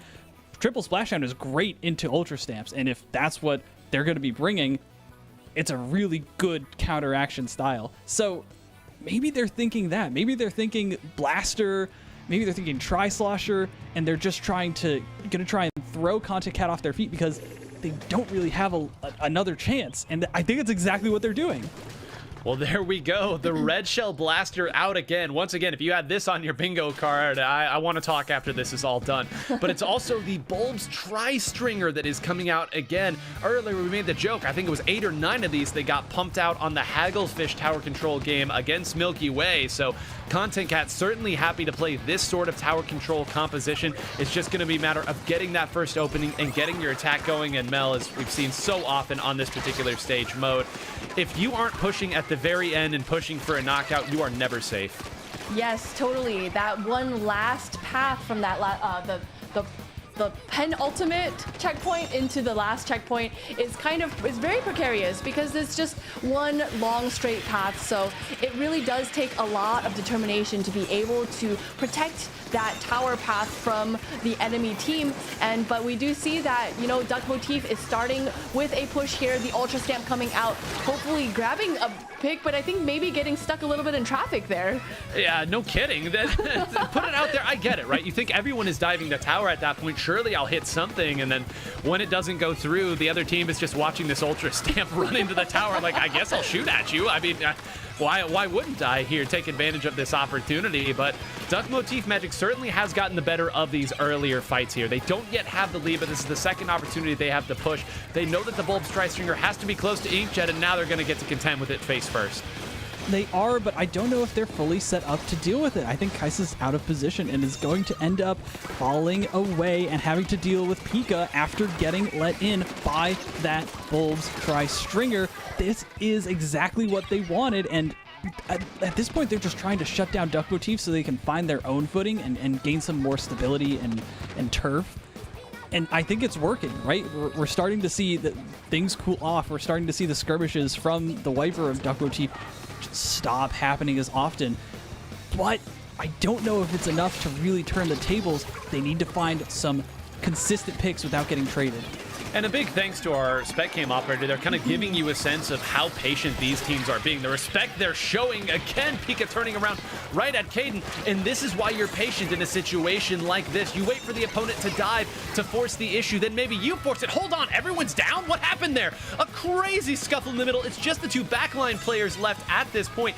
Red Shell will be the first to respawn, but everyone else has respawned as well. The Bulbs Tri-Stringer up Hawaiian, up in the air. The flying Hawaiian, as you may call it, takes a couple down here and opens the door. Mel, surely now is when Content Cat can get through this first checkpoint. It's seeming pretty good for Content Cat right here. They do take the lead passing checkpoint 1. Now it's where push comes to shove. They are going to need to get a couple picks. Loser here getting a double, maybe even a triple, not quite, but just enough to be able to push the enemies, the members of Duck Motif back far enough for them to maybe break the second checkpoint. Pika unfortunately going down before breaking that checkpoint, but a push to 48, not so bad. Not so bad at all, but keep that in mind here. Well, Loser's down. Maybe this push isn't yet done, but if they are not able to break that checkpoint, a huge defensive resource for Duck Motif if they're able to get their own attack started. Now, again, a lot to be done before that can happen, Magic. It seems like Content Cat more than happy to simply shark around the tower, send one player forward at a time. With Pika hitting these shots, why not? I think they're trying to, just bleed out the clock. They know that as long as they're preventing Duck Motif from pushing, they're able to actually get the win in the long run, right? They're playing for that checkmate ending. And I think that it really does come down to, all right, is this Tri-Slosher getting cooler fast enough? And is the flying Hawaiian Shane able to actually get these Inkjets out so they can move in? Unfortunately, it seems like maybe the center fielder has been shut down. I'm so glad you got that reference here, and we'll move on now as Kai again hits another shot, almost get another one, call it 3 down. Kai keeping this push alive almost single-handedly. Now desperately needs somebody else to come through. This Ultra Stamp could come up in a big way. They are so close to that checkpoint. Goes and swings. It's going to be too much pressure on the tower, though, too much AoE. Mel, that was the best opportunity, and it still wasn't enough for Duck Motif. But you know, there's still 30 seconds left on the clock. They are going to have to really regroup and get a lot of turf. As you notice, most of the stage is pink right now, and with the pressure coming out from Hawaiian right here with that inkjet, I think this is going to be very difficult. It's going to be an uphill battle for Duck Motif, but Duck Motif is going to have to really play with a level ahead to even get back on the tower at this rate 9. Well, there you go. It's a trade there. Pika has done the job. Kronos coming through again. A player who we have not talked about enough will now jump out, work around the tower. The Tri-Slosher more than happy to do just that. Just a few ticks of the timer. Where's Pika going to attack? Keep an eye. Kaden falling victim. Now Pika going forward again and again. Call it maybe 3.5, maybe 4 from Pika. But make no mistake, the work was done well ahead of time. And after such a long and endurance-heavy run for Content Cat, having to fight and scrap for every win of every match, they get a 3-0. And emphatically, Magic proved that they are the team that deserves to take on Milky Way in Grand Finals. I know how much Pika has been looking forward to actually finally getting to this exact set for so long. Pika and I have messages from as far back as 2017 where I'm asking him for slosher advice, right? Like this is how long this player has been consistently showing up, consistently doing everything that they can, every iteration of teams that he's brought to just try and get to this point, and it's finally happening, and I'm so ecstatic, and I can't hide my bias. Yeah, I love Duck Motif as much as the next person, but this is so exciting to me as someone who's known this player for so long. Well, you know, with the way you've talked about Duck Motif, we'll see if that ends up true. I'm sorry. We're going to look at the end of game 2 here, though, to show you just how crazy this was at the end. Again, we talked about it. 2 Ultra Stamps at the end as your resource. Plenty of members up from the opponent, and it was just enough pressure at just the right amount of time. There were still a few more seconds left in the game at this point, Mel, but you called it out beautifully in the heat of the moment. Pika saving that with the Ultra Stamp. Hawaiian's Ultra Stamp, not too bad either. Yeah, I think that Ultra Stamp really did save the game for them. And, you know, I think it's also a little bit like, you know, like kicking a man when he's down, that the Rainmaker was on that spinner, and the spinner was slowly spinning away from the rest of the team as well. So it made it even more difficult to kind of utilize that to make a comeback. But, you know, like you mentioned before, Nine, when push comes to shove, sometimes you just got to scrap it out and hope that you come out on top. It's a fast-paced game, and you can't always execute your plan the way you want. Yes. You've simply got to make it work with the resources that you've got. The bracket, folks, take a look at this. We are so excited because this was not how any of us saw today's events work out.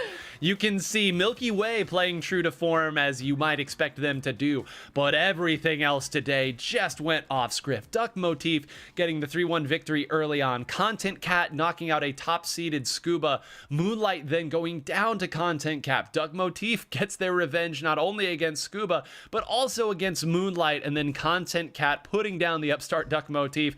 The Cat gets the win over the Duck, as it were. And again, Magic, I'm gonna zoom way out as we get set for our grand finals here between Milky Way and Content Cat. I cannot think of the last time that in an event like this with so many strong players and so many top North American teams that a true pickup squad that wasn't just some permutation of the FT wins and the Starbursts of the world has made it this far. We are in uncharted territory. I think so too. As far back as I can remember, you know, until maybe the early days of the Starburst before they actually became like a full-on team. Like, I think that's how far back we're going. And Nine, we've been here a while. This is crazy. We're getting up there. This is right, uncharted territories. How often do you see such high level energy, such coordination from players that traditionally do not play together it takes so much individual skill, and teamwork is an individual skill, yes, but that doesn't mean that you don't need to practice it with those specific individuals in order to actually make sure you get everything in line. Well, there's an entire separate episode of this that we could go into, just that particular line of sight, the idea of a pickup versus a team. And we'll head into Splat Zones here, but Mel, we're talking up content, Cat. We're excited because this is something that we haven't seen before. But it's now time that we address the Milky Way-sized elephant in the room, which is Milky Way. And it's also Winners Finals, because we saw this matchup before, and while Content Cat certainly gave Milky Way a good fight, it was also kind of, I don't want to say a stomp here because it's disrespectful, but Milky Way did what they do. They pushed, they looked very, very strong, and they had options for everything that Content Cat could throw at them. You know, we talked a lot about the echelons of competitive teams in Splatoon 3, and Milky Way by far has just been at the top of these echelons for so long. I would argue maybe just a couple of other teams would maybe match their skill level or have been in the competitive scene for just as long. And I think that that is what was displayed. It wasn't necessarily a stomping of any sort. It was just I have been in this scene for so long, playing with the same people, we can like read each other's minds kind of vibe, right? Those kinds of things make a big difference when it comes to a fast-paced game like Splatoon, where I don't have to verbalize what's going on in the game. I know what my teammate is thinking because I've been playing with them for so long. So those kinds of things are going to make a big difference, and who knows, we might see that kind of interaction when it comes to this grand final set as well. Yeah, the speed of callouts is too slow for us. I mean, there was just a shift in this game once the tactical really became meta, to the point where by the time you've called something out, there's two other plays that you have to deal with. And it's why you have to be able to improvise to make plays happen in real time. Now, Magic, we are going to Robo Ramen Splat Zones. And I looked over my notes going into this season. I thought that this was going to be the Splat Zone stage that everybody was going to go to every time. Has not been the case, but I would argue one of the most practiced of all the Splat Zones modes. These teams certainly have game plans going in. You have to, is what I've learned as someone who's coached a team and tried to literally break down this exact stage mode combination, like pull it apart piece by piece. And what we all came to realize was you have to split up. It's essentially laid out like Muscle Forge Fitness from Splatoon 2, where you really can't stay in the center. You can't fight on the top of that hill, or else you're gonna get taken out. There's too many long sight lines, there's too many cover points that you can't just stay there, right? You have to be constantly dipping around the sides, climbing up the walls, and using the altitudinous. Was that the You know, I the like phrase? that. I like it. Altitude, yeah, we'll you add can it. mix We'll that add to it. this. Yeah, just add a different suffix to the end, and it's a different word. That's how Exactly. it works. Yeah. Look, language is anarchy. And so what we have to see is we have to see the sloshers, we have to see the blasters, and we have to see them picking their spots intentionally, and especially when they're breaking out of that spawn area, because Robo Ramen is so easy to get locked out on. You have to be able to play those different spots self-sufficiently, or else you're not going to be able to actually make any progress. And that's the risk, I think. It's a risk to take Milky Way anywhere, clearly, right? You're always going to have your back against the wall. But I think at how good the members of Milky Way are at rotating around who is tacking from which position here, who is surviving, it's going to be all the more difficult for Content Cat. What a win this would be for them. We'll give one more shout out to our Swole Ballpoint Splatling user folks, because this is Grand Finals of the Splatoon 3 North American League 2026 regular season week number 2. And Mel, I gotta pass it to you because there are two backline weapons in the hands of Milky Way. You know, I think that is so interesting. We've seen Ice using that heavy splatling before on that Urgent Underpass game, but we haven't seen that in collaboration with the Snipe Rider as well. So having that double backline, I think, is incredibly interesting, and especially for a stage such as this one, because you can kind of stand a little farther back. You don't need to be, like Magic said, standing in the center of this stage all the time, because that makes you kind of an easy target. So I kind of dig the pick. Well, you also think about how this frees up Q to move forward and take fights if necessary, or Ice certainly with that weapon having to move forward and fight. And it means that all of this chaff that can sometimes get onto the zone, all of these bombs will pose absolutely no threat to you because you're simply going to take it. And Magic, we are seeing that play out in real time. I don't know that Content Cat has ever had a real look at taking this zone back. I don't think they have either. They're getting stuck in that elbow spot right there. It's just such an easy choke point to defend. It's so hard to enter from there, and they just keep bottling up. They need to spread out. They need to start coordinating their plays on the sides of the stage, but there is simply not enough time right now to adapt. Bran and this supportive heavy Splatling are just so oppressive because of how much they can control easily. That's a nearly 1 minute victory from Milky Way. Yeah, let's not try to talk around this one. That was a tough look for Content Cat in that situation. I mean, listen, Milky Way will make an awful lot of teams look like that, Mel, but to play that sort of a game into them, and I mean, there were moments there. I think Jared once again managed to activate Flow Aura State and Crab Tank, which is just a ludicrous statement to make out loud. It just seems like it shouldn't be possible, but it turns out that it is. And then Jared is diving to try to take out someone on the perch, and that person gets taken out by who knows before Jared can even close it on there. Milky Way, when they are on, no one comes close to them, and I firmly believe that when they are that sharp. And we talked up Content Cat so much because we want to believe that when they put it all together, they can make this happen, but there is no room for error. That was one time they got pushed back, and that was it. Game over. Yeah, like we mentioned, the margin of error for these games are so small at this level, and like, you know, we talk a lot about it, right? Each game is about 5 minutes long, which means that maybe one play might take like 30 seconds or 45 seconds. And really that is just so small of a time period to even like process brain thoughts to be able to be like, okay, wait, we have to do this thing now. But by the time I thought that, 30 seconds has already gone by, right? So you have to be able to kind of play on instinct in a way that is, you know, capitalizing on the mistakes of others. And that's what Milky Way just does so well. So, you know, it's going to be an uphill battle for Content Cat for sure.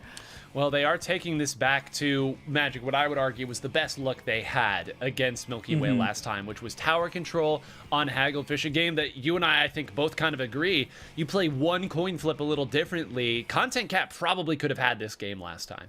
Oh, most certainly. I do believe that there's maybe a little bit of fatigue setting in for Content Cat. I have to imagine that because they really did not look quite as strong as they did, and I think that they're okay with that, ultimately. I think they have to be. I think they have to be, all right, we know that we can take these players when we are at full strength, and we have not been playing for the past 2 hours almost straight through, and we are going to take this and take the points and settle this in playoffs is, I think, what they have to start thinking about. Well, we'll hope that they continue to fight it out and give us a good match here. I know, very, very tough to ask these teams to take a game, but what it would mean for them if they were able to take a game or a couple games against Milky Way to totally change the conversation around this team and how it goes. They will get the better of this early fight, trying to force the issue maybe a little bit too much. Hawaiian will now move back on this Bulbs Tri-Stringer. There's a Crab Tank over. A lot of damage done to that Crab Tank. They will take out Jared. It took 3 players and 2 specials to do it, but they will take it. Kronos now moves forward. It's a couple snuffed out here in Mel. They are fighting as hard as they can to keep this stage theirs. They really are, but even so, even with all of these splats, they are kind of pushed towards their side of the stage, which Loser is going to have to make some big plays to kind of open up the rest of the stage for their team, but unfortunately it just doesn't work out. Kronos stepping on the tower, trying to get just a couple of points on the board, but really there's no meaningful push, and they're not able to make a meaningful push at this point because members of Milky Way are still right there by the tower, turfing up and getting picks. So, you know, it's funny because I see Content Cat getting a lot of picks, but for some reason they're just not able to kind of gain their footing forward in this case. it's got to be multi-splats. That's really the only way to make this work in a sustained push here. Of course, it's the tactical effect, but it's also just the nature of how quickly players respawn and get back into position. You need to force a very unbalanced situation to make this a true push through. These trades have been nice. They will take the lead, but they need to get the right players up in the right position. I love how patient they're being. Simply move forward here, fight and attack, and it's just a few points, Magic, but at least it's something here. If they manage to defend a little bit longer, maybe there's an opportunity. We'll see if Milky Way lets them. Well, they're definitely looking much better this go around. For the past 2 minutes, they have completely shut down any offense that Milky Way has actually put forward. And that's very different from what we've seen, including this right here, this 3-down situation. Even though we see the Booyah Bomb from Ice, Ice was damaged. This is a very good opportunity and is stuck in this corner, and Kronos is taking full advantage of this. Going to be throwing the tactical forward and just saying, Ice, you have to look at me. We're doing this. This is happening. We're trying to take this game, and we are not letting you all go through us without a very heavy fight. It doesn't matter how tired we are. It doesn't matter what happens in the end. We just want to play, and we want to play well. And that is what I love about the mentality of teams like this, of pickups like this, is that they're just so ready to give it their all no matter what happens. Well, why not? It's Milky Way. How many opportunities do you get to fight them in earnest? It's such valuable learning experience as well. And now there's an opportunity to maybe make something more happen. Ice, again, rotating out. That long extended firefight may have been the defensive resource that has kept this game so close. Another, again, solid shot here from Kaisa. And, well, again, this is a much better look here from Content Cat. They haven't been able to fully shut this door, but if nothing else, as long as they snuff out Jared here, they might be okay, but that's a tall task to ask for. Rolling around, fighting, almost getting fall off. It's pandemonium on the board. But we do see Jared going down with that unsuspecting pincer tactic right there. I believe that was Pika shooting that blaster shot over there on that left side. But you know, it really does make a big difference. They are using all of their specials. Brand on jumping basically into the same spot right there, getting taken out by the Ultra Stamp. But there is a lot of turf in Content Cat's control right here. They're going to need to take out, they do take out Q right here, which is going to give them an opportunity to maybe move forward. But with that Crab Tank sitting pretty on that perch, I'm not sure this might happen. Would love to get through this checkpoint right now, and do they have that as a defensive resource now? Magic, there's less than a minute left in this game. There's less than 1 minute, but there's also less than a good opportunity here for Content Cat. Instead, they're Milky Way is turning on their own channels and pages and saying, look at our content. We are the ones running this show. We are the influencers of this game, and we are going to take you down. They have everything. Let's see if they can get through the onslaught of specials. It looks like they're going to be able to. Ice has that Booyah Bomb, but it's not looking like there's a good spot to use it because there's so much damage coming through. Q slides through just enough, and the Booyah Bomb prevents anyone from moving forward. There's 3 down again on Content Cat. This is not looking like the ending that they wanted, 9. 2 games, and they both end oh so close. It's not over yet, but with that member going down, I don't know that anyone's around to even get onto the tower to keep this going, and time will expire in overtime. 2 attempts at tower control, Hagglefish, and 2 times oh so close. You can see the points, 45 to 40 there. It's certainly the best look that Content Cat has had. I don't blame them for trying them again, but it's just not enough against Milky Way. And Mel, I want to talk about the patience there at the end from Milky Way, because there were, what, 5 ticks left on the checkpoint maybe? They step back. They get back on it again. They step back a little further, forcing the members of Content Cat to come towards them. And by the time Ice went up into that Booyah Bomb, you knew there was no chance anyone was getting on it. The job had been done. Yeah, I mean, patience is the name of the game sometimes, that we don't want to rush into it, because hypothetically, say Milky Way, all of the members of Milky Way were to stand on that tower and push through that checkpoint. Now that brings the members of Milky Way into the base of Content Cat, which gives Content Cat a little bit of more of an opportunity to be able to protect themselves and to be able to shoot at the tower. But if they're kind of like goading the rest of Content Cat to be like, hey, come here and get me, they're going to have to leave their safety, their sanctuary, to be able to kind of do that. And I think that just speaks to, like you said, patience. patience, it's speed, it's hot, it's cold, it's everything that is necessary. Milky Way has the tools to beat anybody on any stage in any mode. And let's talk about the mode, Magic. We are going to Clam Blitz. Last time these two teams played, we saw Clam Blitz on Ship-Shaped Cargo Co. We do not yet know the stage. I don't know that we'll see it again with the way that it ended up running, but this is the last chance for Content Cat to make something happen. I really hope not, because it doesn't feel like it's quite what they need in this moment, right? That was so tough to watch because it was just so close. And like you said, there was so much patience. I think that Milky Way is being pushed to their limit as well. And speaking of being pushed and in their favor, this is a Milky Way classic. Mm-hmm. This is Clam Blitz on Museum de Alfonsino. This is what they're known for. They've made so many highlight plays on this exact combo. And no, Content Cat says, no, we want to do this. This is our stage now because we've done so well on it the past few times and during this tournament. Well, hey, we said earlier, you got to be good at Inkblot tower control if you want to make it far in this league. Well, if you go by last season at all, this was the most popular Clam Blitz stage at all. You want to make it far in the North American leagues, you've got to be good at this particular stage. Whether it's Rainmaker, whether it's Clam Blitz, you better have your Museum d'Alfonsino comp locked and loaded. And here we go. This is it. Potentially the final game of regular season week 2, event number 4 of the Splatoon 3 North American League 2026. What does Content Cat have left in them? No real change from the compositional side, Mel, and they're just going to fight it out with what brought them here. Yeah, they're just going to have to work with what they've got. And, for the most part, that has been working for them throughout this whole tournament. So we'll see if this is going to work out successfully for them. But like you both mentioned, this is a strong stage and mode for Milky Way, even though it is also a strong stage for Content Cat. But, a double, nothing to scoff at right off the bat. Well, let's go ahead and make it 3 down at this point. Yes, there's going to be a respawn because they were cooler, but there is an opportunity. Kronos maybe getting a little over the skis there. Good job jumping back out and trying to rotate the attack, but rolling right into a bomb.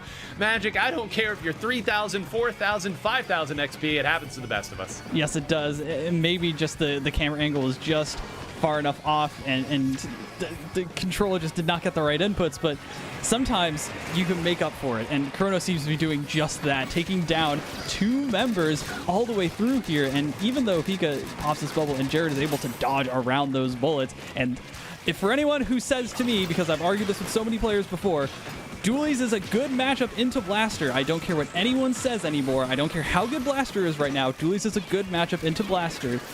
Jared doing a wonderful job at turning the tables, and this is the kind of plays that Milky Way is known for right now, is this Jared moving forward, constantly just brute forcing these plays. Fortunately, it is a bit risky. Well, brute forcing into 2.5 AoE weapons is not so easy to do here, especially when you've got them pushed back at this point. Who's going to move forward and try to make a play? Q's actually taking a really interesting position here, trying to go up to the top right. If he's able to hit some shots here, this might be the defensive resource. But Mel, again, I'm starting to see the same thing I saw in the last game. Yes, this is a great push for Content Cat, but where are the clams? It has to be the right place at the right time. They are pushing well. They're literally sitting pretty on Milky Way's plat right there. And with 2 down from Milky Way, with now a power clam, but unable to get past Jared's crab tank.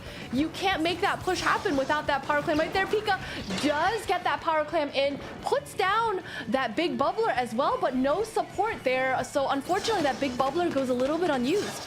Well, you saw how difficult it was to just get that. Now the jump-ins are starting to get camped as well. That's 3 down. That's a wipeout, Magic, and oh my goodness, the tables have turned so quickly. Look for this to jump in right now, and now Milky Way will have their say. Brand is crazy. Brand is crazy, crazy good at this video game, and I'm sorry to... I want to write a formal apology to Brand, the members of Milky Way, for any kind of any inferral clowning on their game, any kind of disrespect I may have caused them. I do need to be put in my place on this one. Milky Way has some of the best players in the world for good reason, and it is because they are so good at winning their fights. And sometimes there's literally just no other analysis to this video game other than aim better and win more. Well, it certainly helps when you win your fights here. As you said, great analysis on our part here to put it in. And I don't know how Pika's still up at this. Okay, finally, thank goodness. Spawning in with 200 HP was Pika that time, but now, Mel, it's still a lead for Content Cat, but you'd be forgiven for forgetting that with the way the last minute of this game has gone. They'll jump out, and Brand could actually get another one here. Instead, they won't force the issue, but now Jared has an opportunity to attack, actually falls down and has to jump back up. Now there's a flank coming in from this Wiper. That's what you want. One Power Clam will take the lead at this point, and it's 3 down. That's a door thrown wide open for Milky Way. It is, and that is the lead easily. Brand getting a couple more clams in, but they really don't have to push the matter too much. They have a couple more clams, and I love to see that teamwork of Q tossing a couple more clams towards, I believe that is Ice over there. The push is still not done. They are timing these clams well so that they can kind of tick down this timer and keep that basket open for as long as they can. Content Cat is really going to have to regroup. They only have 30 seconds left, but with a power clam, they are going to be able to proc that overtime counter. So we'll see if this is going to be it. It has to be make it or break it for them. Well, that's certainly a fight that you would love to have back. We'll call that 3 down delayed here with the Tactical, or another wayward bomb going to claim a player. Now they've got to rush forward to try to save that power clam. I know they have another one that they're going to grab right now, but Magic, it's an awful lot of resources they need to build, and they've got to clean their front door first. Yeah, there is way too much already going on in their side of the stage for them to actually have any power or presence here to make any sort of push. It is only one player left alive. Make it 0. That is Milky Way, who has put on the brakes on this Cinderella run from Content Cat. They have completely dominated, only dropping one game throughout this entire top 8 bracket, and they are already 2-time winners in the Splatoon 3 North American League 2026 season. Job's halfway done to make it into playoffs at this point. I mean, you get 2 more wins, you know that at best you can be tied, and that's all. So what a great showing from them. And again, you saw in that tower control game how close Splatoon can be at the top level, even between an underdog and a Titan. But in these more measured modes where you've got to rotate, you've got to cycle, things are more spread out, you saw the class that Milky Way has and how they move around with the right players at the right time. What a showing from them. And Mel, we loved what we saw from Content Cat. They have to be ecstatic with their placement, as Magic alluded to earlier, but still more work to be done for them if they want to take that next step. Yeah, a second place finish is definitely nothing to scoff at. And, also a special mention to Duck Motif, who also placed very well, way beyond what we expected from their seeding. So as we know, seeding isn't everything, but they did perform incredibly well throughout this tournament day as well. So, just kudos to them, and just a shout out to all those teams who, we might not expect that much, but you are all there proving us wrong. Well, the other reason that we're excited about how Duck Motif did was, again, this team did not make top 8 last week. I want to point that out. This was a team that was a playoff team last year. Last week, they don't even make top 8. And then this week, they get 3rd place. I mean, that is the state of high-level North American Splatoon right now. As I've said before, nobody is safe. You better bring your A game every single time. You never know who you're going to run into and who's going to be playing hot. But let's re-rack a little bit. We'll take a look at the North American League schedule for 2026. It all starts, of course, on Fridays with the Splatoon 3 North American League show, Fridays at 10 a.m. Pacific time. We've got highlights from this week, and boy, there's going to be plenty of them. Shiny tips and all kinds of content, with all of us laughing and having a great time every Saturday. The Splatoon 3 North American League 2026. Of course, that latter portion starts starts at noon Pacific time, with the live stream starting at 4 p.m. Pacific time.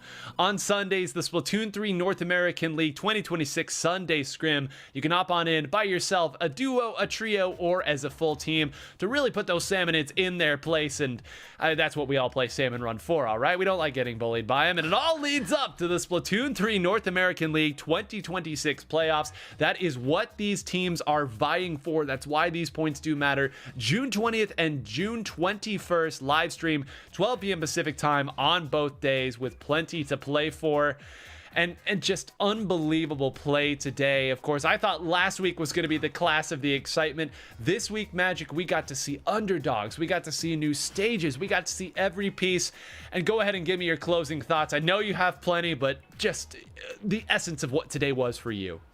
The essence? This is what Splatoon as an idea in my head is all about. This is why we all come together and watch and talk and play. This is the reason, is to see the craziness that unfolds when we all put our best foot forward together and care about each other enough and care about these players enough to actually want to see it and follow it through to its total completion, to see who is the best among us, where does everyone rank up, and why is it so hard to actually manage that all.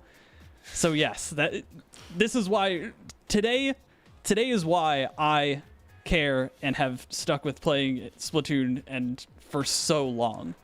Well, just beautiful metacognitive madness from Magic there, Mel. Follow that up as best you can, because you and I have been doing this together at this stage a long time, and today I think is going to stand out in even my mind as one of the most unique rounds I've ever seen. Yeah, I mean, I just kind of wanted to build off of what Magic was saying, the story that gets written about these teams as they're fighting for those top spots, and even teams that we don't expect, or team compositions that we don't expect to see. These kinds of things are what makes Splatoon so interesting. So while I'm kind of, you know, an oldie and I don't really play too much Splatoon anymore, I can definitely enjoy and appreciate the high level of competitiveness that comes from all of these teams. Well, we hope you appreciated today's action, because guess what? We have 6 more events here in the regular season where we're going to see even more of this. Again, plenty of big dogs still waiting to join in. This was not the peak of what you will see. We hope you've had a great time today. Next week, same time, same place. You know it. And until next time, stay fresh, everybody.